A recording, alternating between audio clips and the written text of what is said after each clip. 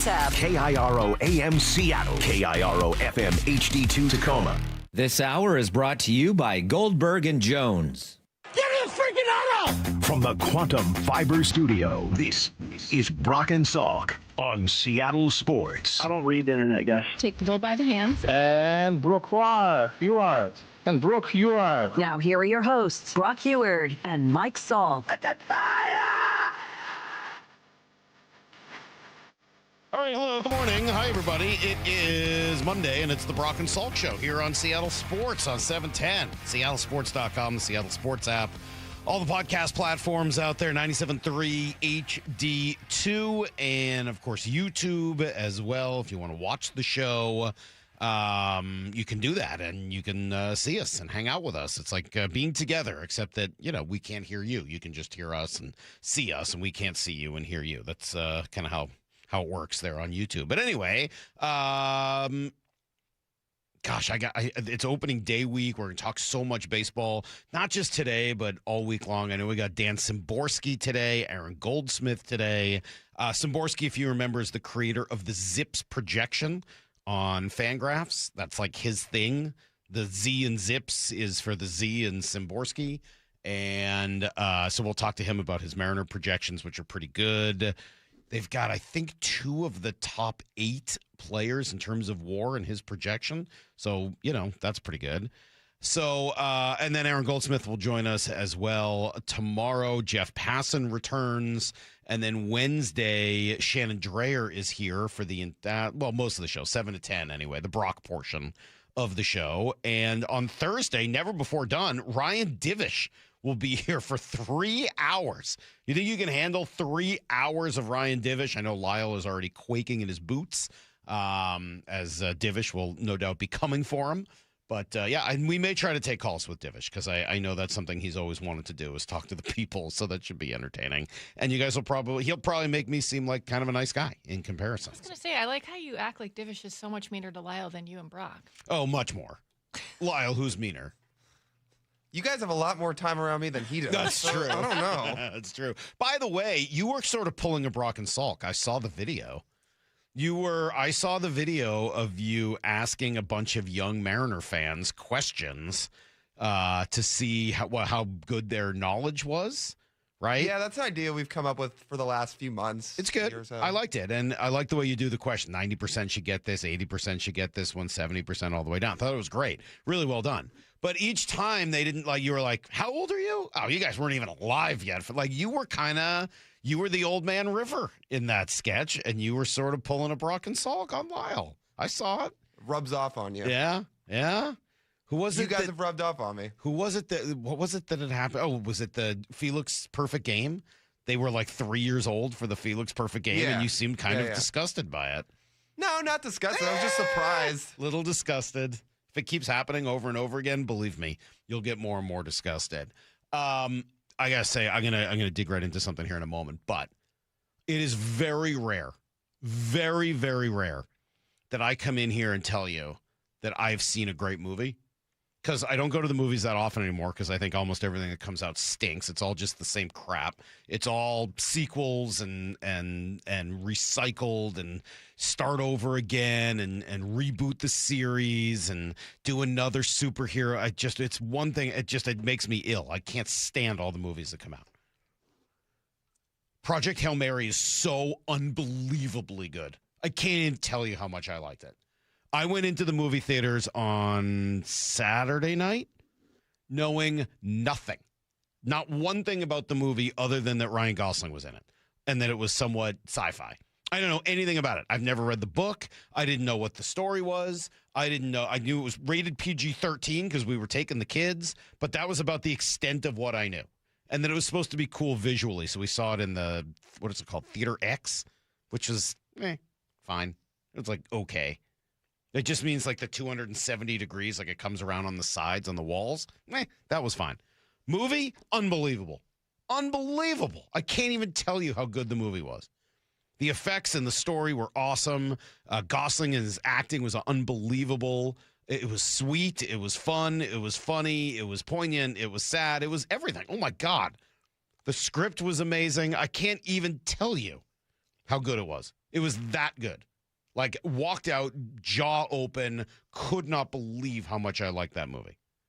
So if you get a moment and you're looking for something to do here in the next week, if you're one of the few people who haven't seen it, go see it. Yeah, people say the book is great. I'm sure it is. I've never read it. And maybe that makes it easier because I didn't read it. You can go right to the movie. But all I can tell you is, wow, what an incredible movie. Weird. Not necessarily as weird as the Never-Ending Story, right, that we've talked about. Here's the thing about the Never-Ending Story, Maura. I played the song just for you because I know it's been in your head all weekend. The thing is, it's worse when you get a song stuck in your head and you don't know the rest of it. So it's just like the part that you've been playing. It's just, Yeah, I don't think anyone knows the rest of it, though. That's really all you need to know. There's the close your eyes part at the beginning. Close your eyes. That's all you really need to know. The Never-Ending Story has, I think, come to an end. I think it's now over. Lyle, is the Never-Ending Story over? Now that Randy's released a second statement to the media, is this thing over now? I mean, it was over for me a week and a half ago. All right, but it wasn't. But clearly, it wasn't actually over, right? Seems over now. It does seem over now. What do you think happened? Listen, they talked it out. You think why? How? Like I don't know what happened. I don't know what went down. I'm gonna go out on a limb and guess that Manny Acta was a key character in this story. That Manny played a role in talking to Randy, in bringing Randy to the peace negotiations table or whatever it was that went down, little Yalta conference or something. I'm gonna guess that Manny Acta played a role. Dan Wilson played a role. I'm gonna guess that some of the players on the team played a role as well, and I'd like to think that Julio was one of them in talking to Randy and just trying to say, hey, look, man, we got big aspirations. We got big goals. This is a team that is trying to make the World Series for the first time in the history of the franchise. We don't have time for whatever pettiness is going on here. We don't have time for that. Maybe you have a valid complaint, maybe not, but we don't have time to go to the media and, torch our teammates and then refuse to apologize, refuse to take accountability, release the most vague statement anyone's ever heard. We don't have time for that. We have bigger goals. Whatever your reasoning is, maybe it's valid 100%. Maybe you have every right to be mad at Cal Raleigh, but we don't have time for that. You got to go talk to him. And if it's about something else, then we definitely don't have time for it. Nobody has time for you to be, upset about whatever it is that might be. But we don't have time for any of that. We're here to win a World Series. The season starts in, 3 days? We don't have time for that. You got time. It's go time, man. 100% oars pulling in the same direction. Everyone on that 26-man roster, everyone on the coaching staff, everyone who's going to be up over the course of the season. You don't have time for whatever is bothering you. And that first statement that was released was nothing. It was a nothing burger. Because there was nothing to it. It had no teeth. You didn't say anything. You just acknowledged that the world was existing. It's like, well, and I'm here. And the WBC is over. Thanks, Randy. This is a statement. I don't want it to be a distraction. Cal and I have talked, and I apologized for what I said after the game. That's why this wasn't nothing.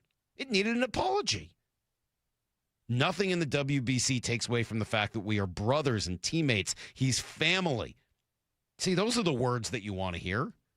And we're both focused on helping the Mariners win the World Series, which ultimately is the goal. Good on you, Randy. Good on you. I don't know what helped you get there. Hopefully you got there yourself and didn't need a lot of convincing or cajoling. Hopefully this is real. Hopefully that's truly how you feel.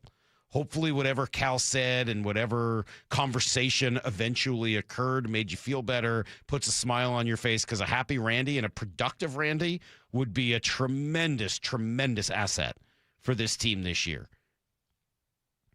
And for a group that prides itself on its chemistry, camaraderie, brotherhood, family, for a group that prides itself on all of that used it as a key to their success last year. Well, you can't have a giant chasm between two of your better players to start the year. So I'm glad this comes to a conclusion. Wonderful. Now we can put it behind us. Hopefully Randy goes off to start the year and just mashes throughout all of September. And this becomes nothing more than a distant memory, maybe something that hopefully ends up letting them get closer when it's all said and done. Good job on you, Randy. The never-ending story has come to an end. We'll be back here with everything you need to know next on Brock and Salk. Sure, it snowed like less than 2 weeks ago, but you could eat peanuts, Cracker Jacks, even fish and chips out of a souvenir ferry boat in any weather. Thursday, it's opening day for the Mariners. Here at T-Mobile Park. We're live from Soto all day with Bump and Stacy starting at 10. Then it's Wyman and Bob live from Hatback Bar and Grill starting at 2. Ahead of the Mariners and Guardians at 7:10. Listen wherever you are on the Seattle Sports app. Your old water heater's starting to peter. DayandNight.net. Day and Night has $150 off installation of any new water heater, including tankless, backed by a free lifetime warranty. Hi, I'm Bruce. When your old water heater leaks or fails, the damage could be catastrophic. Whether you need an emergency replacement or you're planning ahead before it leaks, give us a call and we'll help you get into hot water again. Get $150 off installation of any new water heater. DayandNight.net. Windows are a home's top target for break-ins. At Lake Washington Windows and Doors, we offer added security with our exclusive 3-layer security glass protection. Combined with our lifetime warranty, you'll have lifetime peace of mind. Choose Lake Washington Windows and Doors, a name you can trust. Now through March 31st, Lake Washington Windows and Doors is paying your sales tax, plus offering easy 0 down, 0 payments, and 0 interest for 12 months. Visit lakewashingtonwindows.com today and save the sales tax. Hour and a half drive here. To have fun here for 8 to 9 hours a day versus if it's the other way around, then I'll take it. Lee Johnson Auto Family, the LJ way. Your new home for Tesla, EV, and hybrid maintenance is A&M Auto Repair in Bellevue with dealer-level diagnostics, electrical, mechanical, and suspension repairs. Find A&M Auto Repair in Bellevue online at myevpros.com or 425-96-EV-FIX. Hey, Brock Ewert here for my friends at People Come First, or PCF Construction Group. Spring, well, it's the perfect time to start planning your dream deck. And right now, PCF is making it easier than ever to get you started with 50% off your custom professional design and architectural drawing package. What does it mean? Well, it means you can save over $9,000 on your project. And with 12 months of no interest, no payment financing, you can design your deck now and pay later. Most people who start with a design package end up with the outdoor space they've always dreamed of. And this offer is your first step. Don't wait until summer and wish you had started the process sooner. Start it now. Do what Molly and I did some years ago. Contact PCF Construction Group today. Get project ideas, browse photos, and find all the offer details at pcfgroup.com. Go see my friends at pcfgroup.com. Making your outdoor space with People Come First. Texting enrolls you in a recurring automated marketing text messages. Consent not required to purchase. Message and data rates may apply. The team's looking good this season. I think so. Man, I miss playing football. Ever since I turned 40, I just can't find that fire I used to have. Think it could be lower testosterone? What do you mean? I was feeling the same way. After 40, the body has less testosterone, and men lose their edge. That's why I take Nugenix Total T2. That's the testosterone booster, right? Yes, but Total T2 is their brand new formula that skyrockets nitric oxide levels in as little as 3 hours. Since I started taking it, I've been lifting like when we played for Coach Carter. My energy is way up, and it even spiced up things between me and the missus. Are they still giving out complimentary bottles? Yep, just send a text. Text HAWK to 321-321 for your complimentary bottle of Nugenix Total T2, the next generation testosterone booster. Text now and we'll include a bottle of Nugenix Thermo X, our newest, most powerful fat burner ever, absolutely free. Text HAWK to 321-321. That's HAWK to 321-321. These statements have not been evaluated by the FDA. This product is not intended to diagnose, treat, cure, or prevent any disease. Get broadcast times for every Three Tree Roofing Mariners Cactus League broadcast. Holy smokes, he does it again! At seattlesports.com. Hey, Mike Salk here with Dr. Coogan from Eastside Weight Loss Clinic. And Doc, what do you say to people who are considering those GLP-1 injections for weight loss? Before you start, ask yourself this. Are you prepared to spend $3,000 to $5,000 per year and stay on the medications long-term to maintain the results? Many prescription weight loss injections require weekly shots, and when the medication is stopped, weight gain is common. And most people don't realize research shows a significant portion of the weight lost can come from muscle, which may slow your metabolism and make keeping the weight off even harder. From personal experience, I can tell you Eastside Weight Loss Clinic takes a different approach, a doctor-developed program helping people lose 20 to 30 pounds in just 60 days. No injections, no synthetic hormones, no long-term dependence. Instead, we use real food to reset your metabolism, control hunger, and cravings naturally. So come to their clinic in Kirkland or do the program from anywhere you live with easy remote options. If you want a safe, affordable alternative to weight loss injections, go to eastsideweightlossklinic.com to keep the weight off for good. Dr. Ryan Coogan, D.C. Results may vary. Finding great candidates to hire can be like, well, trying to find a needle in a haystack. Sure, you can post your job to some job board, but then all you can do is hope the right person comes along, which is why you should try ZipRecruiter for free at ZipRecruiter.com/radio. ZipRecruiter doesn't depend on candidates finding you. It finds them for you. Its powerful technology identifies people with the right experience and actively invites them to apply to your job. You get qualified candidates fast. So while other companies might deliver a lot of hay, ZipRecruiter finds you what you're looking for. The needle in the haystack. See why 4 out of 5 employers who post a job on ZipRecruiter get a quality candidate within the first day. ZipRecruiter, the smartest way to hire. And right now, you can try ZipRecruiter for free. That's right, free at ZipRecruiter.com/radio. That's ZipRecruiter.com/radio. ZipRecruiter.com/radio. ZipRecruiter. This hour is brought to you by Goldberg and Jones. Need to know. 15 minutes past every hour with Brock and Salk. Presented by Marquee Data. Here's what you need to know. Up first. All right, finally, the never-ending story appears to be over. Almost a week after Randy Arozarena released a vague statement upon returning to the team, I should say, in the WBC, finally offered a sequel that addressed the actual incident. In it, he said, I don't want to be a distraction. Cal and I have talked. I apologize for what I said after the game. Nothing in the WBC takes away from the fact that we are brothers and teammates. He's family. We're both focused on helping the Mariners win the World Series. For his part, Cal said they had talked. Everyone can now move on. Honestly, exactly what needed to be said. Exactly what needed to be done. Was it a week too late? Yeah, probably, but good to see this happen before the season begins. Dan Wilson, not surprised. Yeah, I mean, I think it doesn't surprise me. I mean, that's what we've talked about in that clubhouse. It's a special group. They love each other, and yeah, it's time. I think we're all ready to get back to Seattle and get this thing started. Well, as they should be, and glad to see all things eventually come to an end like this. With opening day really just 3 days away, team making its big final roster decisions over the weekend. That meant sending down Colt to Emerson. These last cuts here at the end of spring training are really difficult, and that was certainly one of them. Colt played extremely well down here. I think defensively, throughout the entire spring, was very consistent. I thought he played a great shortstop and a little bit at third base as well, but looked very, very solid defensively. I thought he swung the bat well early, and then I think he hit a little bit of a lull.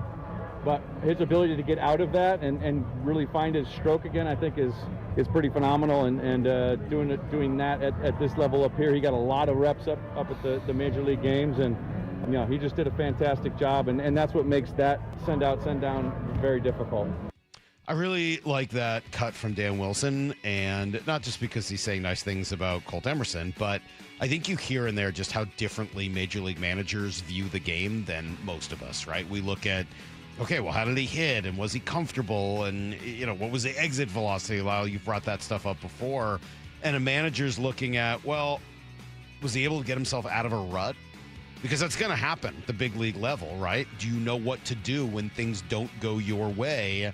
And the fact that he did and was able to get the swing back on track probably bodes very well for his future. Meanwhile, looks like J.P. Crawford will in all likelihood start the year on the injured list. I would think Leo Rivas will play shortstop to start the season. As for Emerson, he'll start the year in Tacoma after a very good spring. Mitch Garver will also make the team. He wins the backup catcher job, though he's likely not going to get nearly the at-bats he did last year, as he was the right-handed DH. That's not going to happen, I would think, with Rob Refsnyder and others on the roster this season.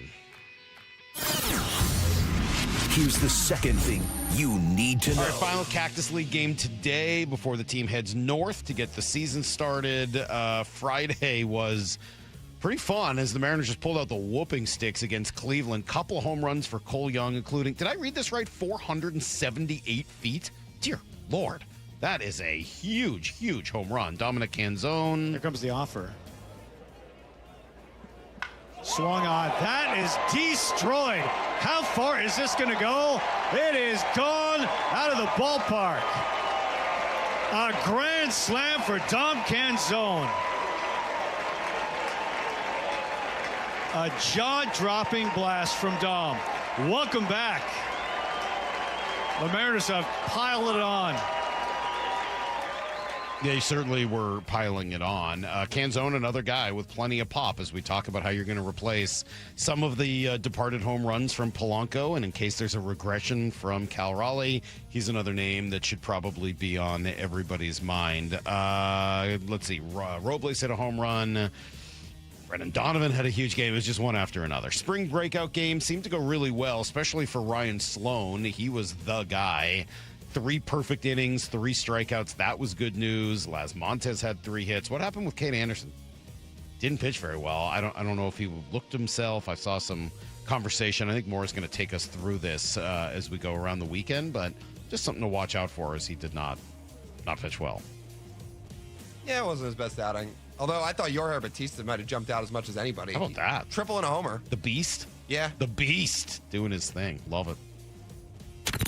Here's the third thing you need to know. All right, more of a formality, I guess, than a surprise, but the Seahawks did pick up the 5th-year options for both Jackson Smith and Jigba and Devin Witherspoon. Why? Well, the biggest reason is if you're going to extend one or both of those guys, you can now essentially spread the money and the cap hit over these extra 2 years. Jeremy Fowler thinks that's exactly what's going to happen with JSN. By the way, they're going to pay JSN. They want, they know they need to do that. I believe that will happen. Not sure what will happen before the league year, but at one point I thought maybe, it's going to happen this offseason. And Devin Witherspoon, they want to at least address that. So I believe the money and the resources will go to those two before others. Well, and that's been very clear because nobody else has gotten paid jack squat here this offseason as they've been very, very much on the periphery of spring training, not looking to pay anybody much of anything other than trying to hang on to their own guys. And yeah, some of that does need to be about paying these two, and that's why you make tough decisions on folks like Ken Walker and others who have been allowed to leave. Ugly stretch for the Kraken. Oh my gosh, they are just running out of time here to turn it around. Gave up a couple of goals yesterday right off the bat in Columbus. I'm sorry, that was Saturday. Not able to fight their way back. They ultimately lose 5-2. Here was Lane Lambert. Yeah, we spend a lot of time in our zone. They're a big, veteran, heavy team. And, you could argue they're the best team in the league right now based on their record over the last 25 games. When we did get it in their zone, I thought there was more effort to get to the net, but our D got to get pucks through. We have time when we can shoot it, and we don't. And now we've got guys standing in front of the net, and we're not delivering it. So somewhere the disconnect has to get connected fast. Remember on Friday when Forsland said that he was going to try to be a little bit more positive? That didn't last very long. It took one game in Columbus, and he's like, yeah, I'm out on that. They'll be in Florida tomorrow in what's beginning to feel like kind of a must-win game for them. They got to get themselves back on track. Husky women fall to TCU in overtime. They're out of the tournament, and Moore will take us through the rest of the March Madness coming up here in a few minutes. That is Everything you need to know, 1/4 every hour here on the Brock and Salk Show. Still no J.P. Crawford in the lineup yesterday, so I'm assuming he won't be in the lineup today for the final spring training game. He's going to need some time. As we said, he only had, 16 at-bats? 16 plate appearances, I think it was, during all of spring training. So, he's going to need to first of all, get back out there in the field, and then he's just going to need some time to get his timing right. So I would think you're looking at a week or so before J.P. Crawford ends up joining the team. And with no Colt Emerson, probably Leo Rivas, although it was interesting seeing Cole Young get some time at shortstop. Maybe that's because he becomes the backup shortstop in this case, but Leo Rivas likely to be your opening day shortstop. All right. We'll do a lot more baseball conversation over the course of the day. I'm going to run through this roster with you a little bit.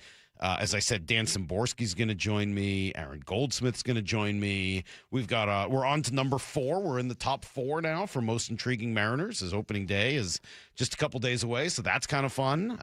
So if you're ready for baseball season, today's going to be, a day for you. That's for sure. But if you missed anything this offseason, if, I don't know, you were stuck at a gym all weekend in Mill Creek watching volleyball tournaments over and over and over and over and over and over and over again, don't worry. If you missed anything, more has got you. And it's next on Brock and Salk.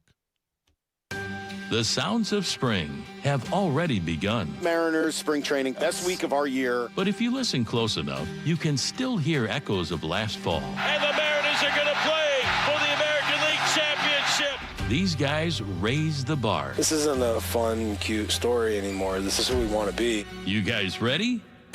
Thursday night, the Mariners host the Guardians on opening day at T-Mobile Park. Hear every pitch wherever you are on the Seattle Sports app. For those diagnosed with anxiety, depression, or PTSD, Northwest Ketamine Clinics wants you to know hope is within reach. Here's Brandon, a recent patient. Going to sleep was challenging. Getting my brain to turn off was challenging. Just kind of getting through every day was a bit challenging. Like everything was a little too hard, a little too much resistance, and that just kind of evaporated. After the first few sessions of ketamine, it was noticeable. People remarked on it pretty quickly. I had done maybe 2 sessions, 3 sessions, and people started going, what are you doing differently? You look awesome. You just look like your skin is healthier and you look happier. To anyone thinking about giving it a try, if you have depression, ADHD, bipolar, any of those things feel like they would vastly benefit from it. So go for it. That's what I say.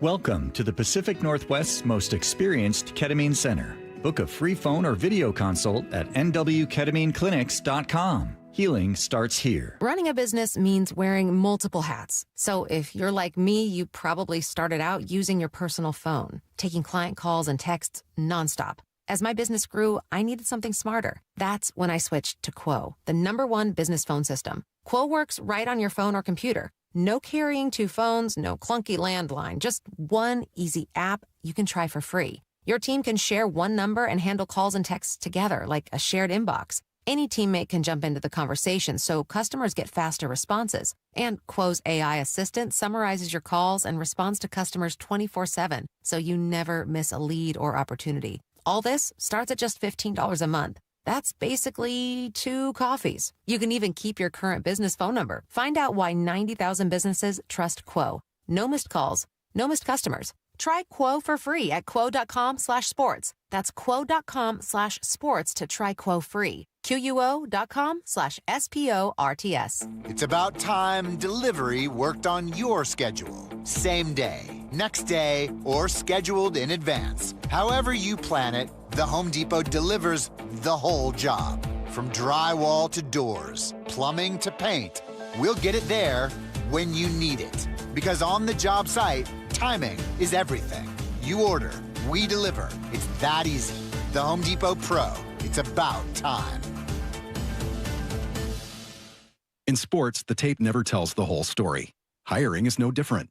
AI can make candidates look like an MVP on paper. So knowing the person and the skills behind the resume matters. That's where Robert Half changes the game. Our recruiters combine their expertise with award-winning AI to evaluate skills and fit quickly. Learn how we can find you specialized talent in finance, accounting, technology, and more. At Robert Half, we know talent. Visit roberthalf.com/talent today. For over 50 years, Bucky's Complete Auto Repair has been the one locals trust for honest pricing, expert service, and guaranteed repairs. This dedication has earned them a Carfax Preferred designation. At Bucky's, every customer gets detailed Carfax updates, timely service reminders, and a full service history, all at your fingertips. With 16 family-owned locations, no appointment needed, and easy financing, Bucky's makes auto care simple. Visit Bucky's.com today and drive with confidence. Bucky's.com. Compassion, communication, results. That's Pendergast Law Personal Injury Lawyers. Go to pendergastlaw.com. That's pendergastlaw.com. Here's the tale of Tina, searching up and down for decent GLP-1s, but got spun around. Till Good RX wrote in, hey, we got something new. GLP-1 prescriptions, all FDA approved. Brand name meds, no flags that are red. Clear pricing from the start. None of those hidden fees in your cart. Delivered to your door or pick up same day. Darn tootin'. Save time and money on prescriptions. I'd put it to goodrx.com/weight loss. GoodRx is not insurance. How can you free your team from time-consuming office tasks? Amazon Business. Smart business buying tools enable buyers to find and purchase items fast so they can focus on strategy and growth. Free up your teams and focus on your future. Learn more at amazonbusiness.com. Check engine or ABS light on? Take the guesswork out of your warning lights with O'Reilly Veriscan. It's free. Ask for O'Reilly Veriscan. O'Reilly Auto Parts. On top of home and auto, Progressive protects your boat, RV, and motorcycle so you can explore the unknown. Actually, we just take the RV to the same campground every year. Well, maybe you can catch your own dinner on your boat. Oh, we can actually get pizza delivered there from this brick oven place we love. Will you at least try a new topping? Honestly, probably not. We kind of have a go-to order. Fine. Just bundle home or auto insurance with your outdoor vehicles with Progressive and stay protected when you go, I guess, where you've gone before. Progressive Casualty Insurance Company and affiliates. Not available in all states or situations. Jackson Hewitt has a great tax prep deal, $149 or less. Missing out is like ignoring the check engine light in your car. You'll regret it. Seriously, the price is only $149 or less, no matter how complicated. So don't wait. Like when you get a password expires today alert or you're shopping online and there's only one item left. It's like your taxes are in the cart. Just complete the purchase. Hurry. This deal for $149 or less is like your phone at 1%. It's about to power down. Limited time offer for new clients on federal returns. Participating locations only. Terms at jacksonhewitt.com/149. Brock Salk's Rewind is presented by Toyota of Kirkland and Toyota of Renton. From the Quantum Fiber Studio, you're listening to Brock and Salk. Weekdays 6 to 10. On Seattle Sports and 97.3 FM HD2. Breaking news just moments ago. Very rare that we get breaking news at 6:30 this morning. Breaking news. Jackson Smith-Njigba has reached an agreement with the Seattle Seahawks on a 4-year, $168.6 million contract extension that now makes him the highest paid wide receiver in NFL history. How about that? How about that for an early morning scoop from Adam Schefter? I'll just read it again. ESPN sources say Offensive Player of the Year and Super Bowl champion Jackson Smith-Njigba reached an agreement with the Seattle Seahawks on a 4-year, $168.6 million contract extension that now makes him the highest paid wide receiver in NFL history. The deal averages just over $42 million per year and includes over $120 million guaranteed, both setting records for any wide receiver. The deal confirmed by Wynn Sports Group. Okay, there you go. Jackson Smith-Njigba extended. So that is the biggest news, obviously, of this offseason, as the Seahawks have been fairly quiet. And we knew. Didn't we say this like literally 5 minutes ago during Need to Know? Like, hey, they're saving for these two big extensions, Jackson Smith-Njigba and for Devin Witherspoon. And Jackson gets done. So he's going to get $40 million a year, $42 million a year over the course of 4 years, right? It's a 4-year extension. But you get to spread that $168 million over 6 years, right? Because you already have the other couple of seasons that his final season of his deal, of his original deal, plus the year that you just picked up on the option. So 168 instead of it being 42 a year, you spread that over 6 years, it's really 28 a year. Totally different.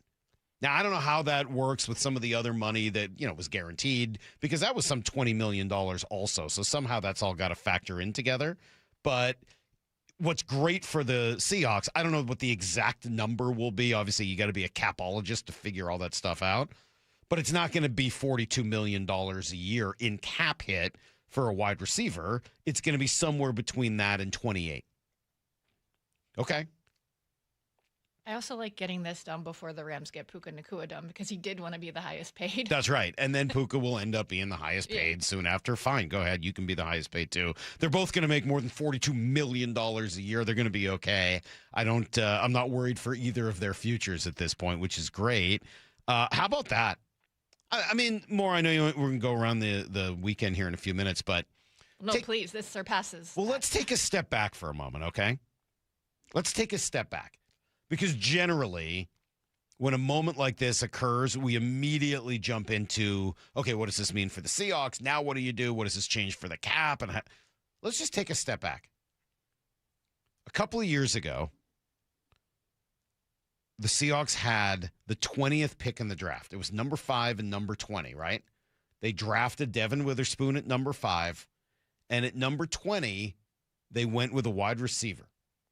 They had two choices. Right? It was either going to be Jackson Smith and Jigba, or it was going to be, what's the kid from Boston College who went to Baltimore? Zay Flowers. Thank you. Zay Flowers. There were some other receivers that went around that pick, too. Quentin Johnston went like a pick or two after, and that's been a disaster. But those are the two that they were really considering, from what we heard. It was really kind of down to Flowers and JSN. And Flowers a little bit more of a speed guy, right? I mean, kind of a big play, kind of speed wide receiver. And in the first year, I would say it was a little iffy. I think there was some conversation. I may have fallen victim to this as well, that they had maybe made a mistake on that. Heck, I was even worried about just taking a receiver in the first round, period. Well, by the end of last year, or the end of this past season, it's very, very clear.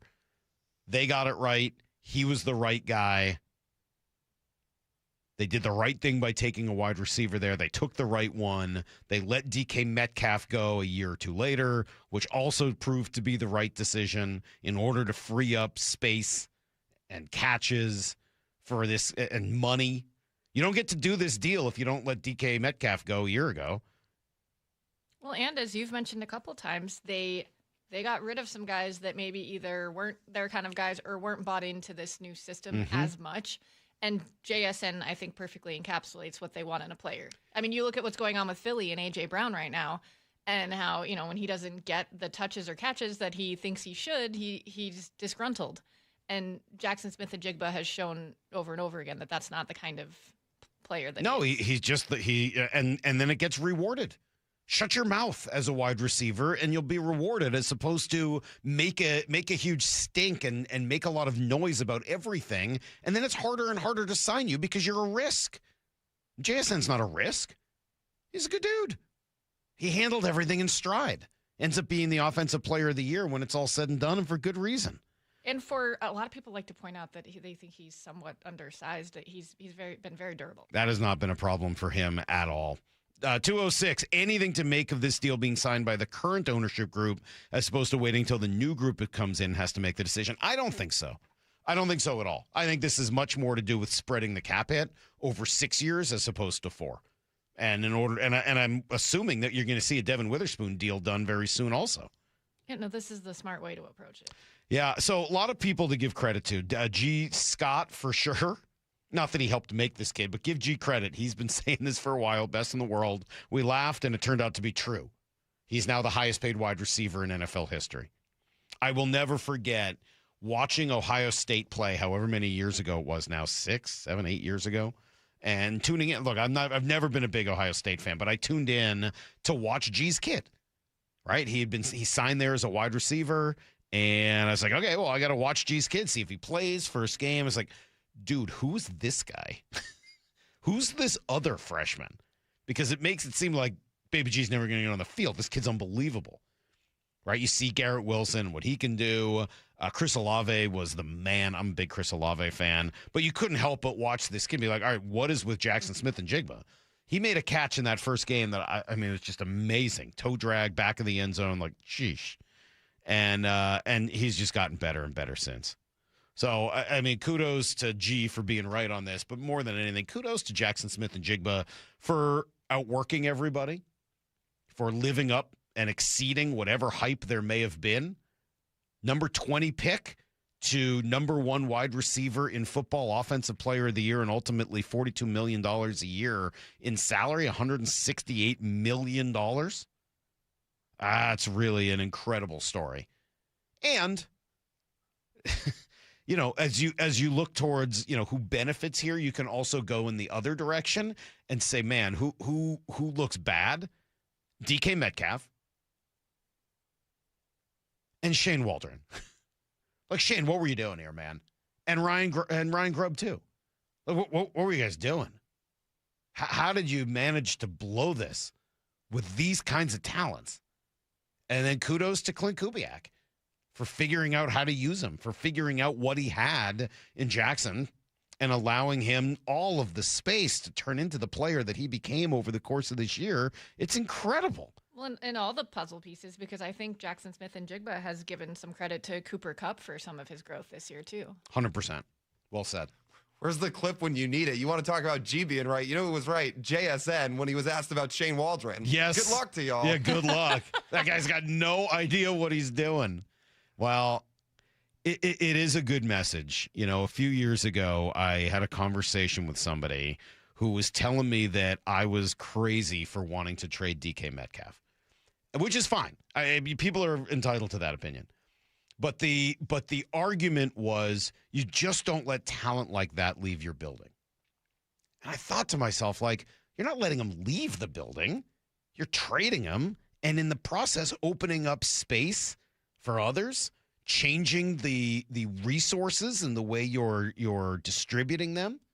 And as it turns out, when John Schneider made the brilliant decision to trade DK Metcalf, not only did he remove a guy that was not 100% bought into what the Seahawks and Mike McDonald wanted to do, not only did he remove a guy that was having difficulty playing with others, not only did he remove a guy that was somewhat limited and was not going to be worth the salary that he was eventually going to be paid, not only did he remove all of those things, but he was able to move around the resources and ultimately free up both space and money to sign the much better receiver who fits the scheme in so many better ways than DK Metcalf. So kudos to John Schneider.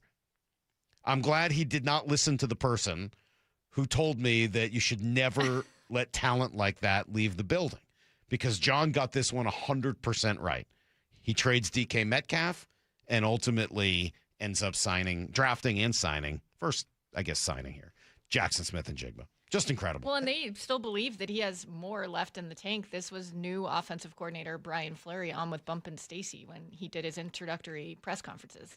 I see a lot of potential, and obviously JSN had a great season. Hopefully that's something we can build on. We got to go through the free agency process and all that sort of stuff, and, you know, I've heard that there's some great talent in the draft. I haven't had a chance to dive into that, so, you know, there'll be some different looks to the receiver room, but we'd like to keep as much continuity as possible. It's great to have so many weapons. You know, hopefully there's, you know, I wish there were more footballs to go around, but we got to figure that part out when we get to the fall. But he sees him as someone with more potential that they can tap into.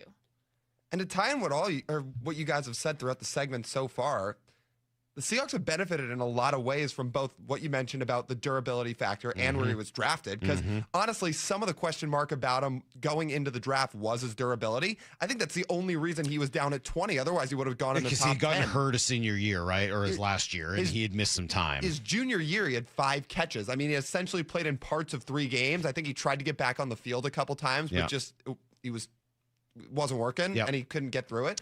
So that was a little bit of a question mark, but to your point about him being durable, since he's gotten into the league, it's been no problem at all. Yeah, I like the deal ultimately. I like the way they balance it.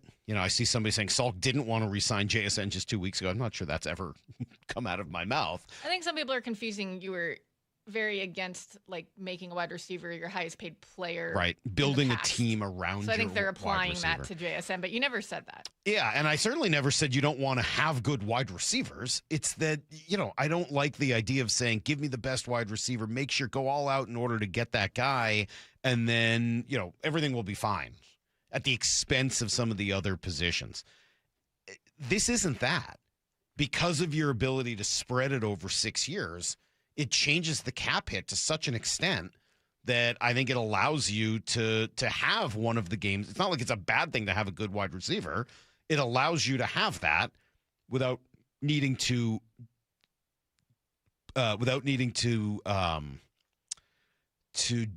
put that many resources to it, to dedicate that many. That's the word I was looking for. Thank you, Mike. Dedicate that many resources as part of your cap to the wide receiver position. So if you're just joining in, found out about 15 minutes ago, just as we were getting back from commercial, that the Seahawks have indeed signed Jackson Smith-Njigba to a gigantic new deal. He becomes the highest paid wide receiver in NFL history. 4 years, $168.6 million with more than $120 million guaranteed, both setting records for any wide receiver. That's all according to Adam Schefter, who had this news first at, what was the timing on this? Literally 6:30 on the nose. 6:30 Lyle a.m. alerted us as we were coming back from break. Yeah, I was literally walking from the other studio where Lyle and Mora are, the control room, into this studio, and Lyle's like, "Oh, we got the JSN deal coming down right now." So, yeah, cool. Really, really cool. Michael Giannitti of Spot Track says, from a percentage of cap perspective, average per year, this deal ranks second. So Jamar Chase is first with 14.42% of the Bengals cap. Jackson Smith-Njigba is at 13.99%. All right. They don't also have to pay T. Higgins, though, do they? No. Okay, good. 13-point-something% I think you can handle.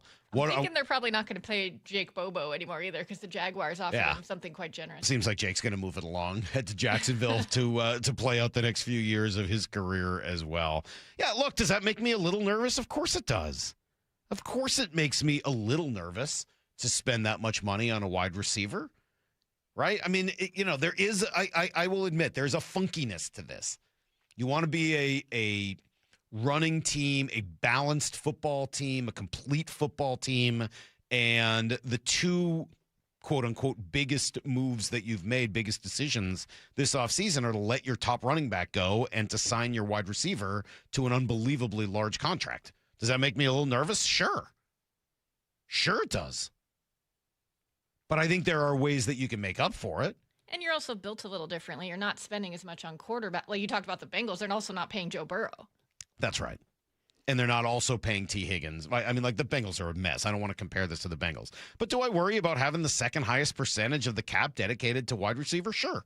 The Rams will probably up that here in a little bit, and then you'll drop to third, and then fourth. How this goes, right? One after another after another. I get a little nervous about it, sure. But it is easier, yes, when you're not spending a ton of money at quarterback, at least not an inordinate amount, and when you've got a defense like this one. Here's what I would hope comes with this.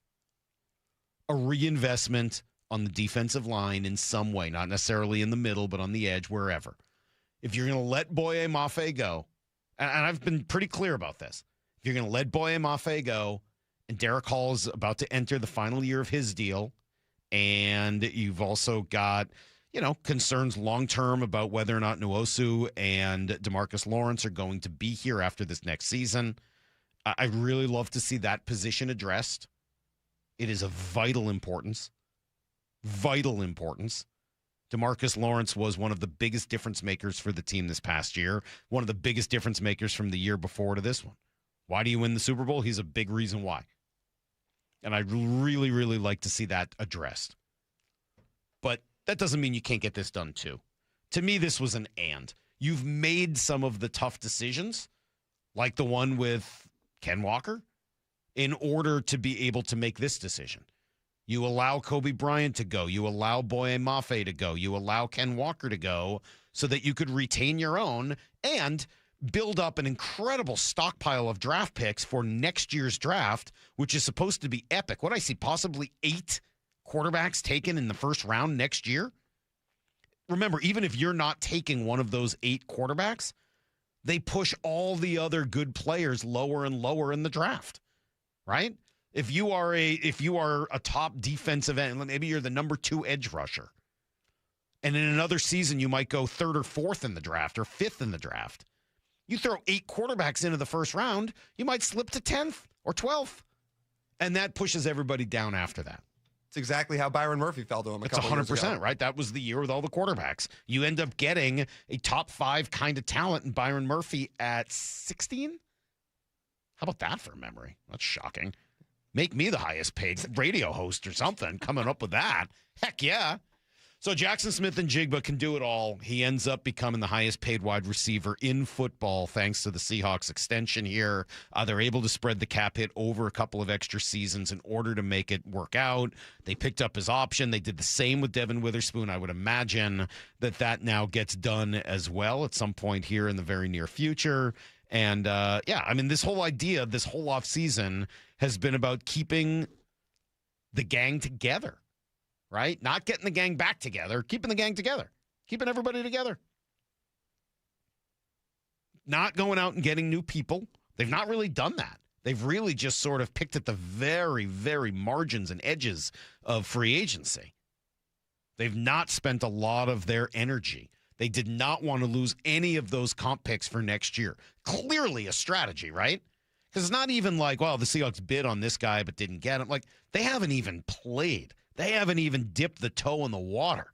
They haven't even looked in the direction of any free agent that was going to potentially cost them one of those comp picks for next year, right?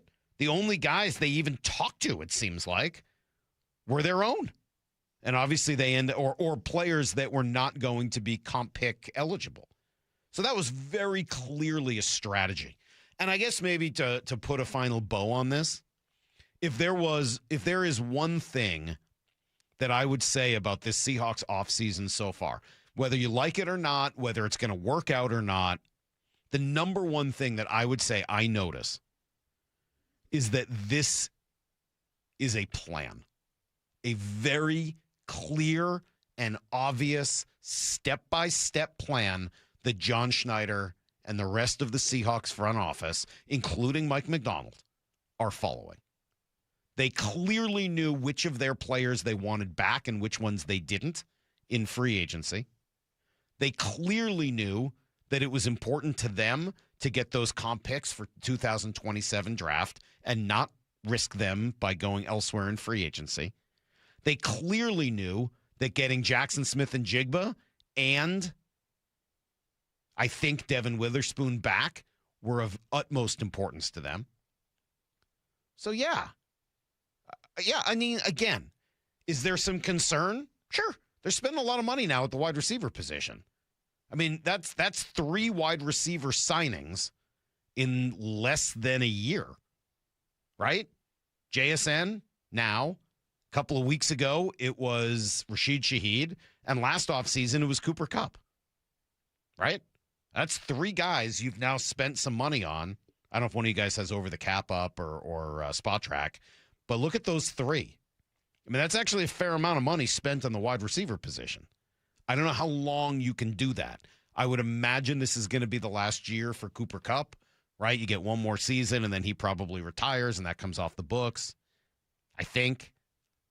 Right, you were able to move on from the DK contract, from the Lockett contract. So those things help.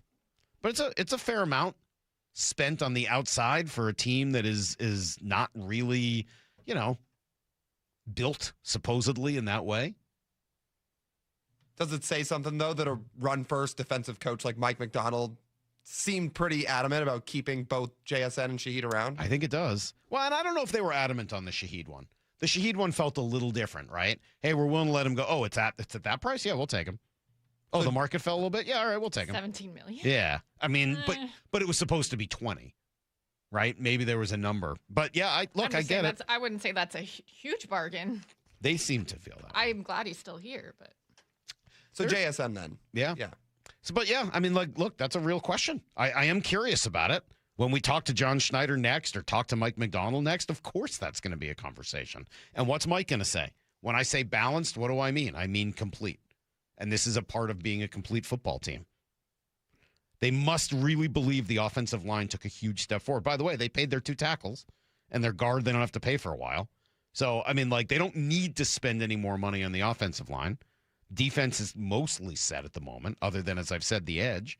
So, curious to see what happens next. It is a lot of money spent on the outside, but Jackson Smith-Njigba becomes the highest paid wide receiver in football. He signs a 4-year extension, meaning he'll be here for 6 more seasons, $168 million, $120 million guaranteed. The Seahawks have made their biggest move of the offseason, and it's Brock and Salk, Seattle Sports on 710.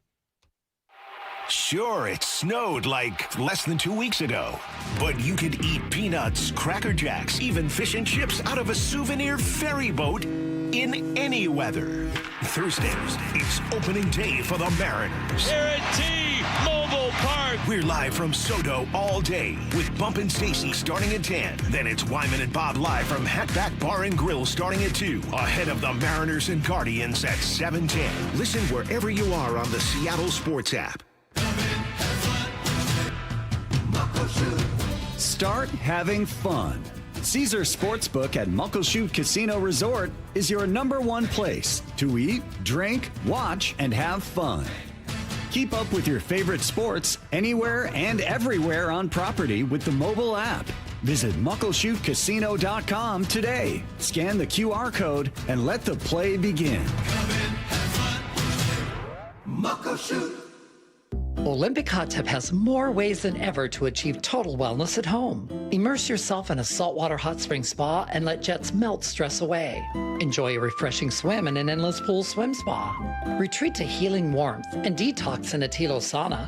Then awaken mind and body with a cold plunge. You'll be saying, ah, in no time. Your path to wellness starts today at Olympic Hot Tub. Current specials with exciting savings at OlympicHotTub.com. Better you, better life. Old windows cost you money and security. Lake Washington Windows and Doors installs energy-efficient, high-security windows that lower your bills and increase protection. With leak armor installation and lifetime warranties, you're protected for life. Choose LakeWashingtonWindows.com today. Hear that? That's the sound of a car rolling into Valvoline Instant Oil Change. The sound of another savvy driver getting an oil change from trained pros. The sound of not having to leave your car while we quickly change your oil. At Valvoline Instant Oil Change, there's no hassle with appointments or dealer wait times. That's one smart bell.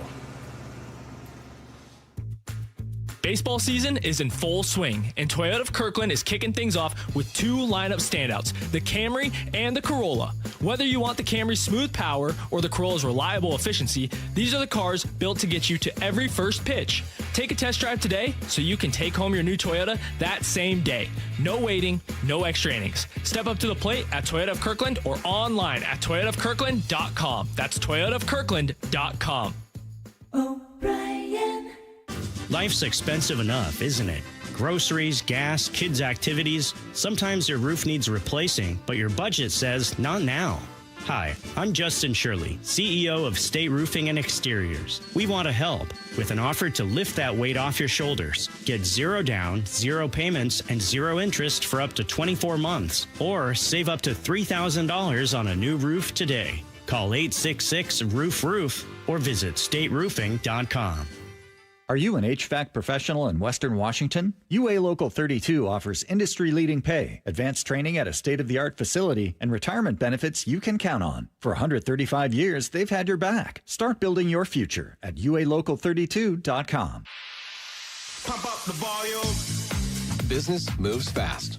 Orders roll in, deadlines close in. When you ship with USPS Ground Advantage, you can keep up with confidence. Every package stays in our secure network from dock to door. And with nationwide reach, dependable tracking, and upfront affordable pricing, you get built-in peace of mind. You run the business. We run the routes. Visit USPS.com/groundadvantage to learn more. Jackson Hewitt has a great tax prep deal, $149 or less. Missing out is like ignoring the check engine light in your car. You'll regret it. Seriously, the price is only $149 or less, no matter how complicated. So don't wait. Like when you get a password expires today alert or you're shopping online and there's only one item left. It's like your taxes are in the cart. Just complete the purchase.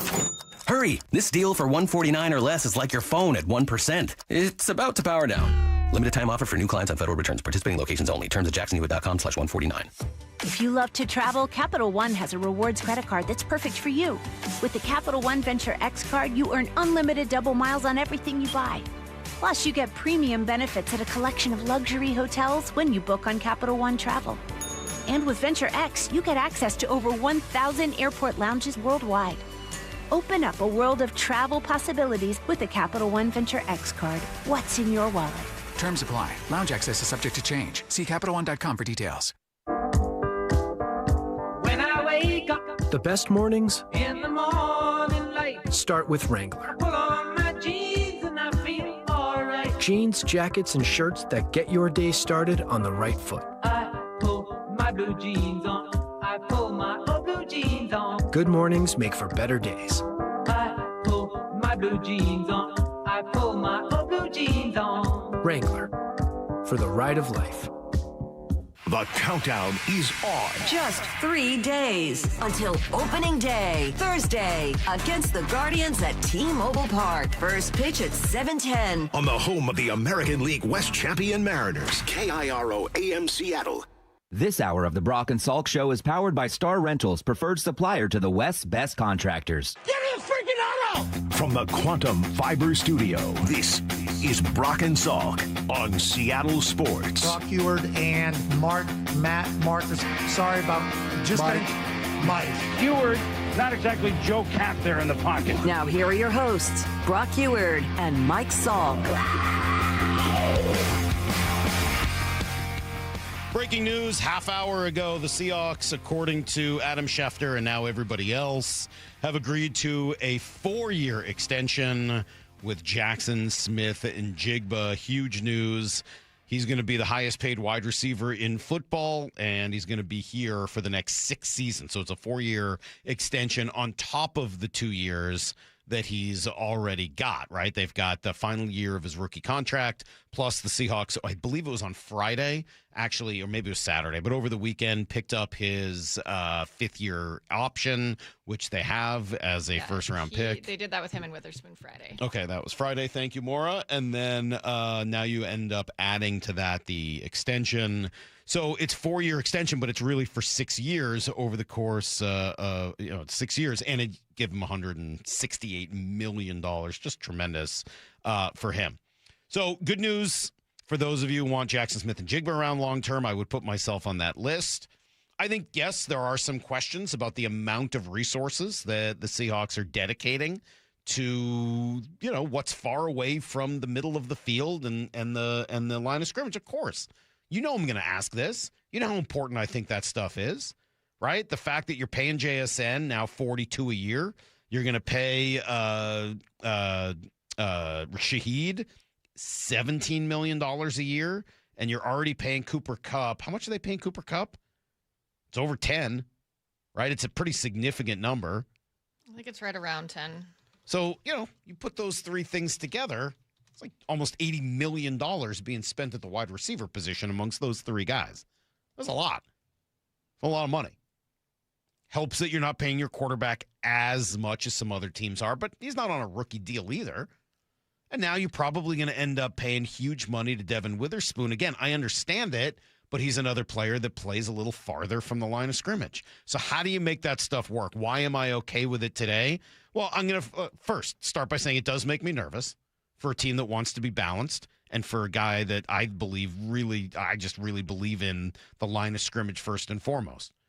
But also you can do it because of the type of investment you've made in your 2 tackles. You've taken care of those 2 positions, and you've spent a huge resource anyway in your left guard in a first-round pick. Ooh, Kupp is actually 12.99. Yeah, it's a lot of money. So call that 13, 17. That's easy math. right? That's 40 plus another 42. You're talking about $82 million a year. That's a lot of money at the wide receiver position. 72, right? 17 and 13? 17 and 13 is only 30. Thank you, Lyle. That's true. Radio math. 17 and 13 is what we call 30, and 30 plus 42 is 72. Thank you. Result only off by 10.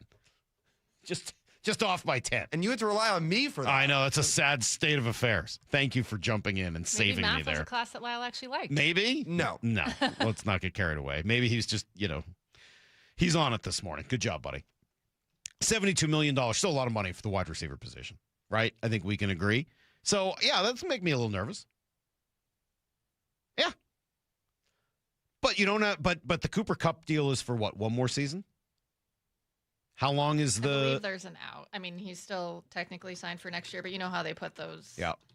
And my understanding is it's only what, a 2-year deal on Shaheed, 3-year deal, but I thought it was 3 years, but 2 guaranteed. So by the time the JSN money really kicks in, you're kind of out of those 2 deals. So I would assume that if we're talking to John Schneider, or maybe tomorrow we'll talk to one of the folks that are really, the capology folks that are around the media world, I think that these deals probably stagger a little bit so that by the time the huge money really kicks in on JSN, you are not, you don't need to worry about some of the other contracts in the same way. I'm not I'm not going to remember all the details on each one of these contracts, but yeah, it's a pretty big investment there. And then when you add Devin Witherspoon, it's another major investment to a guy that plays the corner position. The thing is, someone like Witherspoon does so many different things, right? You're using him to come off the edge. You're using him to play corner. You're using him to play nickel, right? You're using him in conjunction with Eamon Warrior. And we saw in the Super Bowl the way they were able to use those 2 guys and the interchangeability and how many different spots they can play to really, really add to everything else that they were doing in the pass rush game, to put pressure on the quarterback, to confuse them, to help in the running game. Yeah, it was brilliant, and it just plays to so many of Mike McDonald's strengths. Which is worse? So, the Salk math was just wrong this time. Never do radio math. That's always the worst. That's really, really the worst. And then others saying, here comes typical Salk. Just admit you hate it. I don't hate it. It makes me nervous. Well, you could have this take. Here is Evan Cohen on Unsportsmanlike, the show that precedes us, questioning this deal. Are they paying a wide receiver to make a quarterback great? Doesn't matter because they won. They're not paying the quarterback top of the market money. Exactly. So if I'm not going to pay Sam Darnold more money right now, the least I can do is pay his number 1 wide receiver, who was number 1 in most important receiving categories this season. And does it matter if it results in a championship? If the end result is winning, does it matter who's elevating whom? Well, this formula has not resulted in a championship. That formula did, the previous one. The question is whether or not this formula will result in a championship. He sounds sad. Is Evan okay? I love Evan's like my guy. I love that guy. I like to make fun of him and tease him and stuff, but he's like my guy. He sounds like he was having trouble talking. He's having a bad day. Jeez.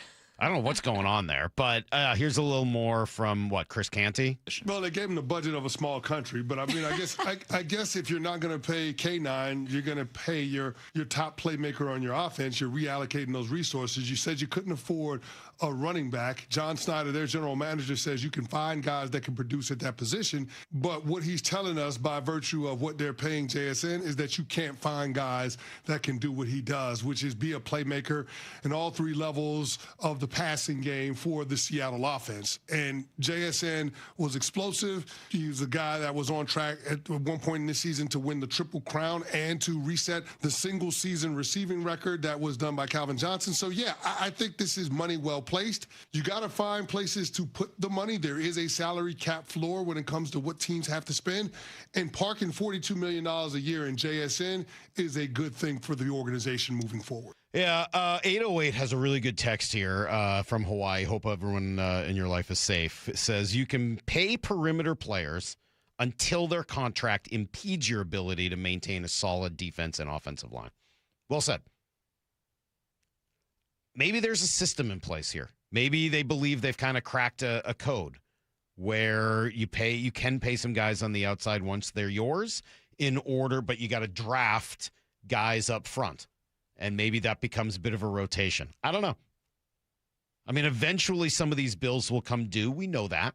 Eventually, Eamon Ward's going to have to get paid. Witherspoon's going to get paid sooner rather than later, like maybe in a matter of days, right? Eventually, you're going to have to figure out the quarterback position again. Either you're going to up the amount of money you're spending on Sam Darnold, or you're going to need to go in another direction and find a cheaper alternative there. Like, these things are looming out there, but this just, again, clearly feels to me like a set plan, and I'm not privy to the whole plan. You're in your window. You have to maximize that. You have to, and I mean, I don't even know if you call it in the window when you just won the Super Bowl, but like that door is still open. And I'm not privy to the whole plan. They're going to have to do something eventually on the edge, as we've talked about, right? You let one of your 4 go, and the other 3 are essentially all up at the end of this next year. So you've got to come up with some sort of plan there. You know that Leonard Williams is going to play forever, and Jaron Reed's an older player. So, like, Byron Murphy's another guy that's going to need to get paid. I'm all for these moves. I'm all for signing Witherspoon. I'm all for signing JSN. I just better hope it does not come at the expense of signing Byron Murphy and the guys up front that I think really are the engine that make the whole thing go. But everything about this offseason just feels so planned out. It just feels like they have such a roadmap of what they wanted to do, and they're just following it. So I trust that there is an element of that there will be a Byron Murphy contract, that there will be some other steps, because clearly next year's draft is very important to them. They are stockpiling picks in that draft. So how do you go use that in order to replenish some of those spots that are going to be coming up? I got to imagine that is all part of the plan. We got to take a break. JSN signs a huge extension to make him the highest paid wide receiver in the game. We'll be talking about it all morning long, including a Need to Know next. The sounds of spring have already begun. Mariners spring training, best week of our year. But if you listen close enough, you can still hear echoes of last fall. And the Mariners are going to play for the American League Championship. These guys raise the bar. This isn't a fun, cute story anymore. This is who we want to be. You guys ready? Thursday night, the Mariners host the Guardians on opening day at T-Mobile Park. Hear every pitch wherever you are on the Seattle Sports app. This is so full circle for me. For 24 years, almost a quarter century, Sea Star Restaurant and Raw Bar has been Bellevue's and my go-to for fresh seasonal seafood. Quick story, when I started in media, I at times got paid by John Howie Restaurants, by Sport Restaurant then in Seattle, and Sea Star eventually. That's how I got my original pay. So my roots go deep, deep, deep with John, and I love him. And his reputation for excellence behind every plate, it stands the test of time. Whether it's local oyster, sushi, cedar, plank salmon, Dungeness crab bisque, there are generous portions with true value, and every detail is cared for. From the moment you walk in at Sea Star, you feel it, to the friendly thank you on your way out. And whether it's a production crew dinner that we've had, a date night, a business dinner, or catching up with friends and family, the welcoming atmosphere and polished service make conversations so easy, and everybody leaves impressed. And right now, what an amazing deal. How about a 3-course dinner in the lounge every night from open to close, starting at just $50? That's right, Sea Star. It's a dining experience you remember. SeaStarRestaurant.com. At Uline, they know firsthand the road to success is an uphill climb. Uline started in the family basement, and through hard work is now North America's most trusted shipping and industrial supplier. They get what it means to have the support of reliable, hardworking partners. So they keep 41,000 items ready to ship. Whether your company is still in a basement office or expanding cross-country, Uline will be there on your road to success. Visit uline.com. See country star Aaron Lewis and the State Liners at Muckleshoot Casino Resort, March 24th at 8 p.m. And now an added show on March 25th. He's a multi-platinum artist whose raw lyrics and powerhouse vocals have captivated fans for decades. Now he and his band, the State Liners, are coming to Muckleshoot Casino Resort. Get your tickets now to see Aaron Lewis at muckleshootcasino.com. This is Rick Jones of Goldberg Jones Divorce for Men. As a family law attorney, I know firsthand the challenges and obstacles men face in divorce and custody matters. Our firm is committed to protecting what matters most, and we're on your team. Find us at goldbergjones.com. Taxes was feeling so stuck. Sitting in traffic, squeezing into a parking spot, all to squeeze in getting tax help during your lunch break. Now Taxes is a TurboTax expert who does your taxes for you, while you go about your day getting real-time notifications about their progress and the most money back guaranteed. Now this is Taxes. Intuit TurboTax. See guarantee details at turbotax.com/guarantees. Only available with TurboTax experts. Real-time updates only in iOS mobile app. On top of home and auto, Progressive protects your boat, RV, and motorcycle so you can explore the unknown. Actually, we just take the RV to the same campground every year. Well, maybe you can catch your own dinner on your boat. Oh, we can actually get pizza delivered there from this brick oven place we love. Will you at least try a new topping? Honestly, probably not. We kind of have a go-to order. Fine. Just bundle home or auto insurance with your outdoor vehicles with Progressive and stay protected when you go, I guess, where you've gone before. Progressive Casualty Insurance Company and affiliates. Not available in all states or situations. Trust is everything. Earning it takes years. Losing it takes 5 seconds. Lee Johnson Auto Family. Listen every day to the Bump and Stacy Show for headline rewrites. Powered by Bay Alarm Security Services. Security systems and fire alarms for every business. Bay Alarm, we got you. The stock market was on fire in 2025 due to AI and tech stocks. Now is the time to set a strategy for 2026. It's a good opportunity to lock in those gains and invest into a stable platform. With $8 trillion in cash sitting on the sidelines, investors are either scared or unsure where to go. Hi, I'm Scott Rirucka, CEO of Legacy Group Capital in Bellevue. Legacy Group Capital develops local real estate, lends money, and shares the profits with our investors. Diversify with Legacy Group Capital. Invest into our Northwest Fund, which is currently delivering 9% on a fixed rate term. It's our flagship fund for 19 years with 0 investor losses. And yes, we do accept IRAs. Find out why 1,300 local investors have invested over $350 million. Legacy Group Capital at legacyg.com. This is not investment advice. Investments available to accredited investors only. Details at legacyg.com. It's funny how you get used to things in not so ideal condition around the house. It's Dave Wyman here, and for me, it was old windows. After 20 years in our home, virtually every window had a broken seal. We got used to cold drafts, outside noises, and condensation. And if you're in the same boat, use this spring to say goodbye to the old, dreary windows and hello to your new exclusive windows from Harley Exteriors. Right now, they're having a spring cleaning sale to complete your home makeover. If you buy 10 windows, you can choose between 20% off your entire project or get a free door. On top of that, make 0 payments and accumulate 0 interest for up to 12 months for qualified buyers.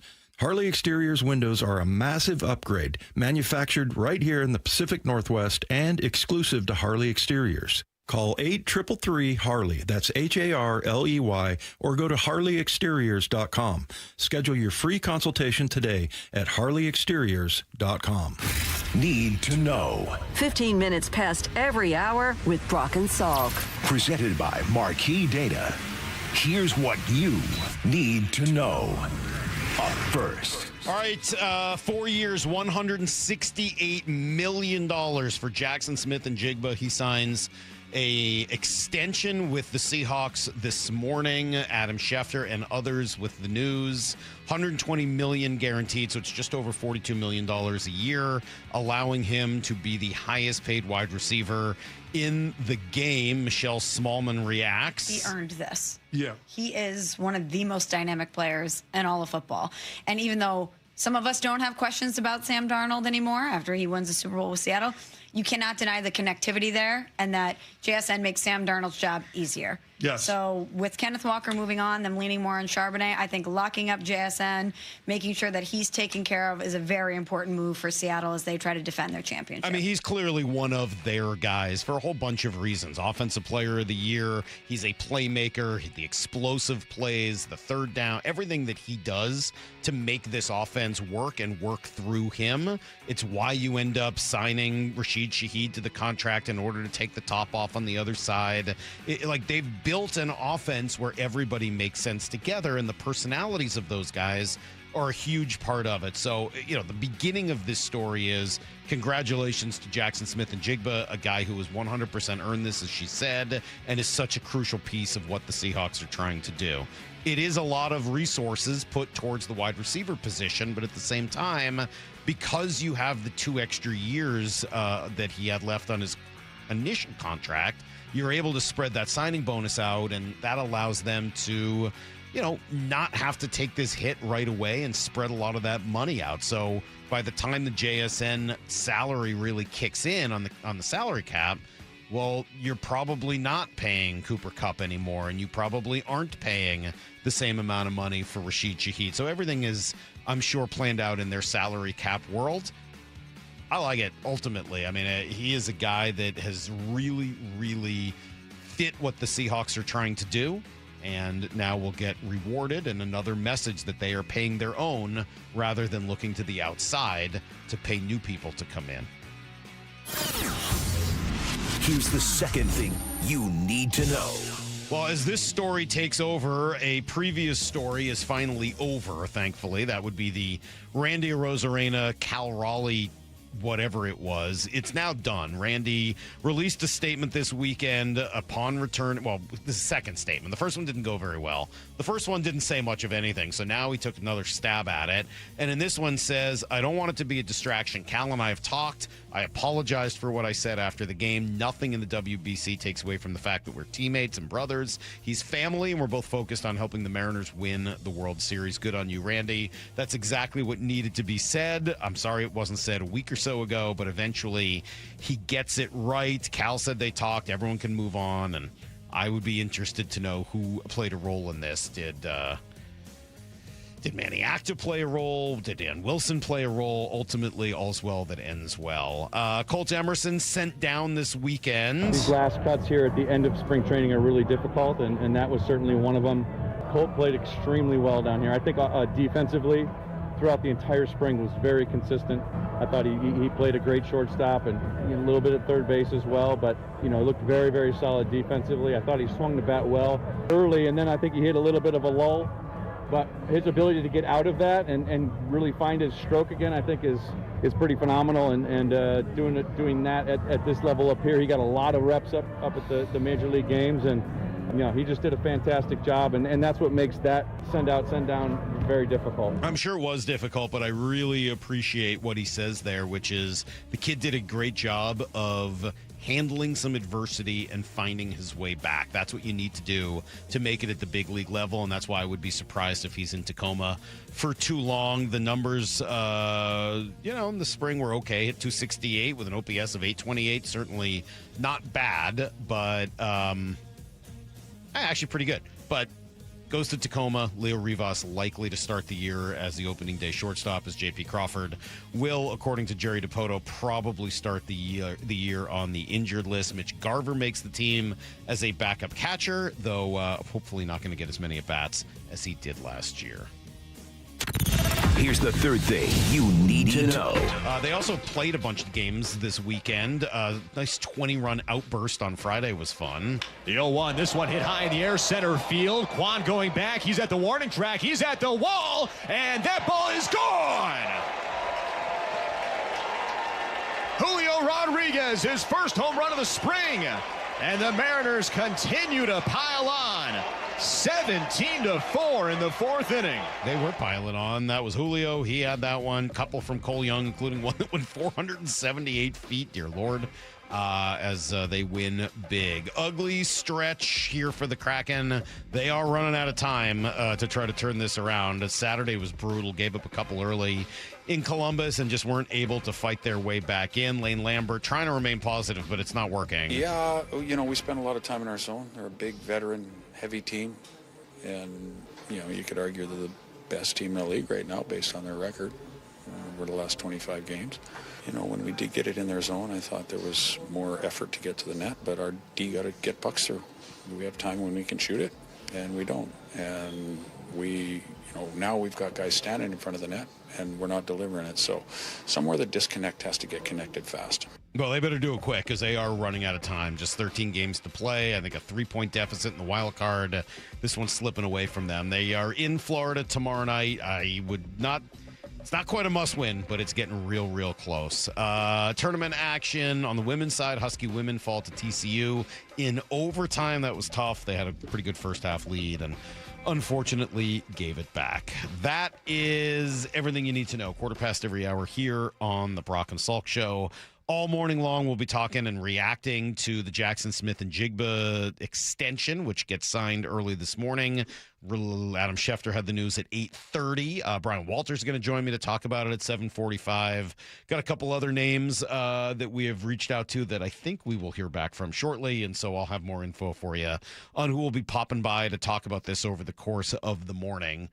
We're also just 3 days away from opening day, which means we've been counting down your most intriguing Mariners, and I don't want to give them short shrift just because there's big Seahawks news, because this is also huge. We're about to start the season here where the Mariners have World Series aspirations. So who's number 4 on our most intriguing list? Well, he's in the news, so this shouldn't surprise you, but he's next on Brock and Salk. Sure, it snowed like less than 2 weeks ago, but you could eat peanuts, Cracker Jacks, even fish and chips out of a souvenir ferry boat in any weather. Thursday, it's opening day for the Mariners. They're at T-Mobile Park. We're live from SoDo all day with Bump and Stacy starting at 10. Then it's Wyman and Bob live from Hatback Bar and Grill starting at 2. Ahead of the Mariners and Guardians at 7:10. Listen wherever you are on the Seattle Sports app. Hey, it's Mike Salk here. I don't know if you've been thinking about GLP-1 injections for weight loss. Before you start, ask yourself this. Are you ready to spend $3,000 to $5,000 a year and then stay on that medication long-term just to maintain the results? Yeah, no thanks. A lot of prescription weight loss injections require weekly shots, and when the medication is stopped, weight regain is very common. Most people don't realize that research shows a significant portion of the weight lost can actually come from muscle, which can slow your metabolism and make keeping that weight off even harder. All right, so let's talk about Eastside Weight Loss Clinic instead, because they take a different approach. It's a doctor-developed program, and it helps men and women lose 20 to 30, 40 pounds in just 60 days. No injections, no synthetic hormones, no long-term dependence. It's all real stuff, real food that you buy at the grocery store that is resetting your metabolism, controlling your hunger and cravings naturally, and then helping your body burn fat, not muscle.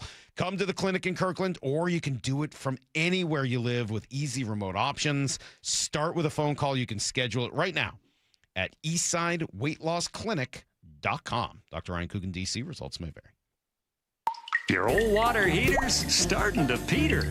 DayandNight.net. Day and Night has $150 off installation of any new water heater, including tankless, backed by a free lifetime warranty. Hi, I'm Bruce. When your old water heater leaks or fails, the damage could be catastrophic. Whether you need an emergency replacement or you're planning ahead before it leaks, give us a call and we'll help you get into hot water again. Get $150 off installation of any new water heater. DayandNight.net. Can you imagine a world where you leave the house and you take your home Wi-Fi speeds with you? Well, thanks to Xfinity Mobile, it's not just a fantasy. Just picture it. You're at your kid's soccer practice. You're streaming the other game in 4K just like that. Or how about in the airport? You can download a cozy family comedy in a snap with Wi-Fi Power Boost. What if the places you had to be felt more like everywhere you wanted to be? Well, that's the magic of Xfinity Mobile. Reliable Wi-Fi and 5G when you need it. Xfinity. Imagine that. Cut your mobile bill in half with 2 lines of unlimited. Visit XfinityMobile.com to learn more. Some restrictions apply. Xfinity Internet required. Savings based on promotional rate for 2 lines of Xfinity Mobile Unlimited versus regular rates for 2 lines of T-Mobile. Experience more. Verizon Unlimited Plus and AT&T Starter as of 2/10/26. Taxes and fees extra. After promo, the regular rates apply, but go check it all right now. Put it right in your fingertips with XfinityMobile.com. Got a Tesla, EV, or hybrid that needs repairs or maintenance? Take it to the experts at A&M Auto Repair in Bellevue, the new dealer alternative for your EV or hybrid. Visit A&M Auto Repair at myevpros.com or call 425-96-EV-FIX. Now through March 31st, Lake Washington Windows and Doors is paying your sales tax, plus offering easy 0 down, 0 payments, and 0 interest for 12 months. Visit LakeWashingtonWindows.com today and save the sales tax. The March sales event is on at Toyota of Renton. Finance the 2026 BZ for 0% APR for 72 months, plus $6,000 TFS subvention cash. Lease the 2026 4Runner for $379 a month for 36 months, with $39.99 due at signing. Visit them today or online at toyotaofrenton.com. Offers valid through March 31st, 2026 on approved credit through TFS. Excludes taxes, titles, licenses, dealer accessories, and a $200 negotiable documentation fee. Model 2872. Don't miss Three Tree Roofing Mariners Cactus League Baseball. This could be two. JP has it, goes to the bag, steps on second, fires to first, double play. Broadcast times at seattlesports.com. Drivers who switch their home and auto with Progressive could save money and time. Other things try to do this, but they really don't. Like the touchscreen at fast food places. It's not like you save time because it takes you longer to use a touchscreen than, I don't know, someone who works there. And another thing, you'd think it would save money because they're not paying a cashier, right? But no, same price. Also, why is there an option to tip? Who am I tipping? Exactly. Anyway, even if you can't save money and time with some things, you could with a Progressive home and auto bundle. Progressive Casualty Insurance Company, affiliates, and other insurers not available in all states or situations. Jackson Hewitt will do your taxes for $149 or less, no matter how complicated. So if you're a delivery driver, / handyman, / wedding DJ, you pay only $149 or less. We're talking to you, waitress. Check, please. / pet sitter, / influencer. Just $149 or less. Want your refund to work as hard as you? Hurry. Don't wait. File with Jackson Hewitt today. Limited time offer for new clients on federal returns. Participating locations only. Terms at jacksonhewitt.com /149. T-Mobile has an exclusive bundle for customers 55 and up. I'm Sarah Bowl. Yeah, I'm Frank Bowl. A reliable network is key for us. And with T-Mobile, it's been wonderful. And going to the 55 plus plan saved us so much money. A lot. And that's important. Trying to keep costs down. The home internet's been perfect. It's fast, it's quick. The setup was so easy, it took less than 15 minutes. It was like, ta-da! If you want simplicity, coverage, reliability, you want the whole package, T-Mobile has it. Right now, T-Mobile customers 55 and up can get 2 phone lines on America's best network, plus America's fastest 5G home internet for just $30 each. $30 per month each line with autopay plus taxes and fees. Minimum age 55. Pricing for home internet rely on 2 lines of essentials. Choice 55. $35 connection charge per line required. Best mobile network and fastest 5G home internet based on analysis by Ookla of Speed Test Intelligence Data 2H 2025. All rights reserved. From the Quantum Fiber Studio. This is Brock and Salk. Weekdays 6 to 10. On Seattle Sports and 97.3 FM HD2. Yeah, I like this from Steve Wyche a few minutes ago. JSN's resetting of the wideout salary scale looks massive right now. In a year or two, though, it will be viewed as quite affordable. Smart on both sides to get this done sooner rather than later. That is the big breaking news this morning. About an hour old, Jackson Smith and Jigba signs a massive extension, 4 years, $168 million to stay with the Seahawks. They can spread that over 6 years, so he is not going anywhere. It's $120 million guaranteed. So that news is not going to be far from our lips at any point this morning. But, hey, we're 3 days away from opening day, guys. It's Thursday night. So you got your final Cactus League game today, couple of days for them to get readjusted and get their, housing set and everything clear here in Seattle. And then Thursday, it's game on, brother. Logan Gilbert on the hill against the Guardians. Yankees coming up right after that. It's a big homestand, 7-game homestand to start the year. And we're leading up to it by counting down our most intriguing Mariners. Today, that leads us to Number 4. Number 4 is not actually going to be on the opening day roster, but Colt Emerson is still one of the most intriguing players here in Seattle, and that's why I have him at number 4 on my list. There's a lot of reasons why. He's the number 9 prospect in baseball, according to MLB Pipeline, number 16, according to Baseball America. I think it was it Keith Law who had him even higher than that? Keith, I thought, had him in the top 5. I think most outlets actually have him higher than those 2 places. Yeah. He's been in the top 5 or 6 most places. Yeah, so, I mean, he really is one of the top prospects, and Keith and I played phone tag. I was trying to get him to come on at some point this week. I think we'll be able to do it next week instead, because I do want to talk to him more about Colt Emerson. We won't see him on opening day, but I don't think it's going to take too long. Buster Olney was on with Bump and Stacy a few weeks ago. I would be surprised if he's not in the big leagues by May 15th. And, you know, I know they're excited about him. And when I talk to folks with other teams, they think he's going to be an impact guy. I love the potential makeover of what their lineup could look like after they get Colt to the big leagues with the addition of Brendan Donovan. It is going to be a team that gets on base more consistently, I believe. You're not going to have some of the valleys offensively when you have a top of the lineup, you know, with Donovan.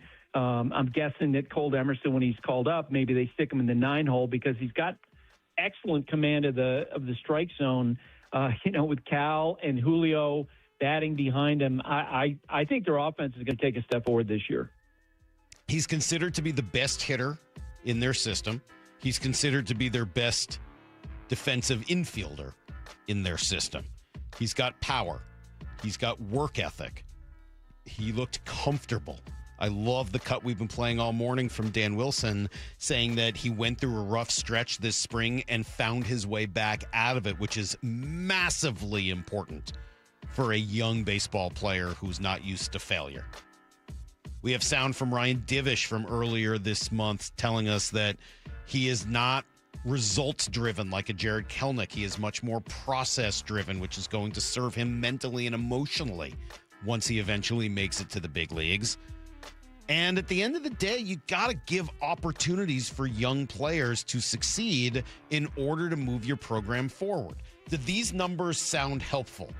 A 367 batting average with an OPS of 1,025. Do you know what that is, Lyle? Off the top of your head, there's no reason you would. 367 batting average with a 1025 OPS. Those were Addison Barger's numbers last year in the postseason. Now, he was a second-year player, and he's a little older, and he was a sixth-round pick. It's not exactly the same. The point being, if you want guys like that to deliver results like that, you've got to give them opportunities at some point to start to feel comfortable. And I think that is going to happen. I agree with Buster sooner rather than later when it comes to Colt Emerson. Why? Well, because, again, the upside is so enormous. This was Jim Callis asked last week for a comp. Yeah, I mean, he's not – I mean, I'll give him a lofty comp here. He's not as big, but, like, he's a smaller version. He could be a smaller version of Corey Seager for me, honestly. I think he has a chance to be that good with the bat. It's an interesting look. I mean, if he had Corey Seager's bat, he's going to have a lot more speed and athleticism than Corey Seager has, right? I would think, and you've heard that comp for Colt before. Yeah. It's not the first time I've heard that one. Is that because of the smoothness? Is that where you think that comp, like big bat and just smooth? That could be. He's also, again, Bigger left-handed, guy. left side of the infield. Yeah. Bats left, throws right, has some pop. Yeah.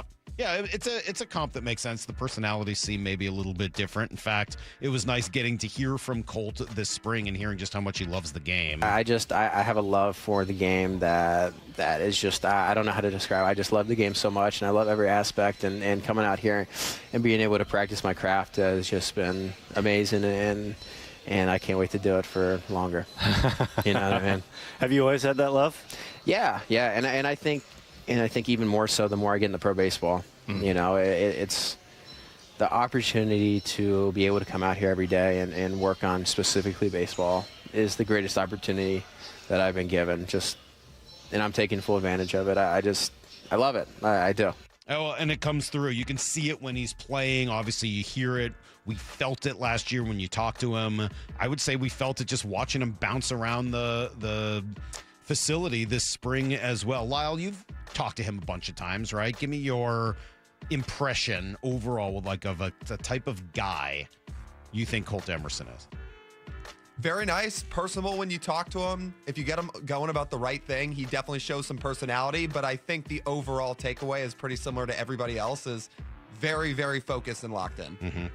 Loves the game, loves what he's doing, spends a lot of time honing his craft. Remember we talked to him last year and he told us the story of being really small when he was younger, in high school even, the beginning of high school, and just going to the gym every day, just doing everything he could to reach his goal. It did have that sort of David and Goliath advantages of not being advantaged conversation, right? He had to work extra hard to achieve his goal because of some disadvantages that he had at that time in his size. And ultimately, it just leads to a guy being a first-round pick out of high school and very much fast-tracked through the system, so much so that when we talked to Kevin Seitzer, the hitting coach, and said, all right, who are you buying stock in? Who do you want to buy low in that's going to go to the moon? Colt Emerson looks really good right now. I'm a big fan. Yeah? Yeah, it's impressive. Michael Arroyo looks really good right now.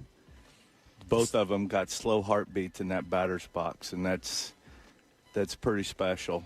You know, you see the takes, you see the swings, you see controlled, and we're early. I mean, these guys ain't supposed to have timing right now. So those two guys have been the ones that have really jumped out at me. So, yeah, I mean, he's mentioning two guys, but I love talking about the slow heartbeat in the batter's box and all the things that this kid is capable of doing. He's not going to start the year at the big league level. He is going to start in AAA, which means he's very, very close because they don't like to keep prospects at AAA for very long. So I think when it's all said and done, yeah, you're probably looking at something along the lines of what Buster said. He's in the league in the next month and a half. And my guess is it's potentially even shorter than that if he has success in Tacoma right away. So there you go. Number 4 on our most intriguing Mariners list is Colt Emerson. We've got 3 more to go leading up to opening day on Thursday. And yeah, remember, it's the March opener now. It used to be in April. It's still weird to me that they open up in March. But yeah, this week on Thursday, and it's a 7-game homestand. You got the Guardians, followed by the Yankees. So a couple of teams, obviously, with playoff aspirations right off the bat. You're going to get the metal tested by a couple of pretty good teams. Honestly, I think one of the most fascinating things, just as we wrap up the Colt Emerson topic here about him, is he didn't get off to a fast start last year. He was in Everett, and it was a bit of a slow start. And people pointed this out. In the middle of June, he made a little bit of a change in the box where he went from the classic step, like the load and stride, to a toe tap.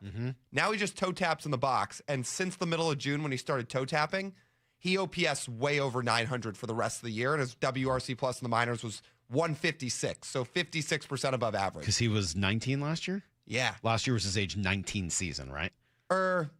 Yeah. Age 20. No, he's 19? 20 now, right? Because remember we said Julio was 21 when he came up, and he's a year younger. I think last year was his age 19 season. He turns 21 in July. You're right, though. Oh, 19, age 19 season was age last 19 year. season. Right. Yeah.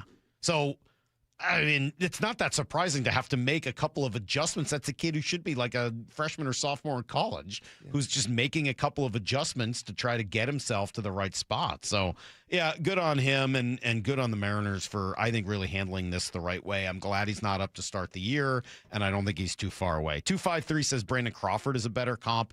That might be a decent comp because of the running game and all that, but I think he could end up being a better bat than Crawford when it's said and done. We'll see. I mean, Crawford ended up having a pretty good career, helped them win a couple World Series, so I'm not trying to take a shot at a pretty good ball player, but, you know, you're talking about ultimately a player that at age 20 is going to be in the big leagues in all likelihood. Those dudes are usually pretty special when it's all said and done. Yeah, and even you look at a difference between him and Cole Young. I mean, Cole Young had a ton of talent when he came up last year. He was exciting, but one question about him was how was he going to fare against left-handed pitching?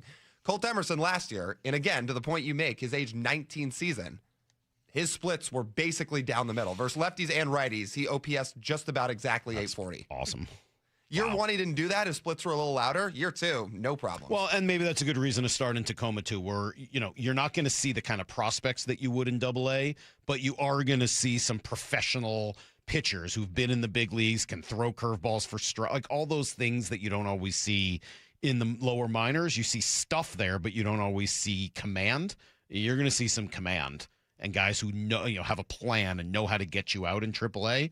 I think there's probably some value to him being there. Hey, real quick, just to take a look at what this opening day roster is going to be. Somebody texted in earlier to ask me about it, and this is something I had planned to do, and we'll get right back here to the JSN story as well as he signs his big extension, and we're going to talk to Bryan Walters in just about 3 or 4 minutes for Blue 88. But so this, I just did the quick math last night. Took 26 spots, 13 pitchers, 13 hitters. Lyle, does this look right? Am I missing anything? On the hitter side of it, 13 guys. Cal, backup catcher is Garver. First base Naylor, second base Young. Third base going to be Donovan. Shortstop, I think to start, is going to be Rivas.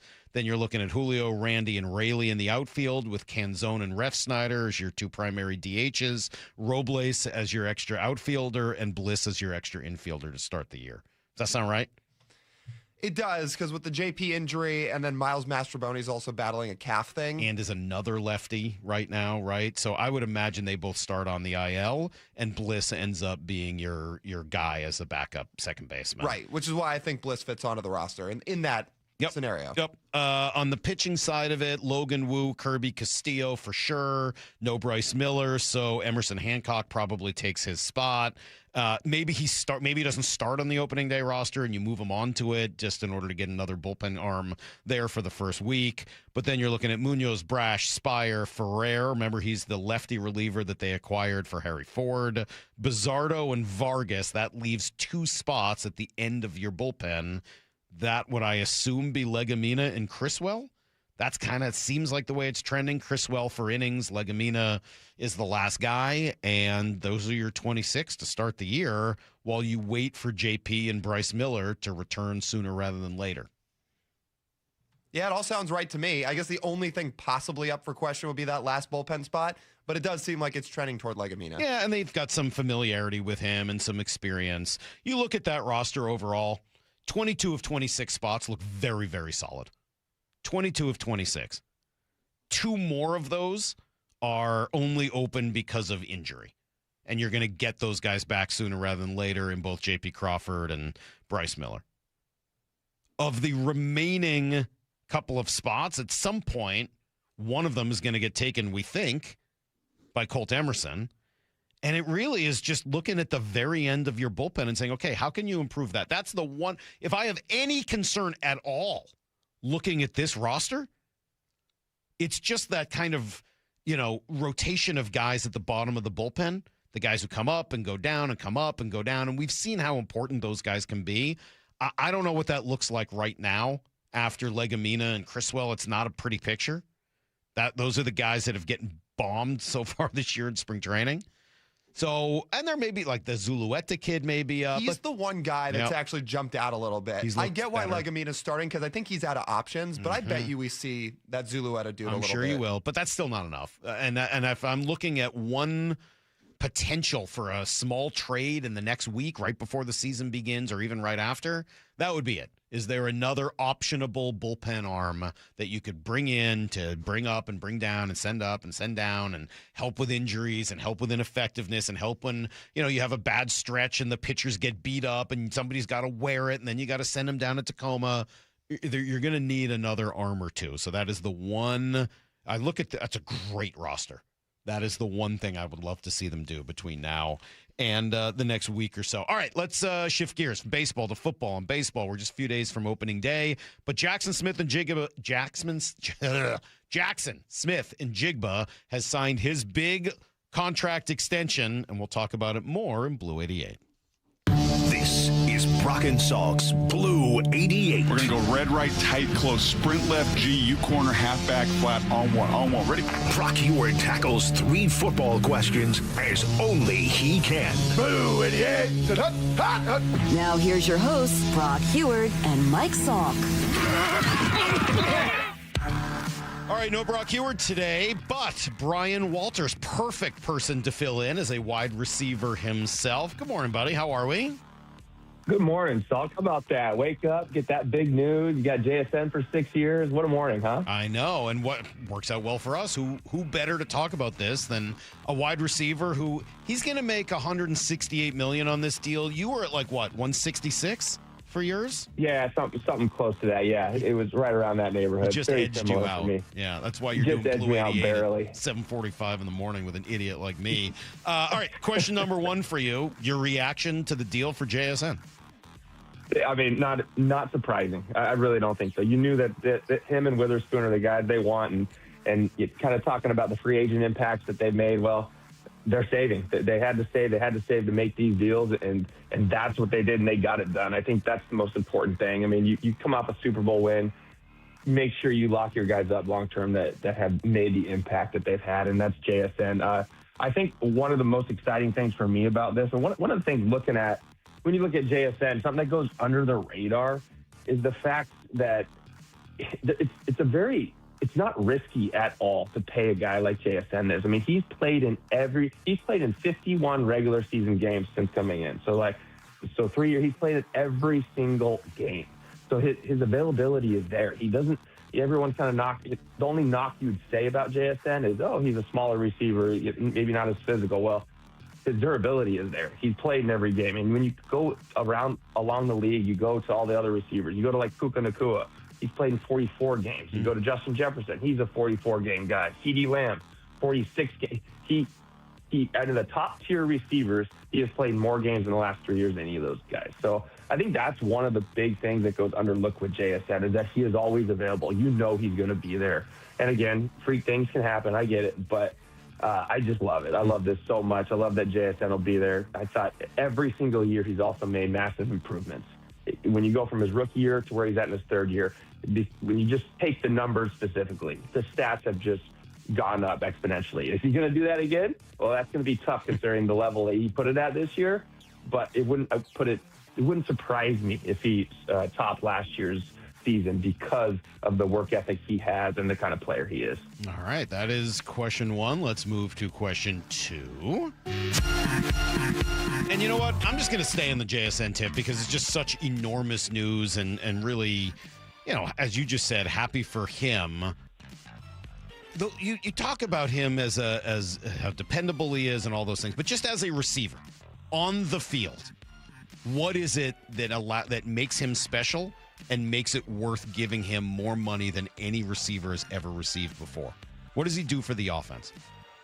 So one thing that I've always talked about with JSN that is very, very rare in a receiver is he can do everything. Receivers, you can be pigeonholed by receivers. You can't do that. Oh, he can't run this route. He doesn't catch in traffic very well. He doesn't run crisp routes. Oh, he's not a blocker. JSN has it all. And that's very, very rare. I think this year is where he answered the questions, all the concerning things that people had. Oh, can he be the number one receiver? Can he make that big play? Is he explosive? Well, this year he answered that question. This year he showed how he can handle that deep ball when needed. When Sam Darnold needs to just throw it up, that JSN can come down with it. That's the big thing. But again, he's a crisp route runner. He has the best hands in the game. This year we saw more yards after catch, the ability to kind of just look smooth, like catch a ball in the middle and make a guy miss immediately. That's a rare trait. Most receivers, and we've seen some in Seahawks uniforms over the past years, get that ball and they go down. They just go down. They fall. And JSN is extending that play. He's running. So it's hard to just say one thing that makes JSN so great because he's so good at everything. And I don't even want to pigeonhole where you go with that. So it's just he's a very, very rare receiver in the NFL. I love that answer. Question number 3. So this is good news, and he's going to stick around long term. I'm assuming Devin Witherspoon gets done as well. Seahawks have really focused on keeping their own so far this offseason.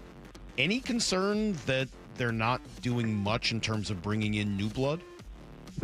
No, I don't think so. I think a lot. Let's look at the different side of this.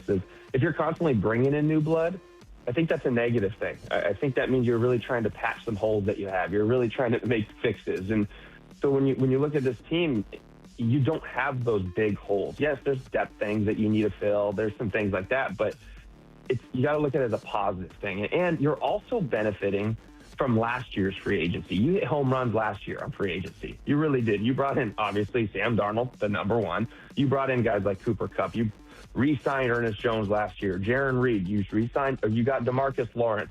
The only free agent you didn't, Josh Jones was one too. The only free agent you didn't hit on last year was Marcus Valdez-Scantling, and that didn't work out. So this year, well, you still have all those guys now coming back, except for MVS, and you signed Rashid Shaheed. You've got guys that kind of fill that hole. So I think you have to look at this as a 2-year kind of process with the Seahawks, that the free agents last season are still part of this team because you hit home runs with them. They've had huge impacts on the team, and you don't really need that big splash free agent this year. You just need to fill these holes.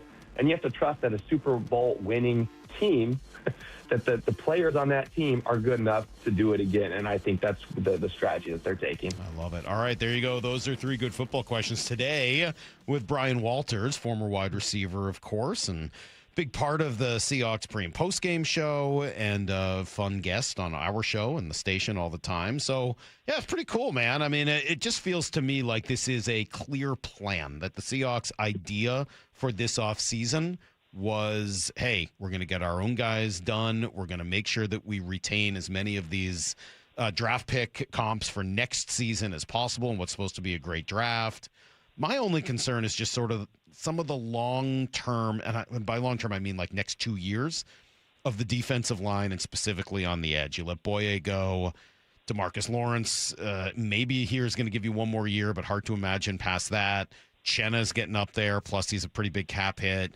Derek Hall's on the last year of his deal. Like, I just would really love to see that position a little more settled. I 100% agree with you. And that's the one position I'm really looking at for the draft.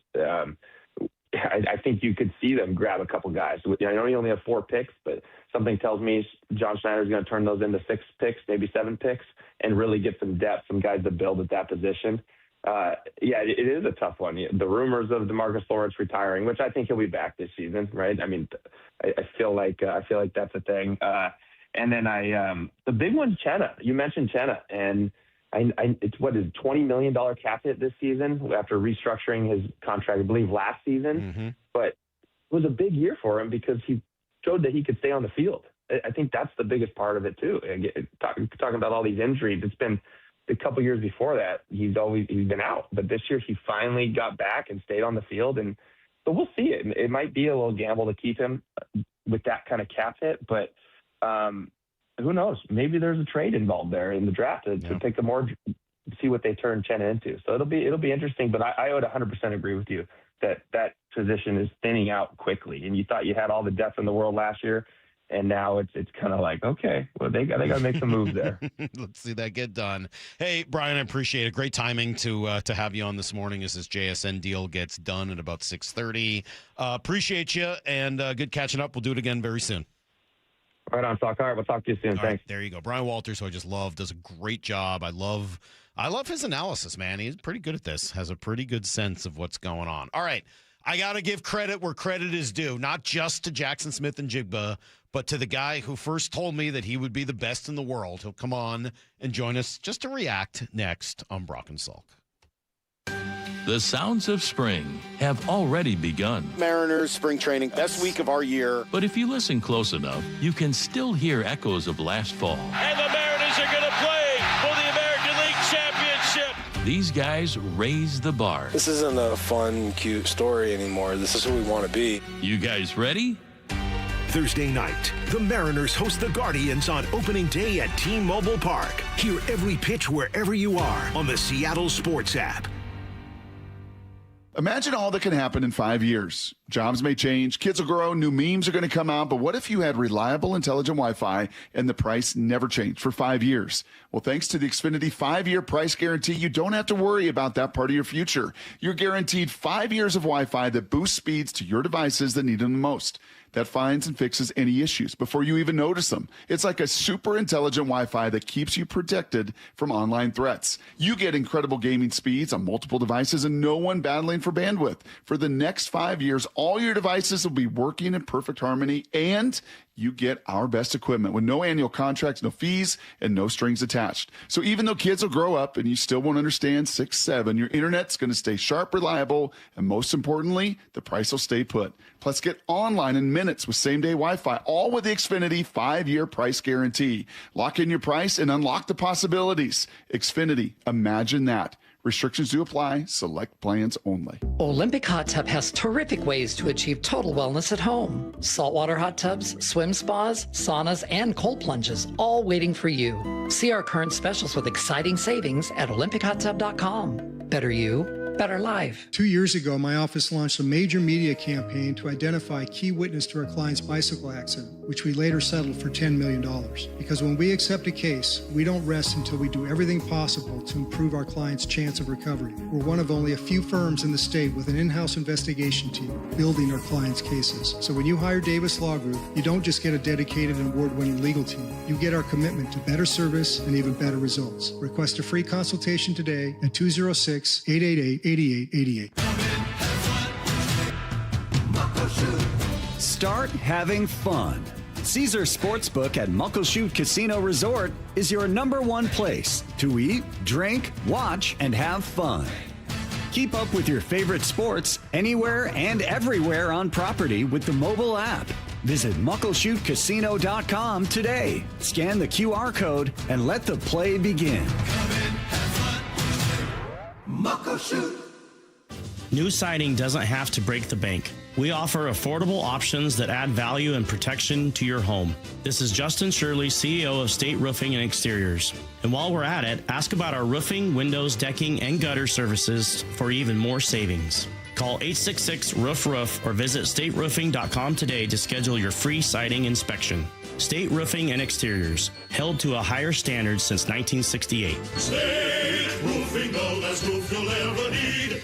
Need some TLC for your hybrid or EV? A&M Auto Repair in Bellevue gives you fast, cost-effective, guaranteed service. Go to myevpros.com or call 425-96-EV-FIX. A&M Auto Repair treats you fair and square. Mariners fans, the 2026 season is officially on deck. And Cal, Julio, and the defending AL West champs are ready to feed off your energy at T-Mobile Park. Be here for every monster home run. There it is, number 60. The magical tour of Cal Raleigh just continues. Every 100-mile-per-hour heater. He's frozen and the ball game's over. Andres Munoz has simply been incredible. Every clutch moment. A bases clearing, 3-run double by Josh Naylor. Holy smokes, the Mariners have the lead. It's going to be an epic 50th season, and you won't want to miss it. Mariners baseball. Try to answer. The Mariners' first homestand is almost here. Don't miss opening day Thursday at 7:10. Cal Raleigh 60 home run bobblehead night Saturday at 6:40. Presented by Alaska Airlines. And next week's showdown against Aaron Judge and the Yankees. March 30th through April 1st. Get your tickets at mariners.com.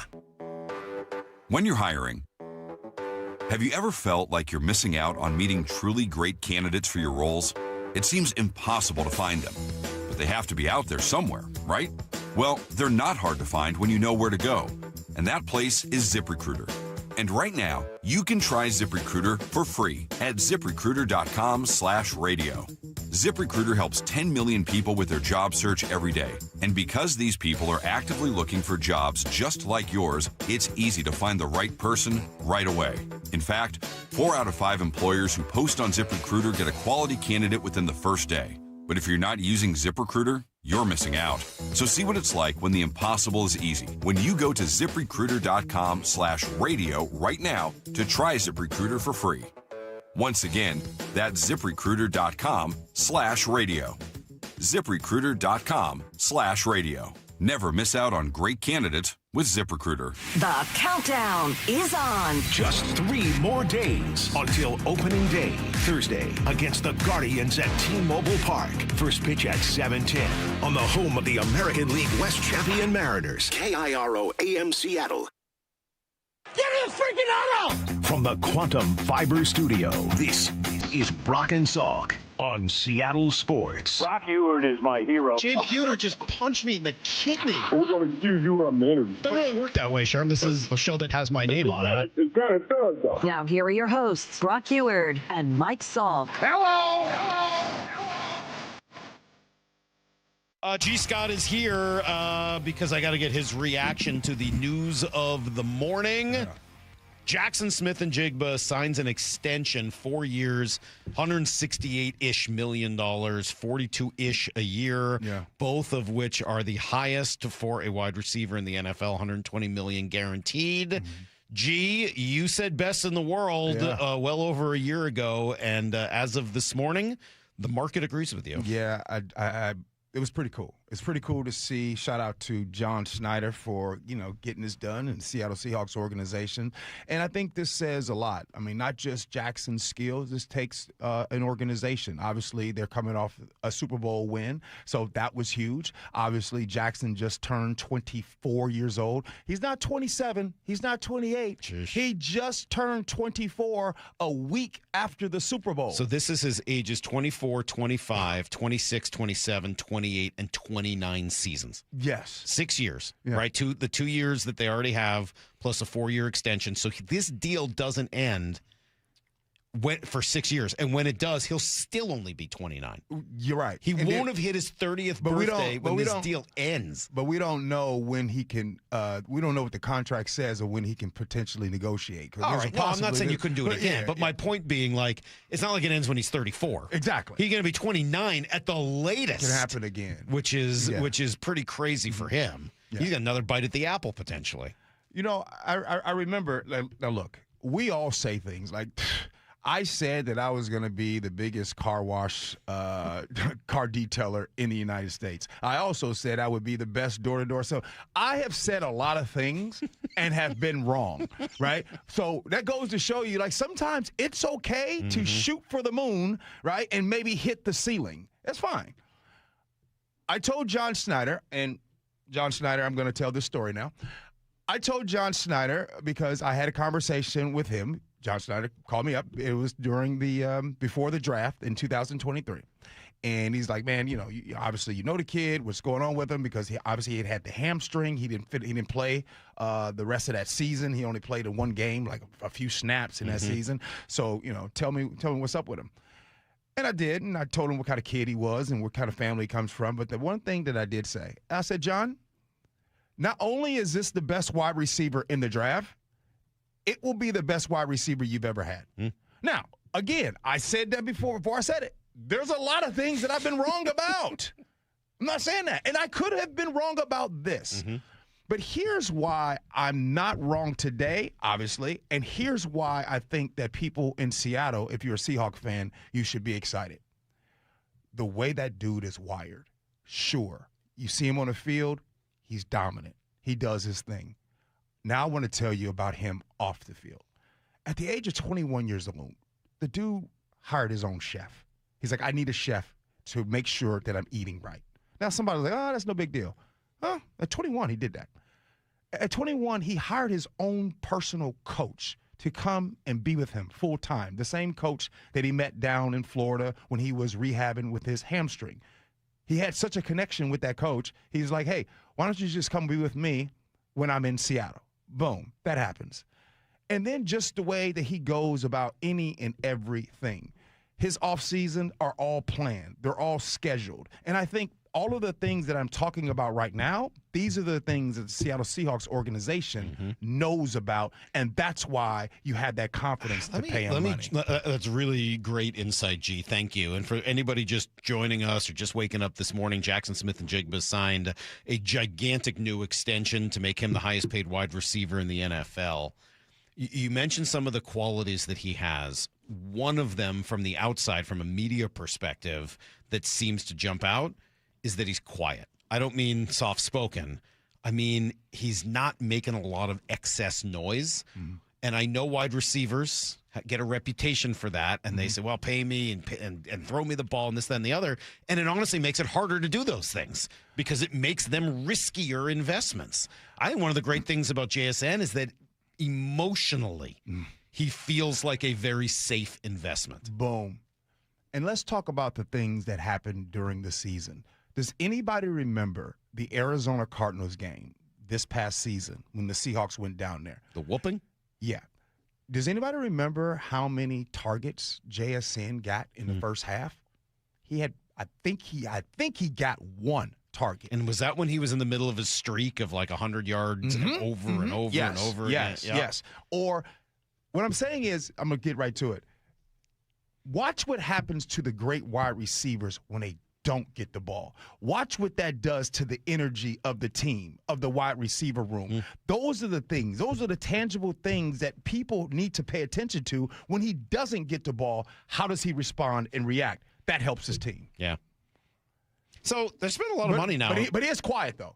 Off the field, just quiet. Like, serious, just so you know, that's not an act. Because we have seen players act one way on camera, and they act a different way off the camera. No, Jackson is quiet in general.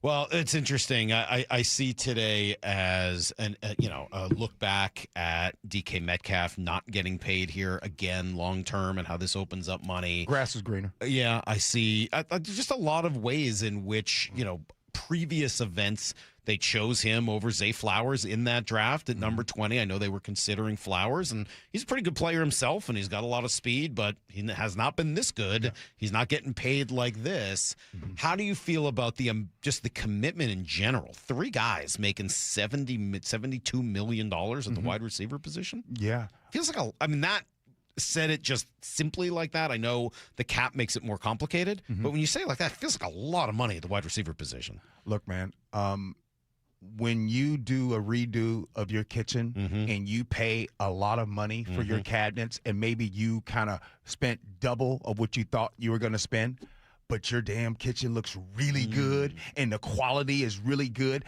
does it really matter when it comes down to you get what you pay for? It does. You get what you pay for. It does if you don't have enough money left to do the living room, which is where you're going to spend a lot of your time. But I think that's always the thing. We media fans, we are always sitting trying to figure out how the money is spent. Now, we can talk about this in the future and we'll see what happens. But as of right now, the Seahawks are the defending champions. And as of right now, John Schneider, man, that boy's sitting back with his feet on the table like, man, I do this.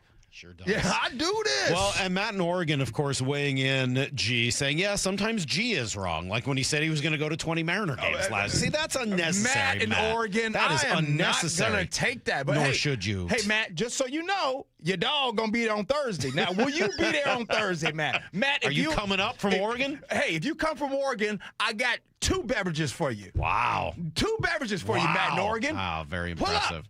G, give us one big yell because we know what you get to say today. It's the best of the world. He sure is, and he's getting paid like it. More next on Brock and Salk.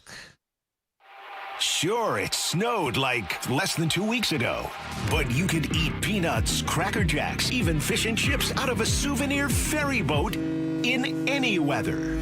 Thursdays, it's opening day for the Mariners. Here at T-Mobile Park. We're live from Soto all day with Bump and Stacy starting at 10. Then it's Wyman and Bob live from Hatback Bar and Grill starting at 2. Ahead of the Mariners and Guardians at 7:10. Listen wherever you are on the Seattle Sports app. Hey, Brock Hewitt here for my friends at People Come First, or PCF Construction Group. Spring and summer, it's right around the corner. So if you haven't called PCF about getting started on your new deck, well, right now is the time. With a patio cover, heater, and fireplace from PCF, you can enjoy your outdoor deck or patio all year long. And right now, you can get up to $6,000 off your entire project, plus no payments and no interest until 2027. Save an additional $1,500 when you bundle your deck and patio cover. Some restrictions do apply, but do what we did. Contact PCF for all the details and start planning and designing your dream deck now so you're ready to build by the spring.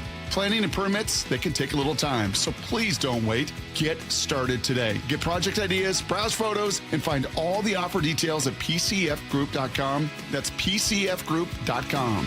Making your outdoor space with People Come First.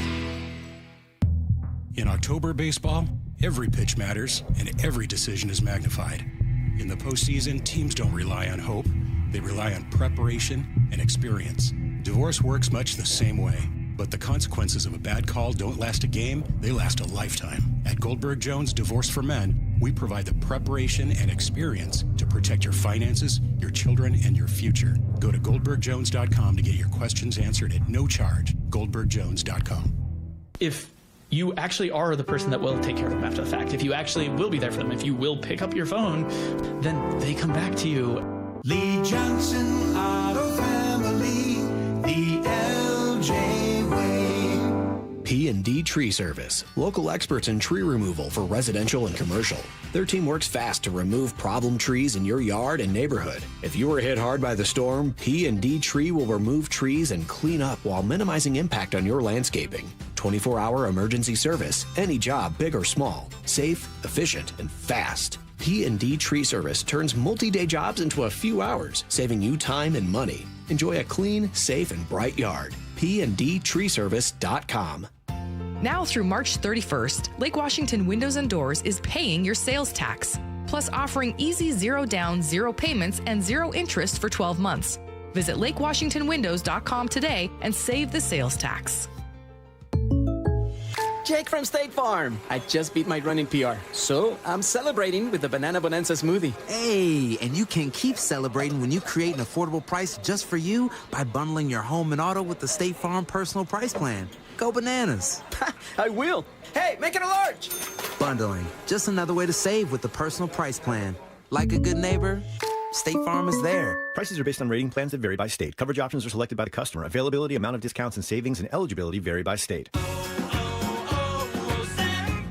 Hi, I'm Michael from the War and Treaty. You know the jingle. Now discover the facts about Ozempic, a GLP-1. Only Novo Nordisk makes FDA-approved Ozempic. Learn about the real thing. Talk to your healthcare professional today. Call 1-833-OZEMPIC or visit Ozempic.com to view the medication guide and to learn more about Ozempic. Semaglutide injection 0.5 milligram, 1 milligram, and 2 milligrams.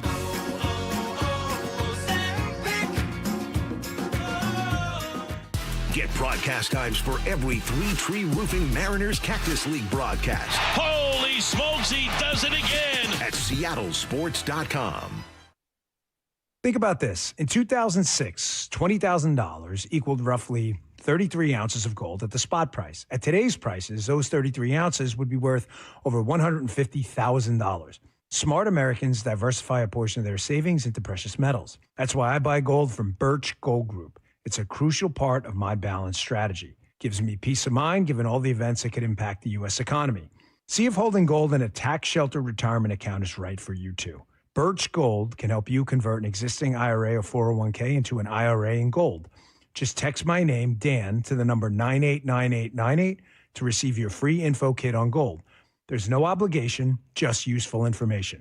With an A-plus rating with the Better Business Bureau and tens of thousands of happy customers, let Birch Gold help you diversify with gold. Now that's peace of mind. Text Dan to 989898. Again, text my name, Dan, to the number 989898 today. Message and data rates apply. And we're back. The big headline today. Your Washington Credit Union, WSECU, has done it again. 5 straight years as Forbes' best in-state credit union. That's a dynasty, Rick, like 5 straight championship rings. Or 5 seasons hitting 400, Steve. Holy catfish. If you want a team that wins year after year, join your Washington Credit Union, WSECU. Details at WSECU.org. The March sales event is on at Toyota of Renton, and the deals are unbeatable. Finance the new 2026 Tacoma SR at 2.99% APR for 72 months, plus get $500 TFS subvention cash, or lease the 2025 Tundra SR5 at $539 a month for 36 months with $39.99 due at signing. Find them at toyotaofrenton.com. Offers valid through March 31st, 2026 on approved credit through TFS. Excludes taxes, titles, licenses, dealer accessories, and a $200 negotiable documentation fee. Model 7594-8361. Need to know. 15 minutes past every hour with Brock and Salk. Presented by Marquee Data. Here's what you need to know.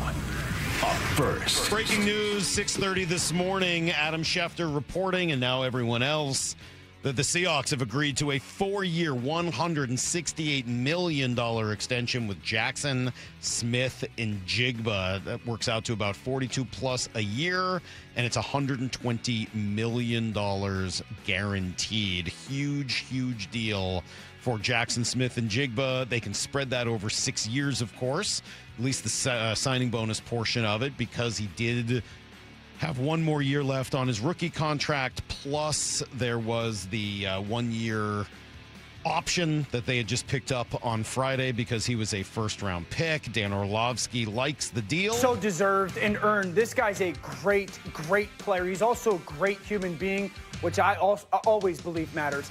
Just to put into context how great his season was, I believe he had 1,792 yards receiving this year that led the NFL. Yep. Seattle threw the ball the least amount in the NFL. Yeah.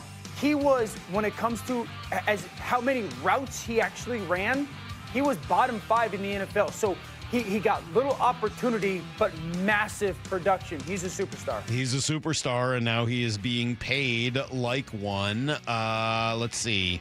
Here's Chris Canty this morning on Unsportsmanlike. He liked this as well. Well, they gave him the budget of a small country, but I mean, I guess if you're not going to pay K9, you're going to pay your top playmaker on your offense. You're reallocating those resources. You said you couldn't afford a running back. John Snyder, their general manager, says you can find guys that can produce at that position. But what he's telling us by virtue of what they're paying JSN is that you can't find guys that can do what he does, which is be a playmaker in all three levels of the passing game for the Seattle offense. And JSN was explosive. He was a guy that was on track at one point in this season to win the Triple Crown and to reset the single season receiving record that was done by Calvin Johnson. So yeah, I think this is money well placed. You got to find places to put the money. There is a salary cap floor when it comes to what teams have to spend, and parking $42 million a year in JSN is a good thing for the organization. It does feel like a good investment, and I agree. A lot of it is because of his production on the field. A lot of it is who he is off the field as a quiet, emotionally calm wide receiver. Those do not grow on trees, certainly not with his level of talent. And all of it leads to a massive new contract extension. Now all eyes will turn to Devin Witherspoon, who's in exactly the same boat. Same 1 year remaining on his rookie deal, same 1 year option picked up on Friday. And the belief is that the Seahawks would like to get that done as well. Ultimately, I just keep coming back to it. Feels very planned out. This feels like something they've orchestrated. This is the way they wanted it to go. All the decisions they've made so far have felt like their decisions rather than being reactive. They're being proactive, and they get this deal done this morning. Here's the second thing you need to know. All right, just 3 days away now from opening day, Thursday night. Guardians are in town, followed by the Yankees. Mariners start with a big 7-game homestand against some pretty good teams, playoff caliber teams. So nice test right off the bat. We know that Logan Gilbert is going to be starting in game 1. Now we also know that everything is copacetic between Cal Raleigh and Randy Arozarena. Randy releasing a statement, a second statement after the first one was pretty vague. Second one is great. He says, I don't want it to be a distraction. Cal and I have talked. I apologized for what I said after the game. Nothing in the WBC should take away from the fact that we're brothers and teammates. He's family. We're both focused on helping the Mariners win the World Series. Kudos to Randy. That's exactly right. Love to see it. Cal, for his part, responded as well. Yeah, I mean, we talked it out and everything went great. And, Randy knows that I love him, and, he's a brother. And it's in the past, and, none of us are carrying this forward. And we're in a good spot. We talked it out. We're both sorry, and we both got in a good place, and we're both happy to be here too. I mean, it was really good walking in the door and seeing everybody, and as fun as that was, it was nice to feel back here. Feel like the family's all back together in a way. So yeah, and nice to get a week, of them all being together before the season actually begins. Today will be their final Cactus League game, and then they will return home to get ready for the opener on Thursday. Here's the third thing you need to know. Making those big roster decisions in the meantime as well. Mitch Garver makes the team as the backup catcher. Here's Dan Wilson on why. Yeah, I mean, I think the decisions here at the end of the year are tough. These guys have put so much work in and really pushed themselves to get to this point. And, that's been a spot that's obviously made for a difficult decision too. But I think the driving factor is what makes us better. Garver's had a great camp. I thought he swung the bat well, especially lately.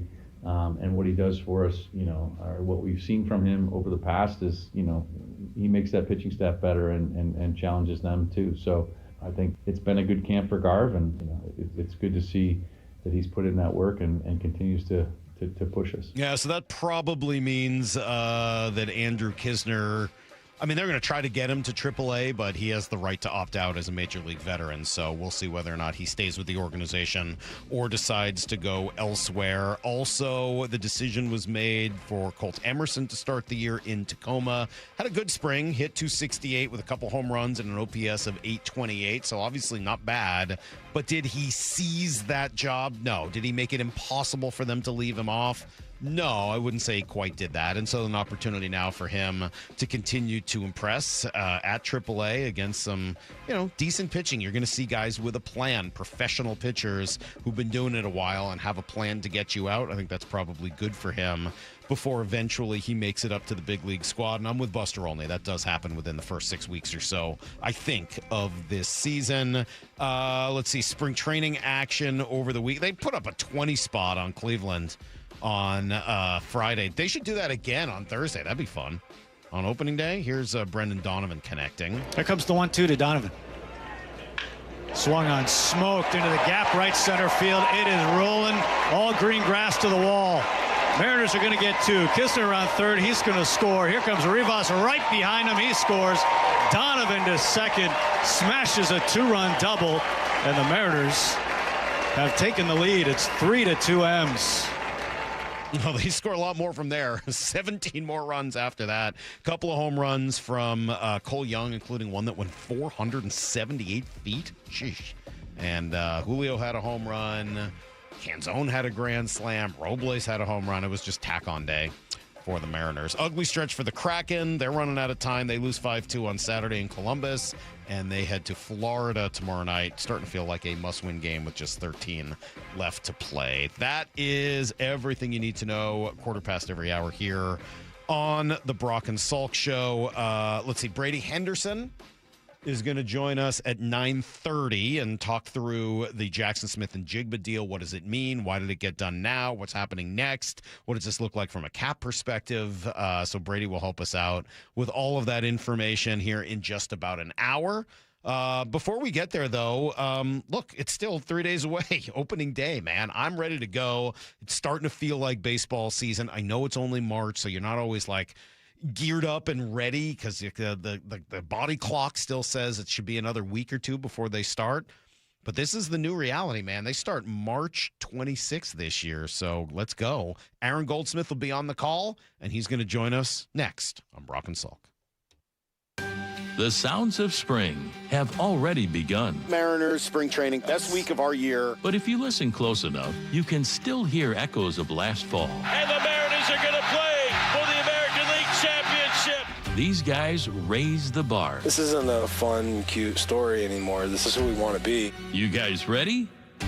Thursday night, the Mariners host the Guardians on opening day at T-Mobile Park. Hear every pitch wherever you are on the Seattle Sports app. All right, look, Mike Salk here. More than 4,000 people here in our area have trusted Eastside Weight Loss Clinic as a safe way to lose weight. I'm obviously one of those 4,000, and I know that a few of you listening out there may be as well. I've heard from listeners and other hosts and people I know in the building, other advertisers we have who've all gone on this program and lost a ton of weight. How about 20 to 30 pounds? You can do it in less than 8 weeks. That's what I did. Man, I lost 10 pounds just in the first week, 35 pounds overall, and I did it by eating healthy, fresh food that you buy at the grocery store. There's none of that costly recurring monthly payments for injections or pills or fake food. None of that. It's all real food, and it's great recipes that you make at home and keep you pretty full and losing weight. It's really amazing. 15 minutes. That's how long you'll spend in traffic today. Why not instead spend those 50 minutes scheduling a consultation at eastsideweightlossclinic.com? Because the only thing you have to lose is the weight itself. Dr. Ryan Coogan, D.C. Results may vary. The stock market was on fire in 2025 due to AI and tech stocks. Now is the time to set a strategy for 2026. It's a good opportunity to lock in those gains and invest into a stable platform. With $8 trillion in cash sitting on the sidelines, investors are either scared or unsure where to go. Hi, I'm Scott Rireka, CEO of Legacy Group Capital in Bellevue. Legacy Group Capital develops local real estate, lends money, and shares the profits with our investors. Diversify with Legacy Group Capital. Invest into our Northwest Fund, which is currently delivering 9% on a fixed rate term. It's our flagship fund for 19 years with zero investor losses. And yes, we do accept IRAs. Find out why 1,300 local investors have invested over $350 million. Legacy Group Capital at legacyg.com. This is not investment advice. Investments available to accredited investors only. Details at legacyg.com. Cashback is not available on gas in New Jersey and Wisconsin. Couponing. Wow, you didn't strike me as the coupon type. Just trying to stay ahead of inflation. Gas, groceries, everything. It's all more expensive. I need to save wherever I can. Have you tried Upside yet? Upside? What's that? It's a free app that I use that pays cash back for every gallon of gas I buy. You've got to buy gas to get around anyway. Might as well get paid for it. Come on, does that really add up to anything? I've already made around $200. The extra cash helped pay down my bills, and I even had a little extra left to treat myself. And the Upside app is free? Totally free, and the cash back is real. You can transfer the cash right to your bank account. I'm downloading Upside right now. Download the free Upside app now to earn cash back every time you buy gas. Use promo code ENJOY to get an extra 25 cents per gallon on your first tank. You can cash out anytime right to your bank, to PayPal, or a gift card for Amazon and other brands. Just download the free Upside app and use promo code ENJOY for a 25 cents per gallon bonus on your first tank. That's code ENJOY for a 25 cents per gallon bonus. Hi, Chuck here at Frank Lumber the Door Store. Something that happens here most every day are customers and contractors looking to purchase doors they can take today. Frank Lumber has a good selection of pre-hung display doors that are ready to go. And if we don't have what you need today, whether it be style or size, and you find a door in stock, we can still get you taken care of quickly. Come visit our showroom and bargain barn in Shoreline. Also, be sure to check us out online at franklumber.com. Don't miss Three Tree Roofing Mariners Cactus League Baseball. This could be two. JP has it, goes to the bag, steps on second, fires to first, double play. Broadcast times at seattlesports.com. I'm going to be honest with you guys. I would rather get my teeth drilled than go to a car dealership. However, I recently had a breakdown with my vehicle, and I knew that I had to get a new one. I knew where to go. Wayscar Ford in Auburn. I'd heard amazing things. I knew the GM, Mark, so I ended up going out there. Mark, you're with me right now, and I got to be honest, even knowing you, I was nervous. Just being at a car dealership brings pressure, but you guys really focus on customer experience. Well, you know, there are some dealerships where you go in and you feel like you're getting jumped on. We don't do that, okay? There's absolutely no pressure at our dealership, period. And we backed it up with a 5-day or 500-mile, 100%, no questions asked, money-back guarantee. We only want to sell you a car if you want to buy one. So if you want a low-pressure experience, check out our reviews. We have thousands of 5-star reviews. You can buy with confidence. Wayscar Ford's been family-owned and operated in downtown Auburn for over 103 years. You don't stay in business that long by not taking care of people. See it for yourself at Wayscar Ford in Auburn. That's wayscarford.com. Let's talk about your hair. Well, maybe after we talk about my hair. I've got great hair, as you know, and it's because of Advanced Hair. Yep, Advanced Hair Restoration. Their simple one-day treatment offers life-changing results that I can attest to. Guys, it's not magic, but it's close to it. They put hair where you need it most, and bam, it grows. It's actual science. Advanced Hair has top-rated physicians, modern technology, and best of all, you get your very own natural hair that begins to regrow the very next day. It's even guaranteed to grow for life. So schedule your free consultation now at 425-449-8185. Mention Curly to qualify for $250 off and $250 free hair grafts. It's a limited time offer. Advanced Hair, the winner of the 425 Business of the Year, and the team that gave me my hair back. More importantly, they'll do the same for you, guaranteed. 425-449-8185 or advancedhair.com. From the Quantum Fiber Studio. This is Brock and Salk. Weekdays 6 to 10. On Seattle Sports and 97.3 FM HD2. Had the breaking news earlier this morning, 2 hours ago, that Jackson Smith and Jigba signed a gigantic new contract extension that will keep him here for the next 6 years. We'll get back to that conversation at 9 o'clock with Steve Wyche from NFL Network, and then at 9:30 with our buddy Brady Henderson as well. But we're only 3 days away from opening day, and Aaron Goldsmith going to be on the call on Thursday night, and he's kind enough to take a few minutes after he has returned from spring training. Hi, Aaron. Good morning. Good morning, Mike. No Brock. Think about how much you and I can talk today. I know. Yeah, we're really going to get to explore the studio space here. I almost texted you, actually. I meant to tell you this a few weeks ago. I almost texted you as when I first got to spring training. I was thinking about maybe the funniest thing you've ever said or written, which was the answer to some like internet meme of what is the longest drive in the world. And your answer was the road to the rental car center at the Phoenix airport, which is hilariously I mean, like, is the most spot on answer ever, except now it's not there anymore. Now you're on that tram and it's like night and day better. But I could not stop thinking of your tweet as I was on that tram. Well, I think the friendly people at Sky Harbor International Airport saw that as well, and they thought, you know what, Goldsmith's onto something here. We need to put a train in, because this shuttle takes 5 hours and it needs to have a meal provided on it. So things have gotten a lot better there, I think. That would have been a fun place to eat a meal as you're like packed in like sardines with 97 other people and all their bags and everything else. So you make it there, you get your car, you drive over, and you spend your time there. What was your biggest thing? What was the biggest thing you noticed being around this group? Well, it's a really great group to be around. And in part, I think so many players and staff members there feel just remarkably comfortable because they've all been so accustomed to one another at this point. Like it's easy to forget as 1 year kind of rolls into the next and so forth, just how cohesive of a group it is, in large part because they've been together for so long, both staff and players. Now, the staff was vultured more this offseason than in past, and that's a testament to the Mariners' success. Mariners did lose a handful of staff members and some players too, obviously, as happens every year.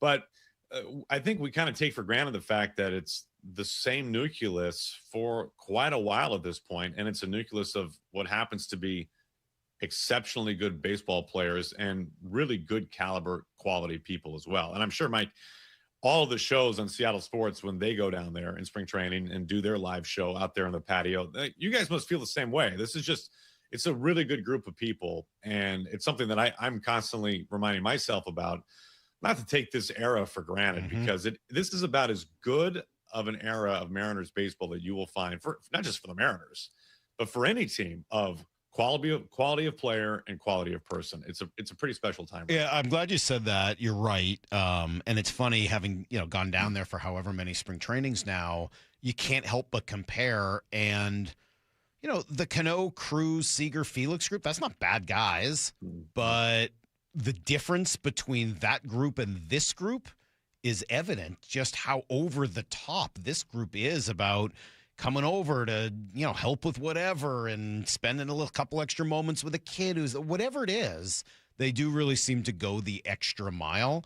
And, look, that's one of the reasons this whole Randy Cal thing, I think, became news the way it did, because on one hand, you hold up this chemistry and this incredible bond between this group that says they're family. And on the other hand, you're reading and hearing these words that I've literally never heard from one baseball player said to the media about another in my life of being around the game, or even heard about. One thing maybe behind the scenes, but in public, never heard it. And then you get that kind of vague, statement when Randy first came back. I was really happy to see this finally come to a real end this weekend with the statement that Randy released. Yeah, and you figured they had to find a way to completely squash it before opening day, right? And when that kind of aftermath was still settling, the dust was settling from that incident, I think there were some people on the outside who were like, this is not a problem at all. And there are other people who were like, yeah, this is a real thing. And the reality is the only people who know the answer to that are the guys in that clubhouse. And the only thing that matters beyond that is that they feel good about where that situation is right now and come Thursday. And it seems like at this point they do, and that's all that mattered. And those two have been teammates for quite a while at this point, and they're both integral pieces to the Mariners' success this season. And I think all parties involved realize that. So best we can tell, everything is water under the bridge at this point, and they're ready to move on and play ball. Well, this is completely speculation then, but where do you think Randy's at? Just heading into the year in general, final year of his deal. There was some thought when he first got dealt here that maybe he wasn't happy about that decision. And then last year seemed very happy for most of the year, kind of bounced around in the lineup a little bit, went 30-30. Like, where do you think Randy's at sort of mentally, emotionally heading into the final year of his contract? Well, I think you can understand my response to that, which is I'm not sure anybody knows where Randy's at all the time.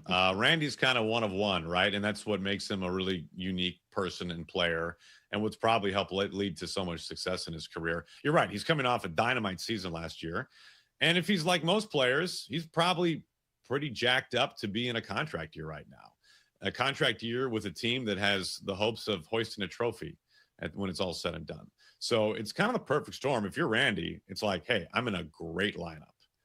I don't have to go out and be the man every night, but I'm certainly more than just a complimentary player. I mean, he's an all-star after all, and a 30-30 player, as you pointed out. Mm-hmm. So I don't know if there's a better spot for Randy to be in, both for his own individual success and for his overarching bigger goals of getting back to the World Series and winning one this time. So I would think that because of all those factors, he's in a really good spot right now. All right, let's go. Let's be dorks. Let's go deep into the roster for a minute here. Aaron Goldsmith with us just 3 days before opening day. I'm going to assume J.P. Crawford is not able to start the year in that he only has, I think it's 16 at-bats or 16 plate appearances in all of spring training and hasn't played the field in a while. So let's assume that that's not going to happen. And obviously Bryce Miller's not going to start the year healthy. So I was just kind of looking. So Robles probably your opening day shortstop. Does this put Ryan Bliss on the roster to start the year in your view? I think you mean Leo Rivas. What did I say? Robles. Leo well, I mean, Victor's great, but I know he can play short. Yeah, maybe that little praying mantis could get out there, and that thing's got legs for days. Yes, I did mean Leo Rivas. Thank you. Yeah, so that's what I would. I mean, at this point, there was some speculation, obviously, about Colt Emerson and what his future would be. I didn't think that was a real thing necessarily, and that's not a shot on Colt. I mean, we all know his time is coming, and he looks like he's going to be a star one day. But he's 20 years old. He's younger than when Julio profiled, and obviously he was sent down. So once that happened, it was like, okay, yeah, this is probably going to be the Leo Rivas show. And hopefully this is not a long injury for J.P. Crawford. The Mariners really need him, and everything works better when guys get slotted in the right spot, right? The team is better when you have Leo as an option off the bench. Mm-hmm. But at the same time, Leo Rivas is one of the best defensive players I think the Mariners probably have in their organization, certainly on their infield. So having him kind of buoy the ship for whatever it might be, a week, 10 days at shortstop is fine, especially when you consider this Mariners lineup today versus this Mariners lineup like, I don't know, 3 years ago. You can carry Leo Rivas a lot better now than you could back in 2022 or something. So if you have him as your opening day shortstop, the trickle-down effect is, okay, so who's now the Leo Rivas on your bench? And that's going to come down to, is Miles Mastrobuoni able to run, right? He hurt his calf in the WBC. They had him working out on that zero gravity treadmill in Peoria, trying to get his calf ready. If he is unavailable and he has to begin the year on the injured list, then I would imagine it would be Ryan Bliss, who was on the opening day roster last year, opening day starter, but had a lost season because of two injuries. So that's kind of the trickle down in my mind is, where's Mastrobuoni and what does that do to Bliss? Yeah, and just the health of Bliss, but also like having the right-handed bat instead of another lefty in Mastrobuoni. So curious to see what happens there. And then on the other side, on the pitching side, I'm assuming that Emerson Hancock ends up as the 5th starter to start the year. Maybe he doesn't need to join the roster for a couple days. You can always kind of play with that. But if there was one concern I had of this roster, and it's, I feel bad almost bringing it up because there's so much about this roster that you love. It's like the very end, the very back of the bullpen is like, okay, the Legaminas and Criswells, and then what? Because it's going to take a lot more than 7 or 8. It's going to take 10, 12, 14 guys. What's your perception of what happens after the guys you can count on in the bullpen? It's funny. I would take a different take on that. My bigger concern is just what happens after Hancock, right? I mean, I think the thinnest part of this organization right now is starting pitching depth. And the Mariners have already sustained one injury. And with Logan Evans out for the year because of Tommy John, that's a big loss, right? The Mariners were able to kind of keep things at least a little bit steady last year when you had Hancock and Evans being used in the rotation. When the Mariners didn't have their full projected 5-man rotation, all healthy at once last season until August when the Mariners were in Philadelphia and Bryce Miller started. That was the first time that all 5 were together again. Wow. At one time. Now, they all had pitched at one point until then, but they weren't all healthy together. So once Logan Evans went down with TJ, it's like, man, okay, you can sustain an injury at a time. But beyond that, what are you talking about? And I don't think the Mariners are alone in this, right? I mean, starting pitching depth is, I would venture to guess, is the number one concern for probably 28 other teams, or maybe there's a team out there that feels like they've got some depth. But it's the hardest thing to fill. And especially when you're as spoiled as the Mariners have been with their quality of starting pitching, you feel the drop off, right? A team that's built around that rotation. You might feel it probably more than other teams. So for me, that's the biggest concern. They're okay right now because they've had just an injury to Bryce, and they don't think it's extremely significant. Obviously, it's significant enough to not be on the opening day roster. And Hancock is a perfectly capable fill-in at the back of that rotation. But for me, that's my biggest concern right now for the Mariners. They can't afford another injury to a starter. How about on the other side of it, X factors? I've asked a bunch of people, and everyone kind of goes in a different direction. I've got one guy that I keep coming back to, but as you look towards this season and say, okay, things can go exceptionally well if, who are some kind of turning point X factor guys on Aaron Goldsmith's list? Now, are we defining X factors as like guys who you maybe not are expecting to carry the mail, right? I think that's right. And if this guy does it, well, then, right. I think that's sort of how I think of the X factor. Okay, we're on the same page. The first name that comes to mind for me is Luke Raley. Same. Nice. Okay. Same page, 100%. Yeah, like we forget because a lot's happened in the last 2 years, but 2 years ago, Luke was a 20-homer guy who, had some defensive versatility. We saw him in right field. We saw him at first base. We know what he does on the base paths. He's a good runner. And he just brings a little bit of an edge, like that Ohio Division II ball player, like had to grind his way through edge. And he's just a good player. Like he's not flashy, but he's good. And he's a good complementary player who will be in a platoon with Victor Robles in right field this year. And last year he was limited to roughly half of the games of the season because of injury. And if he can get back to that 20-ish home run guy. Now, because of playing time, it might be hard to get 20 homers.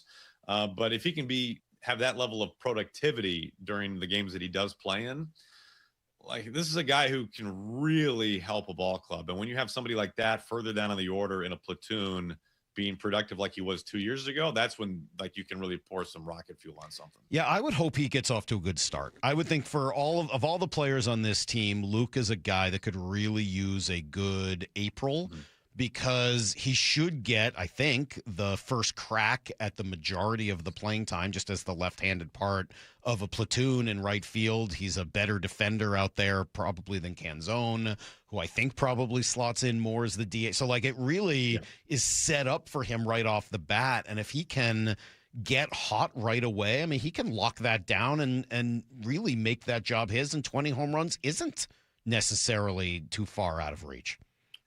I don't think it is. I think the game you play with Luke is you just got to ride the wave a little bit. He's a little bit like Mitch Haniger in that regard. Like when Mitch got hot, man, he was hotter than the sun. And then he would have some low spells as well. And that's true to a certain extent for every ball player. But I think for some guys it's more extreme. And I think for Luke it's maybe a little bit more extreme. But when he's going, man, he's a complimentary player that can kind of carry you almost for a week at a time. That's how impactful he can be. So between the ability to run and the ability to hit for power, he's a good player. The Mariners are fortunate to have him. And he's just a pretty elite level clubhouse guy as well, best I can tell. So you're right. I think a good start because of the ups and downs that he can have, and also because of what last season was for Luke. I think a good start would be especially impactful for Luke Raley. He's probably part of the answer to this question, but Cal Raleigh hit 60 home runs last year. I don't know if you've heard. You might have called one or two of them, but Cal hit 60. You got an over-under quickly on Cal for home runs this year, what you think is reasonable? Yeah, I'd probably set it at like 44 and a half. Yeah, so same page. Everyone seems to be in the sort of somewhere between 40 and 48, depending on where he's better than the 35 that he was at before, but 60 is a tall task. Not to say he can't do it, but all right, so let's be in the low to mid 40s. Let's say you lose 15 home runs. And then you're going to maybe lose another 20 from Polanco last year. That's 35 home runs. Where, and as I said, I think Rayleigh's probably part of the answer, but where are you making back up some or all of that production? I think Rayleigh is part of it. You're right. I think until we see the absolute top level of his game, I think there's always more in the tank from Julio. I think one of the great things about this team this year is that there are enough positive offensive storylines that I haven't heard many people talking about, like, is this the year where Julio gets off to a hot start? Right? But, like, that's still what everybody's waiting for because it hasn't happened yet in his career. But I think we all kind of feel like it can happen. The other thing, too, that I would say is I don't know as if this team needs the home run like they did last year. And I hope for their sake that that's the case. They have a full year of Naylor. They have a really, really quality leadoff man now in Brendan Donovan, who is about as good of a bat-to-ball hitter as you'll find in the game and just kind of a line drive, pole-to-pole kind of guy.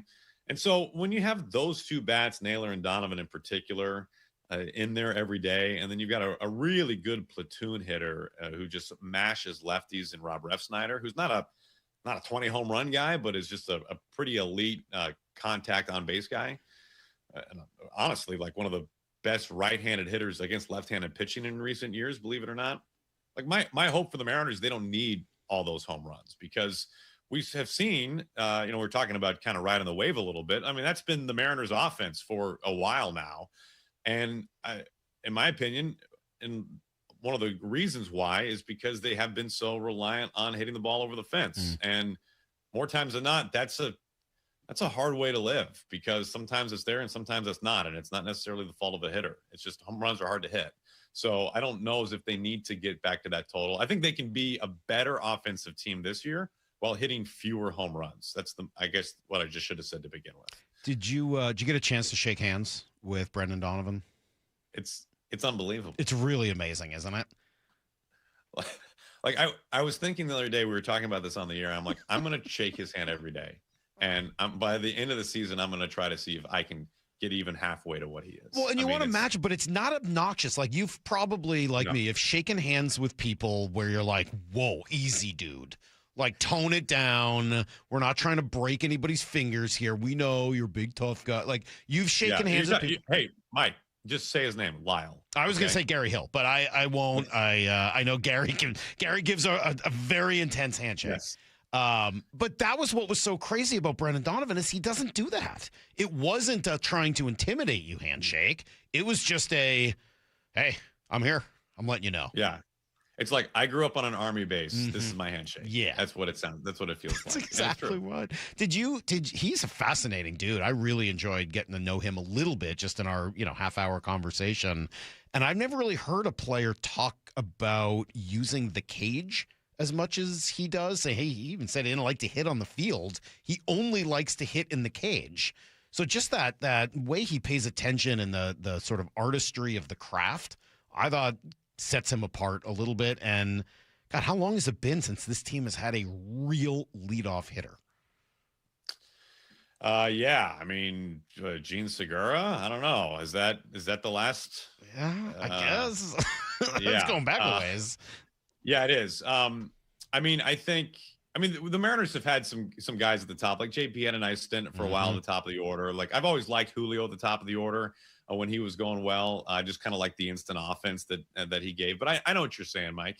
I think Donovan is an example of a lot of things that we could point to, but one of them is the Mariners' ability to find a player who fits a very specific need for them, who also enhances their culture. Like, doesn't just fit into the culture, but actually raises the bar of the culture. Yep. Which, to be honest, like, I think you would agree, being around the team in spring, like that's a hard thing to do to find somebody. It's hard enough to find somebody that just like is at the level of the quality of person that the Mariners have, but he actually elevates it. And I think a lot of it is his background. His father was an Army colonel who flew Black Hawk helicopters Brennan's entire career, entire life.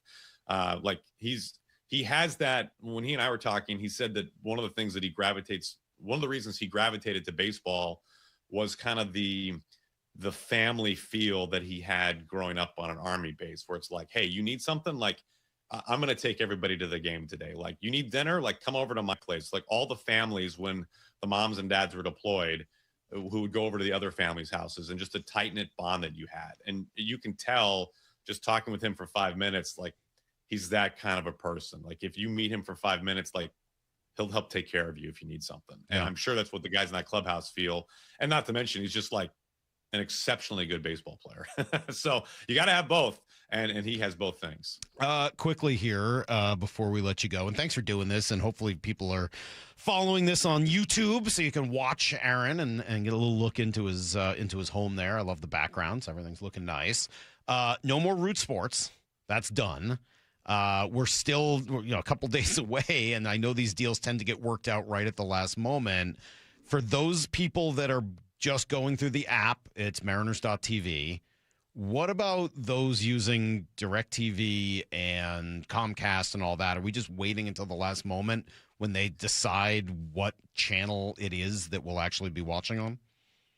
The short answer, to my knowledge, is yes. I do want to express my complete sympathy for everyone who's like, hey, what's going on? Yeah. We're days away. I mean, that would be really maddening to go through, and I am very sorry about that. I can also say that this is a much bigger thing than the Mariners. If the Mariners could tell you right now what channel things would be on, they would tell you. This is a much bigger decision than just what the Mariners make. But the strong belief is, and I think I can say definitively, that where you watched the Mariners last year, you will be able to watch the Mariners this year. It very well could be on a different channel on that platform, however. So I feel good promising that before the first pitch is thrown and before we even take the air on Thursday night, that information will be put out there. But I am sad to say that you might have to wait until that day. Yeah. But it literally may be Thursday when we find out what's going on. Yeah. Yeah. So that's very frustrating, and I'll be the first to understand that. But you will be able to watch Mariners baseball like you did in the past. And Thursday, you and Colt, who do we got? Roland Smith? What's the plan for Thursday? I think it's Hyphen. All right. I think he'll be there in the booth, and we'll be looking at a new banner hanging up there in right field. That'll be pretty fun. All right. Well, hey, man, we're looking forward to it. Looking forward to watching and listening and getting ready to go on this 162-game plus journey. Hopefully it's a lot more than that, and we end up with the Mariners in a place that we've never seen them before. So what a ride last year. We'll try to continue it this year. Aaron Goldsmith will be calling all of it. Thanks, buddy. We appreciate it. Hey, can't wait. Great talking with you, Mike. All right, there you go. Aaron Goldsmith, pretty cool. Comcast maybe has just about got this worked out. I don't know. I'm waiting on DirecTV. I use their platform, their like internet platform. But everything I have asked around, everything I've been told is that just, you're going to have to wait until the very last minute. It's not a Mariners thing. It's actually more of an MLB thing. And these things will happen right at the very, very last minute. Just get right to the panic point. And then we'll find out where we can watch the Mariners this year. Okay, opening day is Thursday night. In the meantime, the Seahawks have made a huge move this morning, signing up Jackson Smith-Njigba to a long-term extension. Going to talk to Steve Wyche about this here in just a minute, and then Brady Henderson at 9:30. A lot going on this morning. You better keep it locked right here on Seattle Sports on 710. Sure, it snowed like less than 2 weeks ago, but you could eat peanuts, Cracker Jacks, even fish and chips out of a souvenir ferry boat in any weather. Thursdays, it's opening day for the Mariners. Here at T-Mobile Park. We're live from Soto all day with Bump and Stacy starting at 10. Then it's Wyman and Bob live from Hatback Bar and Grill starting at 2. Ahead of the Mariners and Guardians at 7:10. Listen wherever you are on the Seattle Sports app. Home is more than a place to live. It's where the best of life unfolds, where possibility sparks, where community grows, where lives take shape. At the Master Builders Association of King and Snohomish Counties, that belief drives the work our builders, remodelers, and tradespeople do every day. Because when we build more homes, we're building so much more than housing. We're making room for what matters most. Learn more at roomforwhatmatters.com. Olympic Hot Tub has more ways than ever to achieve total wellness at home. Immerse yourself in a saltwater hot spring spa and let jets melt stress away. Enjoy a refreshing swim in an endless pool swim spa. Retreat to healing warmth and detox in a Tilo sauna. Then awaken mind and body with a cold plunge. You'll be saying, ah, in no time. Your path to wellness starts today at Olympic Hot Tub. Current specials with exciting savings at olympichottub.com. Better you, better life. Whatever's on your schedule this season, Toyota of Kirkland has your ride. With Tacomas, Tundras, and 4Runners from Toyota of Kirkland. Built for power, capability, and room for all your gear. These models are the perfect teammate for the Northwest adventure. Any of them. Take a test drive today and drive home with your new Toyota that same day. Get your season rolling at Toyota of Kirkland or online at toyotaofkirkland.com. That's toyotaofkirkland.com. We know finding a company to trust with your home is a big decision and one we look forward to earning with incredible service, top quality products, and lifetime warranties. Adrian here, owner of Lake Washington Windows and Doors. Our windows are feature-rich with our sound package that reduces noise by 50%, clean glass technology, and added protection with our exclusive First Guard 3-layer security glass. Learn more about all of these features at lakewashingtonwindows.com. Lake Washington Windows and Doors, a name you can trust. For over 50 years, Bucky's Complete Auto Repair has been the one locals trust for honest pricing, expert service, and guaranteed repairs. This dedication has earned them a Carfax Preferred designation. At Bucky's, every customer gets detailed Carfax updates, timely service reminders, and a full service history, all at your fingertips. With 16 family-owned locations, no appointment needed, and easy financing, Bucky's makes auto care simple. Visit Bucky's.com today and drive with confidence. Bucky's.com. Bracket busted? Don't worry, Madness Maniacs, you still have a shot at winning. Head to seattlesports.com/win to fill out your 16-team bracket. It's not too late to join in on the fun. It's the Seattle Sports Bracket Bucks presented by Muckleshoot Casino Resort. And the winner of the 16-team competition will win a $500 Visa gift card. Register and find complete rules at seattlesports.com/win. Seattle Sports Bracket Bucks presented by Muckleshoot Casino Resort. The sun is shining. It's a beautiful day for baseball. At T-Mobile Park, you've always got the best seat in the house. Case in point, your ticket might be for the view level, but it's more like Skyline City. Up here, it's hard to say what'll take your breath away first. The gorgeous Seattle sunsets or the spectacular views of every incredible play.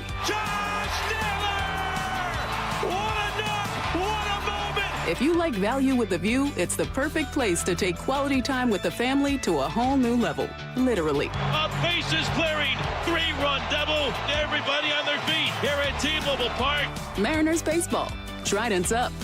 Mark your calendars, Mariners fans. This season is jam-packed with epic events. Be here for Thursday's opening day festivities. Ichiro Replica Statue Night, April 10th, presented by BDA. And Randy Johnson Number Retirement Night, May 2nd, presented by T-Mobile. Check out the full schedule and get tickets at mariners.com.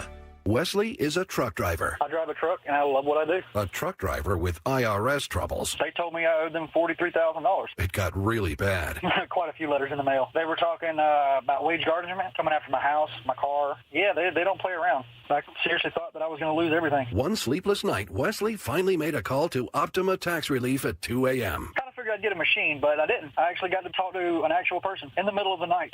He found just what he was looking for. Oh, they were great people. You need a team of people that know what they're doing. Optima Tax, they know what they're doing. Optima Tax Relief came through with flying colors. I saved an incredible amount of money. Happy don't even come close. I was absolutely overjoyed. Take Wesley's advice. If you're in any kind of trouble with the IRS, call Optima Tax Relief. Don't trust anybody else. Call Optima for a free consultation. Call 800-343-6460. 800-343-6460. 800-343-6460. Optima Tax Relief. Some restrictions apply. For complete details, please visit OptimaTaxRelief.com. The countdown is on. Just 3 days until opening day, Thursday, against the Guardians at T-Mobile Park. First pitch at 7:10. On the home of the American League West champion Mariners, KIRO AM Seattle. Give me a freaking auto! From the Quantum Fiber Studio, this is Brock and Salk on Seattle Sports. I don't read the internet, guys. Take the bull by the hands. And Brooke Eward. And Brooke Eward. Now here are your hosts, Brock Eward and Mike Salk. All right, final hour of our show this morning. Brady Henderson will join us in 30 minutes. Of course, we are talking about the gigantic new extension signed by Jackson Smith and Jigba. 4 years, $168 million added to the 2 years already remaining on his deal. $120 million guaranteed.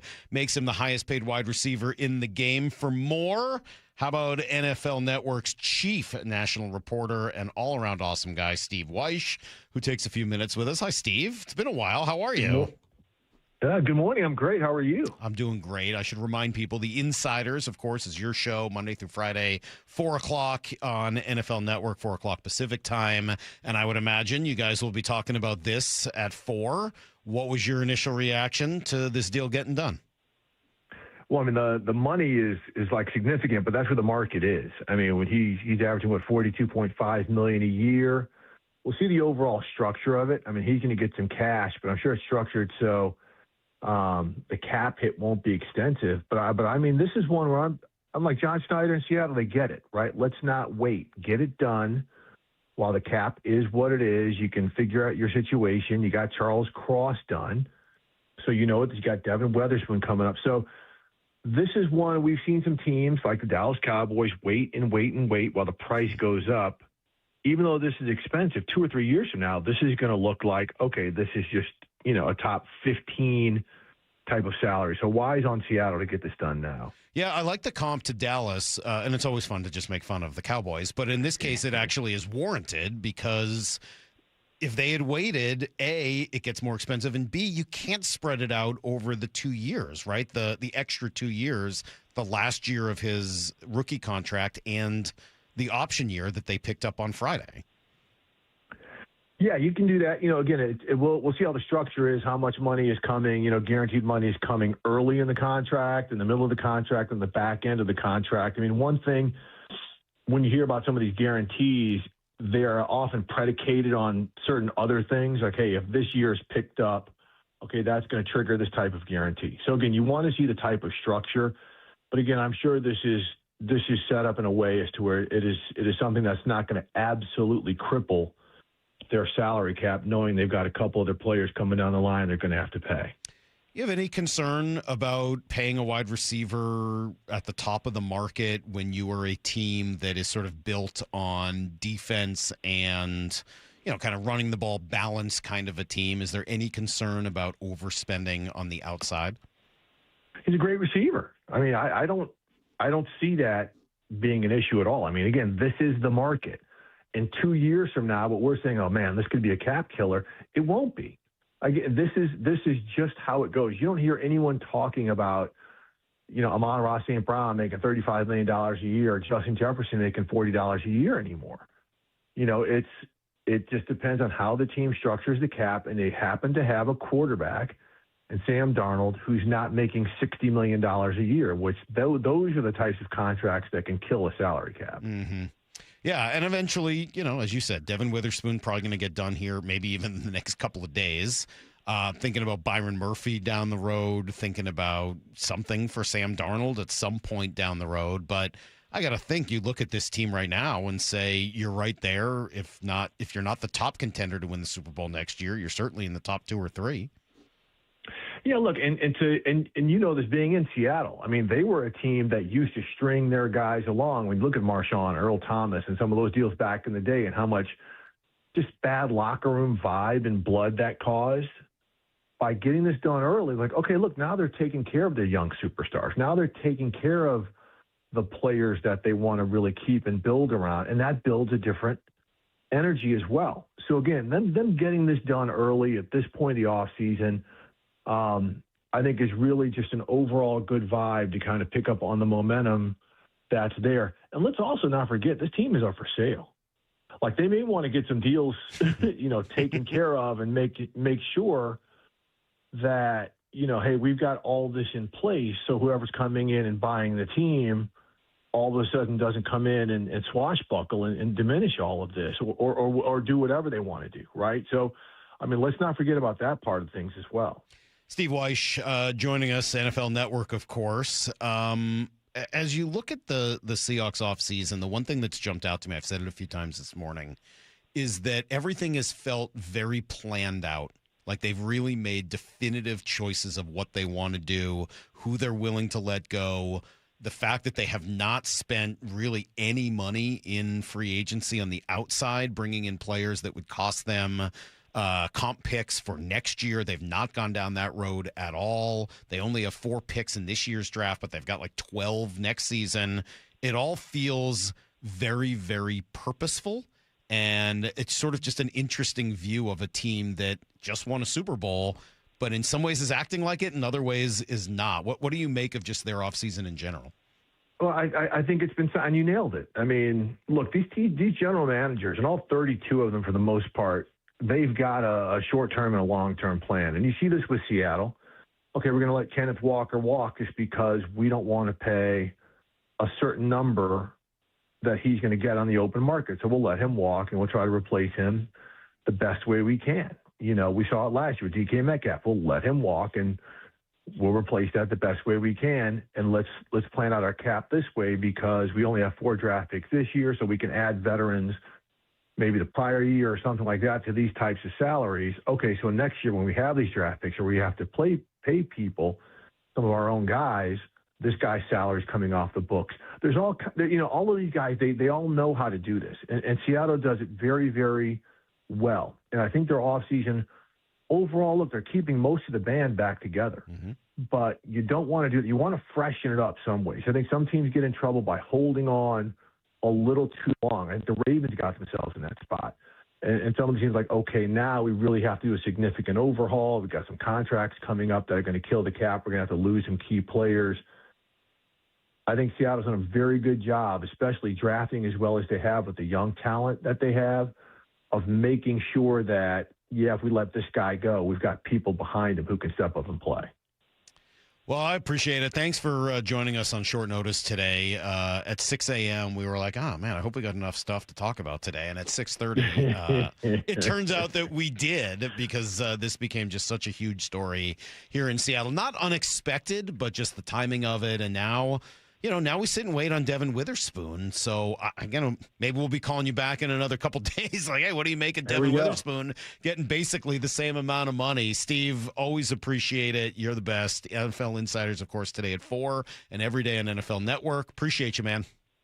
Thanks for having me on. Have a good day. All right, there you go. Steve Wyche, who is truly one of the good dudes in this business. I had the privilege of being on a panel with him and a couple times. He's just a good guy and always value his analysis. And I think you're hearing kind of the same thing from everyone. Like, hey, this is just a smart deal. Down the road, the money is going to kind of work out. They're able to kind of mess around cap-wise to make this fit and make it work. They had the money to do it now. And, the long-term expense is not going to be significant. Plus, you're not spending $60 million a year on a quarterback. And when you're not, they're not out of whack cap-wise anywhere else, you can afford to do this. Thank God you didn't do it with DK Metcalf, or this would be a lot harder today, right? Thank God you didn't give Geno Smith what he wanted, or this would be a whole lot harder to do today. But instead, you were really smart with all of those decisions. You got it done early with Charles Cross. You got it done early with Abe Lucas. You were able to get it done at reasonable amounts for all these other guys. And, there's a few more that you're going to be thinking about now. I am very curious to see what happens, of course, with Devin Witherspoon. I'm sure that'll get done because they've made it a priority. I am very curious to see after that. I mean, the next 2 guys, one would be Derek Hall. Are they going to try to get something done with him this offseason, or do they let him get to the verge of free agency next year after letting Boye Mafe go? And then Byron Murphy, a year down the road, because he's going to be in the same spot that JSN and Witherspoon are in now. Can you get something done with him a year from now? But no drama, man. They didn't let this thing linger. There's no bad blood. If anything, quite the opposite.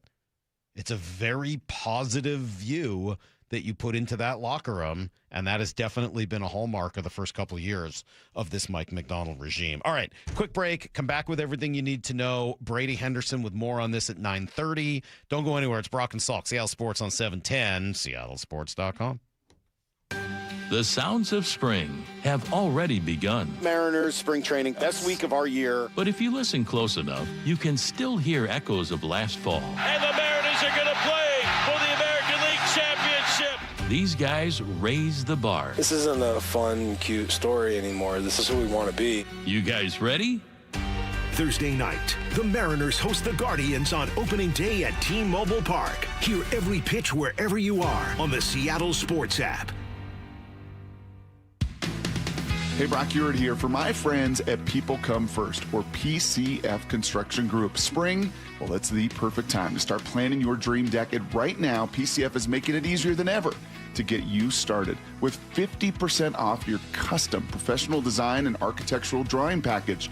What does it mean? Well, it means you can save over $9,000 on your project. And with 12 months of no interest, no payment financing, you can design your deck now and pay later. Most people who start with a design package end up with the outdoor space they've always dreamed of. And this offer is your first step. Don't wait until summer and wish you had started the process sooner. Start it now. Do what Molly and I did some years ago. Contact PCF Construction Group today. Get project ideas, browse photos, and find all the offer details at PCFgroup.com. Go see my friends at PCFgroup.com. Making your outdoor space with People Come First. Your old water heater's starting to peter. DayandNight.net. Day and Night has $150 off installation of any new water heater, including tankless, backed by a free lifetime warranty. Hi, I'm Bruce. When your old water heater leaks or fails, the damage could be catastrophic. Whether you need an emergency replacement or you're planning ahead before it leaks, give us a call and we'll help you get into hot water again. Get $150 off installation of any new water heater. DayandNight.net. Hold on tight. We've got prizes so big, they'll make your head spin. Win up to $10,000 in cash every Saturday night in March at Silver Reef. With 2 new winners drawn every hour from 6:30 to 11:30, you're sure to have luck on your side. Claim 1 free Spin to Win entry every day. Don't forget, your Reef Rewards card can save you up to 25 cents per gallon at Lummi Bay Market next to Silver Reef. Silver Reef Casino Resort, located off I-5 exit 260. At Valvoline Instant Oil Change, we perform an 18-point maintenance check with every oil change to help make sure you're good to go. And? Yeah, you're good to go. Huh. Wonder why the dealership isn't that easy. Well, we'd let you know if we found something in our check. Oh, great. That was easy. Valvoline Instant Oil Change. Quick, thorough, and honest, come with no charge. It's about time delivery worked on your schedule. Same day, next day, or scheduled in advance. However you plan it, the Home Depot delivers the whole job. From drywall to doors, plumbing to paint, we'll get it there when you need it. Because on the job site, timing is everything. You order, we deliver. It's that easy. The Home Depot Pro. It's about time. If you love to travel, Capital One has a rewards credit card that's perfect for you. With the Capital One Venture X card, you earn unlimited double miles on everything you buy. Plus, you get premium benefits at a collection of luxury hotels when you book on Capital One Travel. And with Venture X, you get access to over 1,000 airport lounges worldwide. Open up a world of travel possibilities with the Capital One Venture X card. What's in your wallet? Terms apply. Lounge access is subject to change. See CapitalOne.com for details. Get broadcast times for every 3 Tree Roofing Mariners Cactus League broadcast. Holy smokes, he does it again! At seattlesports.com. Guys, did you know your testosterone affects everything in your system, including how you feel and perform every day? Right now, Revive Men's Health Seattle will check your testosterone for free. Knowing your T levels is the first step in understanding if you have low T. Your testosterone level impacts your energy, libido, sleep, weight, hair loss, mood, and even ED. Maintaining an appropriate T level can change your whole life. Most men start to see changes in their hormone levels in their 30s. Experience and results matter. So what are you waiting for? Get your T levels checked today by local, experienced, and trusted men's health experts. They've helped thousands of men since 2011. They're so confident they can help you, they even guarantee it. Call Revive today and schedule your free testosterone test, free exam, and free consultation. Call Revive Men's Health at 206-529-1111. That's 206-529-1111. Or visit ReviveMen'sHealth.com. Running a business means wearing multiple hats. So if you're like me, you probably started out using your personal phone, taking client calls and texts nonstop. As my business grew, I needed something smarter. That's when I switched to Quo, the #1 business phone system. Quo works right on your phone or computer. No carrying 2 phones, no clunky landline, just one easy app you can try for free. Your team can share one number and handle calls and texts together like a shared inbox. Any teammate can jump into the conversation, so customers get faster responses. And Quo's AI assistant summarizes your calls and responds to customers 24/7, so you never miss a lead or opportunity. All this starts at just $15 a month. That's basically 2 coffees. You can even keep your current business phone number. Find out why 90,000 businesses trust Quo. No missed calls, no missed customers. Try Quo for free at quo.com/sports. That's quo.com/sports to try Quo free. QUO.com/SPORTS. Need to know. 15 minutes past every hour with Brock and Salk. Presented by Marquee Data. Here's what you need to know. Up first. Well, good news. If your name is Jackson Smith and Jigba, you are now worth a lot of money. 4 years, $168 million on the extension, $120 million guaranteed, about 42 plus a year. Adam Schefter broke the news just under 3 hours ago. And it is good news for the Seahawks as they get their guy. This was always to be one of their big offseason priorities, along with hopefully re-signing Devin Witherspoon as well, and they get it done. He is such a good player. Jason McCourty, as a former defensive back, he knows and talked about it this morning on Get Up. Well deserved. You talked about the type of person, the leader, the type of guy he is in that locker room. From a DB's perspective, matching up against Jackson Smith and Jigba, he gives you hell all game. Outside, inside, his ability to get open at every level, well-deserved. Think about his year. You just said an offensive player of the year, led in receiving yards, won the Super Bowl, and now the highest-paid receiver in NFL history. Yeah, that's a pretty good thing to have on the resume. It probably won't last forever. Puka Nacua has his deal about to come up as well, so he'll probably end up just getting past JSN, but so what? In the meantime, the Seahawks have their guy, and JSN's going to make a lot of money. Dan Orlovsky likes it. So deserved and earned. This guy's a great, great player. He's also a great human being, which I always believe matters. Just to put into context how great his season was, I believe he had 1,792 yards receiving this year that led the NFL. Yep. Seattle threw the ball the least amount in the NFL. Yeah. He was, when it comes to as how many routes he actually ran, he was bottom 5 in the NFL. So he got little opportunity, but massive production. He's a superstar. He is. That, is interesting, though, right? Fewest passes in the league thrown as a team, and yet they're spending a lot of money on 3 different wide receivers. I think they got a pretty good long-term plan, and it does seem like they've figured out a way to make all of this work cap-wise over the course of the next few years. Here's the second thing you need to know. All right, just a couple days away from opening day. Of course, the Mariners open at home Thursday night against the Guardians. Yankees come in right after that, so it's a 7-game homestand against 2 playoff caliber teams to start the year. So a pretty good test for the Mariners right off the bat. Logan Gilbert, of course, will get the ball first, followed by George Kirby. Then Brian Wu in Game 3. Of course, then Luis Castillo, and I think Emerson Hancock will get the 5th start of the year. Dan Wilson had to make some difficult decisions this past weekend, along with Jerry DiPoto and Justin Hollander and the rest of their group. The biggest, sending down Colt Emerson. Was it a surprise? No, not entirely, but still difficult. These last cuts here at the end of spring training are really difficult, and that was certainly one of them. Colt played extremely well down here. I think defensively throughout the entire spring was very consistent.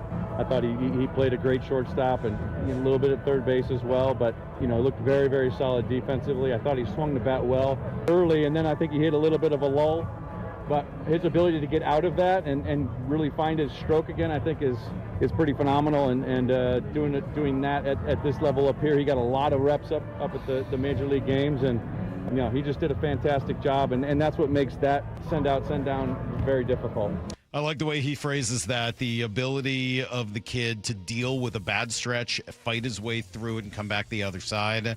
Very, very important, and one of the reasons I don't think he's going to be in the minors for too long. Mitch Garver also makes the team. He is the backup catcher, beating out Andrew Kisner. I don't think he's going to see nearly as much time at DH as he did last year, but at the very least, he'll be catching once a week, and probably for George Kirby. Here's the third thing you need to know. Just fun to play Mariner highlights. Here comes the offer. Swung on. That is destroyed. How far is this going to go? It is gone out of the ballpark. A grand slam for Dom Canzone. A jaw-dropping blast from Dom. Welcome back. The Mariners have piled it on. Yeah, they were just completely on top of everything the Guardians threw on Friday. Dropped a 20 spot, including a 478-foot home run from Cole Young. Oh, my gosh. One of two he had on the night. Julio hit a home run. Robles hit a home run. Brendan Donovan was on. I mean, it was just constant barrage from the Mariners. They also got 3 perfect innings with 3 strikeouts from Ryan Sloan in the spring breakout game. So some fun stuff there as well. Finally, the never-ending story is over. A week after Randy Arozarena had released that vague statement upon returning to the team, he finally offered a sequel that I thought was much better. Says, I don't want it to be a distraction. Cal and I have talked. I apologized for what I said after the game. Nothing in the WBC takes away from the fact that we are brothers and teammates. He's family, and we are both focused on helping the Mariners win the World Series. Kudos to Randy. Well said. That is everything you need to know. 15:15 every hour here on the Brock and Salk Show. Shannon sent this over from her conversation with Cal. Yeah, I mean, we talked it out, and everything went great. And Randy knows that I love him, and he's a brother, and it's in the past, and none of us are carrying this forward, and we're in a good spot. We talked it out. We were both sorry, and we both got in a good place, and we're both happy to be here too. I mean, it was really good walking in the door and seeing everybody, and as fun as that was, it was nice to feel back here. Feel like the family's all back together in a way. So. Yeah, and I'm sure it was like that right after this sort of weird moment of the WBC. Everybody comes back, you rejoin the family, and all systems go now with just 3 days away before opening day and then this big homestand to start the year. It's almost baseball season, man. Pretty darn cool. To that end, Jeff Passan will join us tomorrow morning at 8:30. The first of weekly appearances once again for Jeff Passan. That's tomorrow at 8:30. Wednesday, Shannon's going to hang out from 7 a.m. to 10 a.m., so a full day with Shannon. And then how about Thursday? Opening day with Ryan Divish coming in for, I think, the first time. He's going to spend 3 hours with us as well. So big baseball week as we get ready for the start of what could be an epic season. We also are following this morning, kind of reacting on the fly. Kudos to Maura in the other room. She's barely said anything on the air for the last few hours. It's because she's been working feverishly to get us up to date and ready and totally set here on all of the Jackson Smith and Jigba stuff. She's throwing sound in the system, which I've gotten to play for you guys, and she's been helping to book some guests. Brady Henderson is going to be the last of those. He joins us next on Brock and Salk.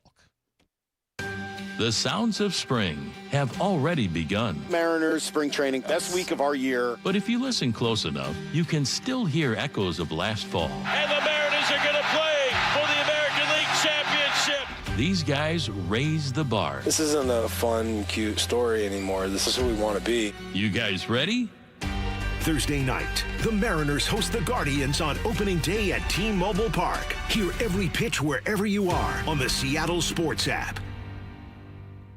Highlights don't win games. The full box score does. I'm Brock Hewitt, and most business leaders aren't short on data. They're short on clarity. Numbers are scattered across ERP, CRMs, and spreadsheets, making decisions reactive instead of confident. And that's not how great businesses are built. Marquee IQ brings all your data together into one clear view, even if it lives in disconnected systems or offline, so you can see what's really happening and act faster. Stop running your business on highlights. Get the full picture. Visit datathatwins.com to see what Marquee IQ can do. For over 50 years, Bucky's Complete Auto Repair has been the one locals trust for honest pricing, expert service, and guaranteed repairs. This dedication has earned them a Carfax Preferred designation. At Bucky's, every customer gets detailed Carfax updates, timely service reminders, and a full service history, all at your fingertips. With 16 family-owned locations, no appointment needed, and easy financing, Bucky's makes auto care simple. Visit Bucky's.com today and drive with confidence. Bucky's.com. Our number one thing with them is always like, hey, welcome someone in and assure them that they're in the right place. We're going to take care of them. Lee Johnson Auto Family, the LJ way. Your new home for Tesla, EV, and hybrid maintenance is A&M Auto Repair in Bellevue with dealer-level diagnostics, electrical, mechanical, and suspension repairs. Find A&M Auto Repair in Bellevue online at myevpros.com or 425-96-EV-FIX. Free consultations, no fee guarantees, 5-star reviews. J.P. Pendergast with Pendergast Law explains the importance of going beyond these familiar offerings. Accident victims want an attorney, Tom, that satisfies their needs. Someone who handles those needs with the highest degree of care.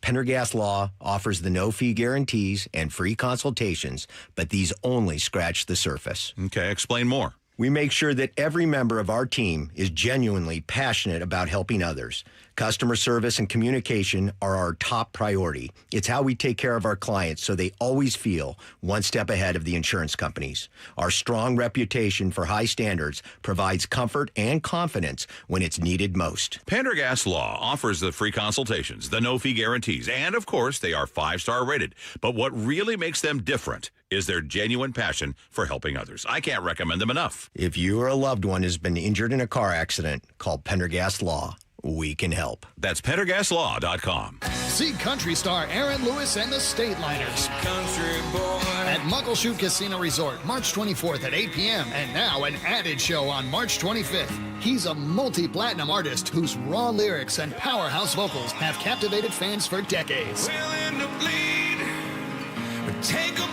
Now he and his band, the Stateliners, are coming to Muckleshoot Casino Resort. Get your tickets now to see Aaron Lewis at muckleshootcasino.com. There's nothing better than having a big fish on your line. Make this the year you take that unforgettable fishing trip to Queen Charlotte Lodge. Time is running out for summer bookings. Experience a luxury resort and amazing fishing with your buddies, family, father, or son. King salmon runs, halibut, and lingcod are always plentiful. Book your stay at fishqcl.com and use code ESPN. Experience fishing first class. Experience fishqcl.com. Don't miss Three Tree Roofing Mariners Cactus League Baseball. This could be two. JP has it, goes to the bag, steps on second, fires to first, double play. Broadcast times at seattlesports.com. If you don't care about saving 50% off your wireless bill for the same 5G coverage the big guys are charging a fortune for, maybe you care about keeping jobs in America. Pure Talk does. They've pledged to run their entire operation from this country, including all their customer service. Or maybe you care about our nation's veterans. Pure Talk does. They've donated hundreds of thousands of dollars to America's Warrior Partnership, a fantastic organization working hard to prevent veteran suicide. Or maybe you care about closing America's skills gap. Pure Talk does. They're a proud supporter of MicroWorks. They're helping my foundation train the next generation of skilled workers. Don't get me wrong. Saving money's great, and you'll save plenty with Pure Talk. But if you want to be in business with people who share your values, dial pound 250, say micro, and switch to an American wireless company that actually stands for something. Pure Talk. Hey, it's Doctors King and Copstein from K2 Vision. If you're at the stage where you need readers, whether you've had LASIK or not, it may be time to consider K2 Vision RLE. I tell my King LASIK patients, laser vision correction won't solve the eventual need for reading glasses due to an aging, dysfunctional lens. But K2 Vision RLE will. It's not a question of if your lens becomes dysfunctional, it's when. At that point, you'll need reading glasses and could benefit from refractive lens exchange. K2 Vision RLE is a quick, painless procedure that restores distance and near vision permanently. In other words, no glasses, no contacts, and no readers. And no cataracts. Exactly. After K2 Vision RLE, you will never develop a cataract. K2 Vision doctors have performed over 150,000 procedures and followed the outcomes. They have the experience to know when it's your right time for RLE. Schedule your free Zoom consult today at k2visionrle.com. K2 Vision RLE. No readers, glasses, contacts, or cataracts. This hour is brought to you by Davis Law Group. From the Quantum Fiber Studio, you're listening to Brock and Salk. Weekdays 6 to 10. On Seattle Sports and 97.3 FM HD2. Well, we weren't sure what today was going to bring. Thought it might be kind of a slow news day. It was not. Jackson Smith and Jigba's deal gets reported by Adam Schefter and then others early this morning, about 3 hours ago. 4 years, $168 million, $120 guaranteed, 42 plus a year. Brady Henderson of ESPN and, of course, good friend of the show, joins us to talk more about this. Hi, Brady. Good morning. Hi, Michael. How are you? You were up and ready to go at 6:30, I'm sure, right? Just up and at 'em. Let's go. Ready for the news. I set my alarm for 7:30.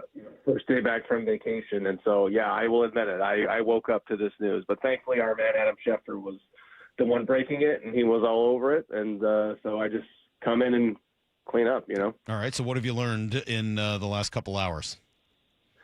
My first reaction was a little bit of surprise, certainly not at the size of the deal. I think it was sort of a given that they were going to make him the highest paid receiver, topping the Jamar Chase deal. It was just a matter of by how much that was going to be. I think the timing surprised me a little bit because typically when the Seahawks do these big extensions, it's much later in the offseason, sometimes often right around the start of training camp. And, when I saw the news that they had picked up the option, the fifth-year options for JSN and Devin Witherspoon a few days ago, I thought, okay, maybe that's the start. That's signaling that you're now going to start negotiations. I imagine that the negotiations were already ongoing at that point, and the Seahawks probably knew they were going to pick up those options, and they just formally did it at that time. But so it's a little earlier in the offseason than I would have anticipated.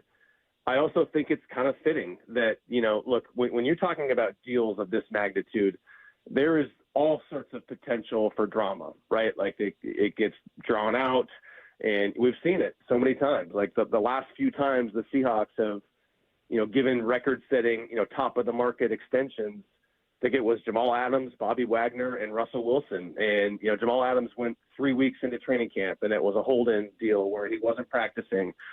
Bobby Wagner sort of also, early in training camp, remember he turned his sweatshirt inside out because to not show any team branding. And then obviously with Russell Wilson, there was that April 15th deadline. So there's potential for drama when you have deals like this, and there was no hint of it. And it's in some senses it's surprising, but also it's very fitting because that's just who JSN is. He is sort of the anti-diva, at a position where so many of those players, those big-time players, it's so easy for them to become divas and drama queens. And JSN is he's just all production and no BS. And so maybe it's fitting that his deal gets done without a hint of drama. What do you make of the numbers? I guess the first word of caution I'll give is that, we've always got to see, maybe wait until the full details of the contract come out. I don't doubt Adam Schefter's reporting at all, but sometimes initially reported details include incentives. And, maybe, look, when you're at the top of the market, maybe the deal doesn't need incentives. So maybe this is the true APY of the deal. And like I said, I don't think there was any mystery as to whether or not they were going to make him the highest paid receiver. And maybe that's part of the timing, is that there was no question what they had to do here.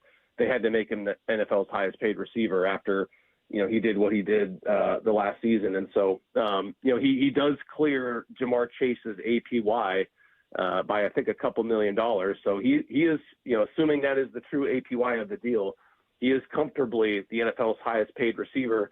One important point I'll make here is that whenever we're talking about, so-and-so makes $35 million a year, or in this case, what is it, $42 million a year, you're always talking about the new money average, right? So the deal averages in new money $42.15 million per year. But that only accounts for the 4 new years of the deal. Remember, he's still got his fourth year of his rookie contract this coming season, and then the 5th-year option that the Seahawks just exercised. So this is really a 6-year deal for about $195 million. So the true average of that deal is about $32.5 million. You're going to hear it as, 42 because that's what the new money is. But really, when you talk about maybe the game's best receiver making $32.5 million per year, it's a crazy number. But relative to what some of these other guys are making, what some of these other guys like Puka Nacua, George Pickens are about to make, it actually is a good deal. With Nacua, I think that may have played some role in the timing as well, as wanting to get out ahead of that deal, knowing that the Rams have to extend their own star receiver this offseason as well. Well, and G made a good point earlier this morning as well, which is when this deal is up at least at the end of these 6 years, he's still only going to be 29. Yeah. That's a pretty staggering thing to think about. Yeah, and he was 21 when he came in the NFL, and so it's amazing to think of what he has accomplished before. He just turned 24, I think. What was it? Last month. He turned 24 last month in February 14th. So it's amazing what he's accomplished before his 23rd birthday, or before his 24th birthday. 2-time Pro Bowler, Super Bowl champion, Offensive Player of the Year, NFL leading receiver. And now he's got a record-setting contract on top of that. And, to your point, he probably, assuming he stays healthy, he's going to have one more crack at free agency before he turns 30. So it's really, a pretty significant deal for both sides. And, again, a chance for him to maybe hit the market one more time. What does it tell you that the 2 biggest deals the Seahawks have done this offseason so far have both been for wide receivers? Yeah, it is interesting. That was the Rashid Shaheed contract. That was, of the guys that they got done, that was the one where I was a little bit skeptical about, especially after hearing the report from Schefter that the 2 sides weren't close on an extension. And I think John Steiner made it clear with Bob Stelton and Dave Wyman that, he was sort of worried about whether or not that deal would get done. It is interesting that you've now got 3 guys in there all making, north of $15 million a year. And, this was, and I presumably will continue to be, one of the NFL's most run heavy offenses. Does that matter? I don't know. I mean, you've got 3 really good players, and so it makes sense to keep them regardless of what style of offense you want to run. But it is interesting that, they do have 3 pretty highly paid guys there now. We'll see how much longer Cooper Kupp is going to be around. Obviously, he's going to be there this offseason or this next season. He's an older player, and I think some people wondered about whether or not he would be back next season at whatever number it is. I think he's set to make, north of $10 million in cash. And the thing that I always tell people is that Cooper Kupp is one of those guys where you've got to look beyond the bottom line production to really understand the value that he brings. And when Mike McDonald talks about force multipliers, I think Cooper Kupp is probably the best example of that, a guy who just makes people around him better with the example that he sets, the way he brings players along with them. And you're talking about a true pro who, even though the production wasn't overwhelming, he came through pretty big in a few spots, including in that NFC Championship game. And so, it is interesting that they've got 3 pretty highly paid receivers, including the highest paid receiver for a run-heavy offense, but they've also got 3 really good players who are hugely important to a Super Bowl winning team. So, talking to Brady Henderson, the voice. Let's talk now about 3 other players that I think now get put into the spotlight for the future. The most immediate being Devin Witherspoon, but then the next 2 being Derek Hall and Byron Murphy. Let's start with Spoon. What happens next there? Yeah, I have to imagine they're going to turn their attention to that deal, knowing that, they wanted to get both of those guys done this offseason. And, again, a week ago, I would have thought that if these deals were going to get done, it was going to be later in the offseason. But if you do JSN right now, I don't know why you wouldn't, try to do Witherspoon as well. And that deal obviously isn't going to be as expensive if you just look at the top of the cornerback market. Maybe a little less straightforward just because of who is now at the top of that market in Trent McDuffie. And I imagine the Seahawks weren't too thrilled about seeing the Rams give Trent McDuffie, what was it, $31 million a year to make him the highest paid cornerback, just because I imagine that they think Devin Witherspoon is a way better player than Trent McDuffie. And so, but, you're going to make Witherspoon the highest paid cornerback in the NFL, whatever that number ends up being. And so it would not shock me if that deal gets done sooner rather than later either. And then the other guy you mentioned was... Well, first Derek Hall, right? I mean, it's just I keep looking at this position, Brady, and saying, all right, you let Boye Mafe go. They don't want to spend $20 million. They didn't think he was worth it. Totally get it. DeMarcus Lawrence, we think now is going to return. Certainly that's what Big Hank told us a week or so ago. So that was good news. But, okay, what, for one more year? How much longer is Chenna Nwosu going to be around and at his cap hit, et cetera? And so Derek Hall's only 1 year left on his deal. Do they get something done there? Yeah, it would not surprise me if they tried. Now, they didn't try to do that with Boye Mafe last year. And in fact, he was a guy that they were open to trading at the deadline. I think it's worth drawing a comparison between those two guys. I don't think Boye Mafe, and it's easy to say this in retrospect now that they let him leave in free agency, but I don't think there was ever any real thought to giving Mafe a new deal. Certainly a good player, a good speed rusher, who has shown the ability to be explosive off the line of scrimmage and get a lot of quick wins, and there's certainly a lot of value in that. There's enough value to get $20 million per year on the open market. I just think that Derek Hall is a much better fit for the kind of rusher that Mike Macdonald wants. I think he prefers those big, powerful guys who sort of stop the run first and kind of rush the passer with more of a rugged, powerful style than the speed guys. Now, I think you could use speed guys to complement that other style, but if you just look at their other guys, Hall, Nwosu, and Lawrence, all sort of similar players in the sense that they are really first those rugged, edge-setting, outside linebackers before they are, more so speed rusher. Okay, but is it $20 million now for Derek Hall? I mean, he's got to get, I would think, what Mafe got. I don't know. I mean, you're also talking about a guy who got to free agency, and now other teams are bidding on him, and we know how desperate the Bengals were to help their defense. That's been pretty poor the last couple seasons. And so now you probably would get a discount just knowing that it is, you are extending a guy, or you would be extending a guy a year early. So would he be in line for $20 million? I don't know. I can't really say that. But it would not, whatever that number is, it would not surprise me if the Seahawks tried to get that deal done this offseason, knowing that, again, like you said, even if Lawrence comes back this season, you're probably still in the same position next year with a guy who's 34 years old and is flirting with retirement. And then Nwosu will be 30 after next season. So, yeah, it wouldn't surprise me if they tried. Now, the other consideration here is that probably will be spending a ton of money on the JSN and Witherspoon extensions. And so you sort of have to see what is left over at that point. But if that deal gets done, I think that would be on the typical timeline. Like, you sort of reassess after the draft and see what kind of money you still have left, and then you turn your attention to that. All right. And then a year from now, I would assume that if everything continues the direction it's going, you're going to want to do the same thing you're doing now, but with Byron Murphy, right? Pick up his fifth-year option and then sign him to a long-term deal?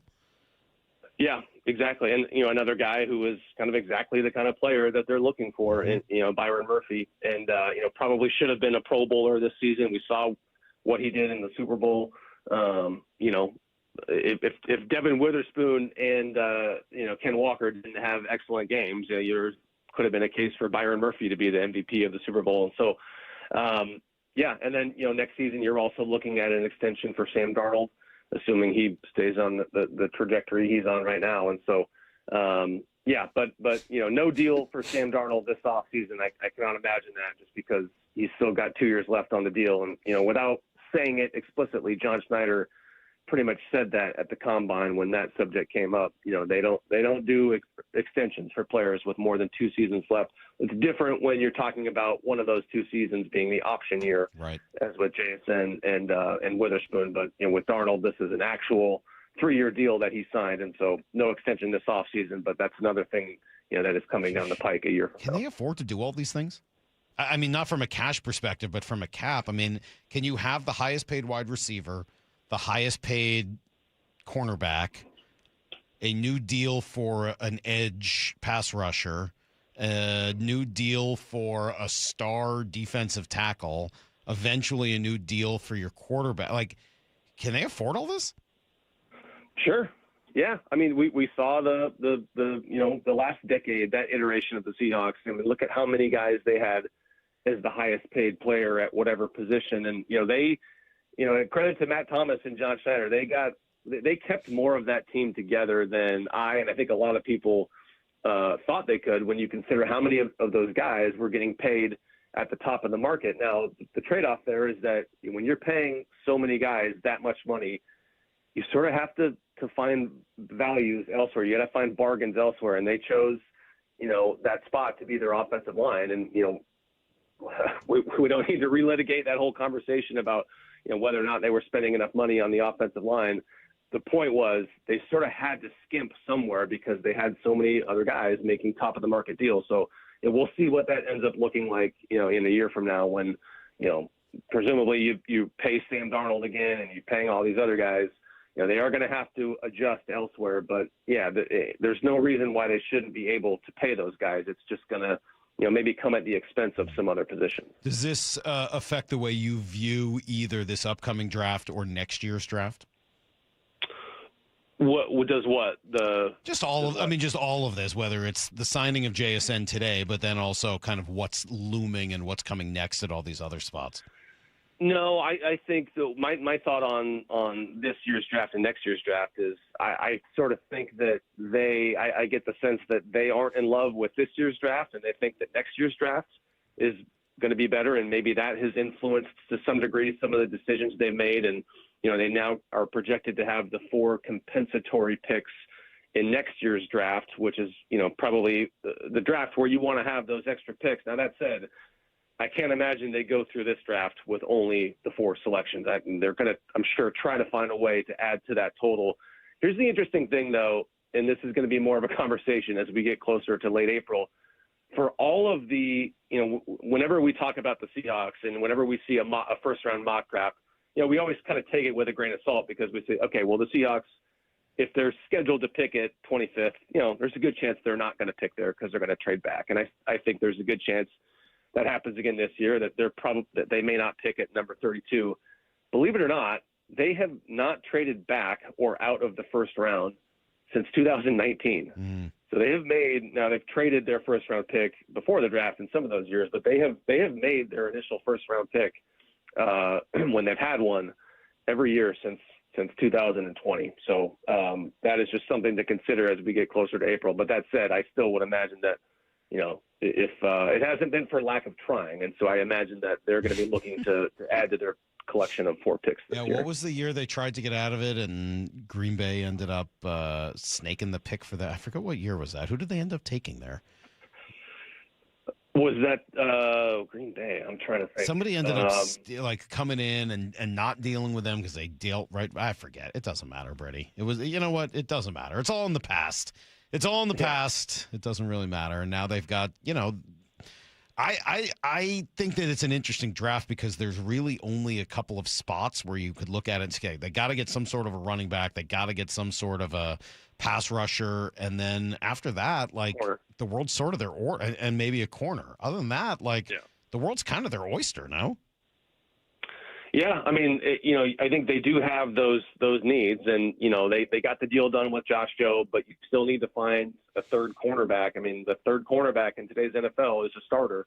Now, it's maybe slightly less of a priority for them than it would be for other teams because Nicky Mamori he's essentially their third corner. But you still got to find some more depth there.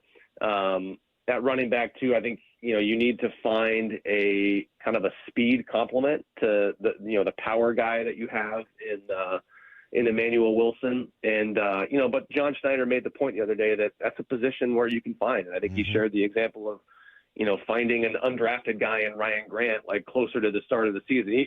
You don't want to wait that long and have to rely on that. But his point was that's a position where you can typically find a guy. So I think that even with those needs, I think that they've positioned themselves to where, they will go into this draft, and depending on how the board falls, like, I don't think it's going to be a situation like in 2019 where they were so desperate for defensive end help that they got in this position where they felt like they just had to take LJ Collier at whatever pick that was, 29 or whatever, because they felt like the drop-off was so strong from him to the next guy, like from the guy that they would have been in position to take by the time they picked next. And so I think they've learned a lesson there that you really don't want to go into a draft with glaring needs like that, because that puts you in position to potentially have to reach for guys. So they still have needs, but I don't think, the needs are so glaring that, they're going to be in a spot where their hand is sort of forced like that. Vegas golf or Palm Springs golf? Oh, man. You've been in both places in just the last couple weeks.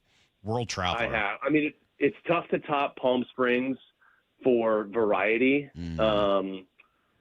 Vegas golf is pretty good. I played with our old friend Joe. I played the Las Vegas Country Club 3 times, where they used to have, whatever the Shriners it was at that point.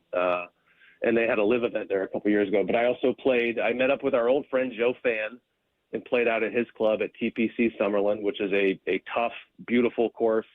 And, really good to reunite with Joe. I hadn't seen him in a couple years. Mr. Joe to you.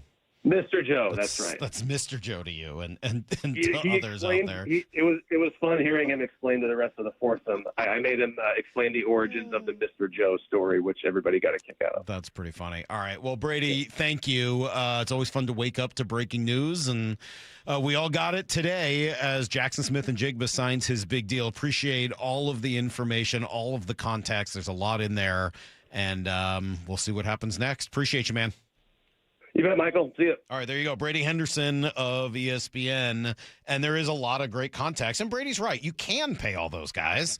The question is, what does it do to the rest of your roster? And how you got to hit in the draft. You've got to find some people that are not making a lot of money. Remember, you did offer more money than you were paying for players like Rashid Shaheed and also Josh Jobe. Like all of those guys, it all adds up.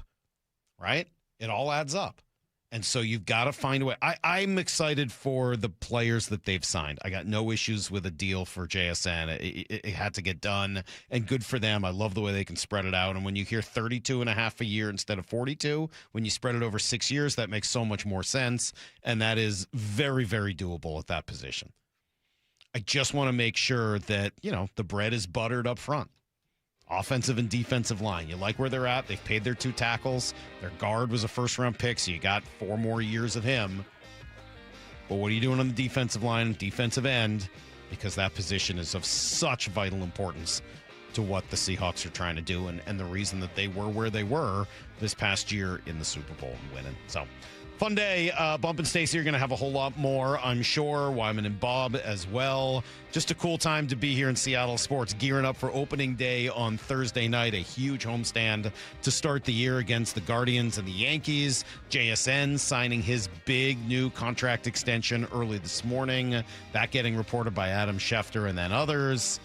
Pretty fun day. Tomorrow, we're going to learn more about the cap stuff. Michael Giannetti is going to join us at 7:30, and then we'll bounce back to baseball with Jeff Passan. The return of Jeff Passan every Tuesday at 8:30. So Jeff will be with me at 8:30 tomorrow morning.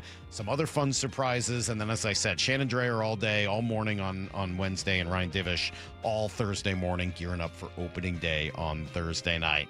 Bump and Stacey up next. We'll catch you guys tomorrow morning at 6 a.m. And until then, the hay is in the barn. See you, everybody. Get to the chopper!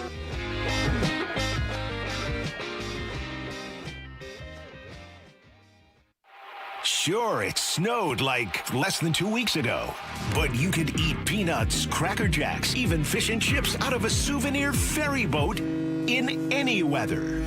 Thursdays, it's opening day for the Mariners. Here at T-Mobile Park. We're live from Soto all day with Bump and Stacy starting at 10. Then it's Wyman and Bob live from Hatback Bar and Grill starting at 2. Ahead of the Mariners and Guardians at 7:10. Listen wherever you are on the Seattle Sports app.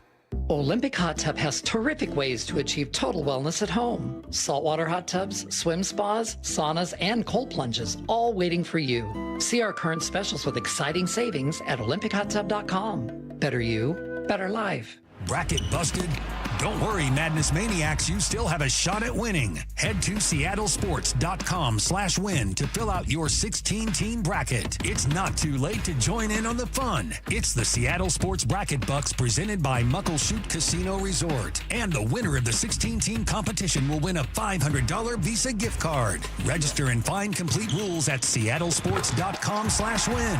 Seattle Sports Bracket Bucks presented by Muckleshoot Casino Resort. You're losing your hair and you simply need a solution that works. You want the best. Modern technology, top-rated physicians, something that's guaranteed to work. Guys, you need world-class Dr. Perungo and his team at Advanced Hair. Advanced Hair has completely redefined hair restoration. From the experience itself to their unmatched results. Receding hairline, bald spot, thinning hair, maybe all three like I had. Get your hair back with Advanced Hair's simple one-day treatment that begins to regrow your own natural hair the very next day. Advanced Hair has changed tens of thousands of lives, including mine. And get this, Advanced Hair is once again the winner of the 425 Business of the Year. For your free consultation, call 425-449-8185. Right now, you'll get $250 off and 250 free hair grafts. Refine your hairline with the team that redefined hair restoration. That's 425-449-8185. Or for the before and afters, visit advancedhair.com. Some places just know how to make an evening special. I'm Brock Jordan. For me, that place is Sea Star Restaurant and Raw Bar in Bellevue. For 24 years, my friend Chef John Howie and his team have delivered incredible seafood. I'm talking pristine local oysters, sushi, cedar plank salmon, generous portions, and an unmatched beverage list. From the first greeting to the final bite, you feel taken care of. Celebration, business dinner, night with friends, Sea Star turns great meals into lasting memories. SeaStarRestaurant.com. Windows are our home's top target for break-ins. At Lake Washington Windows and Doors, we offer added security with our exclusive 3-layer security glass protection. Combined with our lifetime warranty, you'll have lifetime peace of mind. Choose Lake Washington Windows and Doors, a name you can trust. Now through March 31st, Lake Washington Windows and Doors is paying your sales tax, plus offering easy 0 down, 0 payments, and 0 interest for 12 months. Visit LakeWashingtonWindows.com today and save the sales tax. Stacy here. Sell your car to Wayscar Ford, and when they resell it, they share half their profit with you. That's right. Sell your car to Wayscar Ford, Isuzu, and Auburn. They'll pay you today for your car, and once they resell it, they'll share half their profit with you. WayscarFord.com. T-Mobile has an exclusive bundle for customers 55 and up. I'm Sarah Bowl. Yeah, I'm Frank Bowl. A reliable network is key for us. And with T-Mobile, it's been wonderful. And going to the 55-plus plan saved us so much money. A lot. And that's important, trying to keep costs down. The home internet's been perfect. It's fast, it's quick. The setup was so easy, it took less than 15 minutes. It was like, ta-da! If you want simplicity, coverage, reliability, you want the whole package, T-Mobile has it. Right now, T-Mobile customers 55 and up can get 2 phone lines on America's best network, plus America's fastest 5G home internet for just $30 each. $30 per month each line with autopay plus taxes and fees. Minimum age 55. Pricing for home internet rely on 2 lines of essentials. Choice 55. $35 connection charge per line required. Best mobile network and fastest 5G home internet based on analysis by Ookla of Speed Test Intelligence data 2H 2025. All rights reserved. Save $10 on a pair of Rain-X Latitude wiper blades at O'Reilly Auto Parts. Our professional parts people will even install them for free. O'Reilly Auto Parts. Febreze. New Febreze Air Mist has 50% more odor fighters and up to 30% more fragrance than the old formula. So now you can take on 100% more stinky odors, like sweaty gym bags, greasy cooking smells, and the after effects of the dog rolling around in something. Just spray, and new Febreze Air instantly restores just clean freshness. Smell you later, odor. Go from daydreamer to industry leader with Amazon Business. From office supplies to IT essentials, Amazon Business provides tools that help you save costs and make insight-based decisions. Learn how to bring your visions to life at Amazon Business.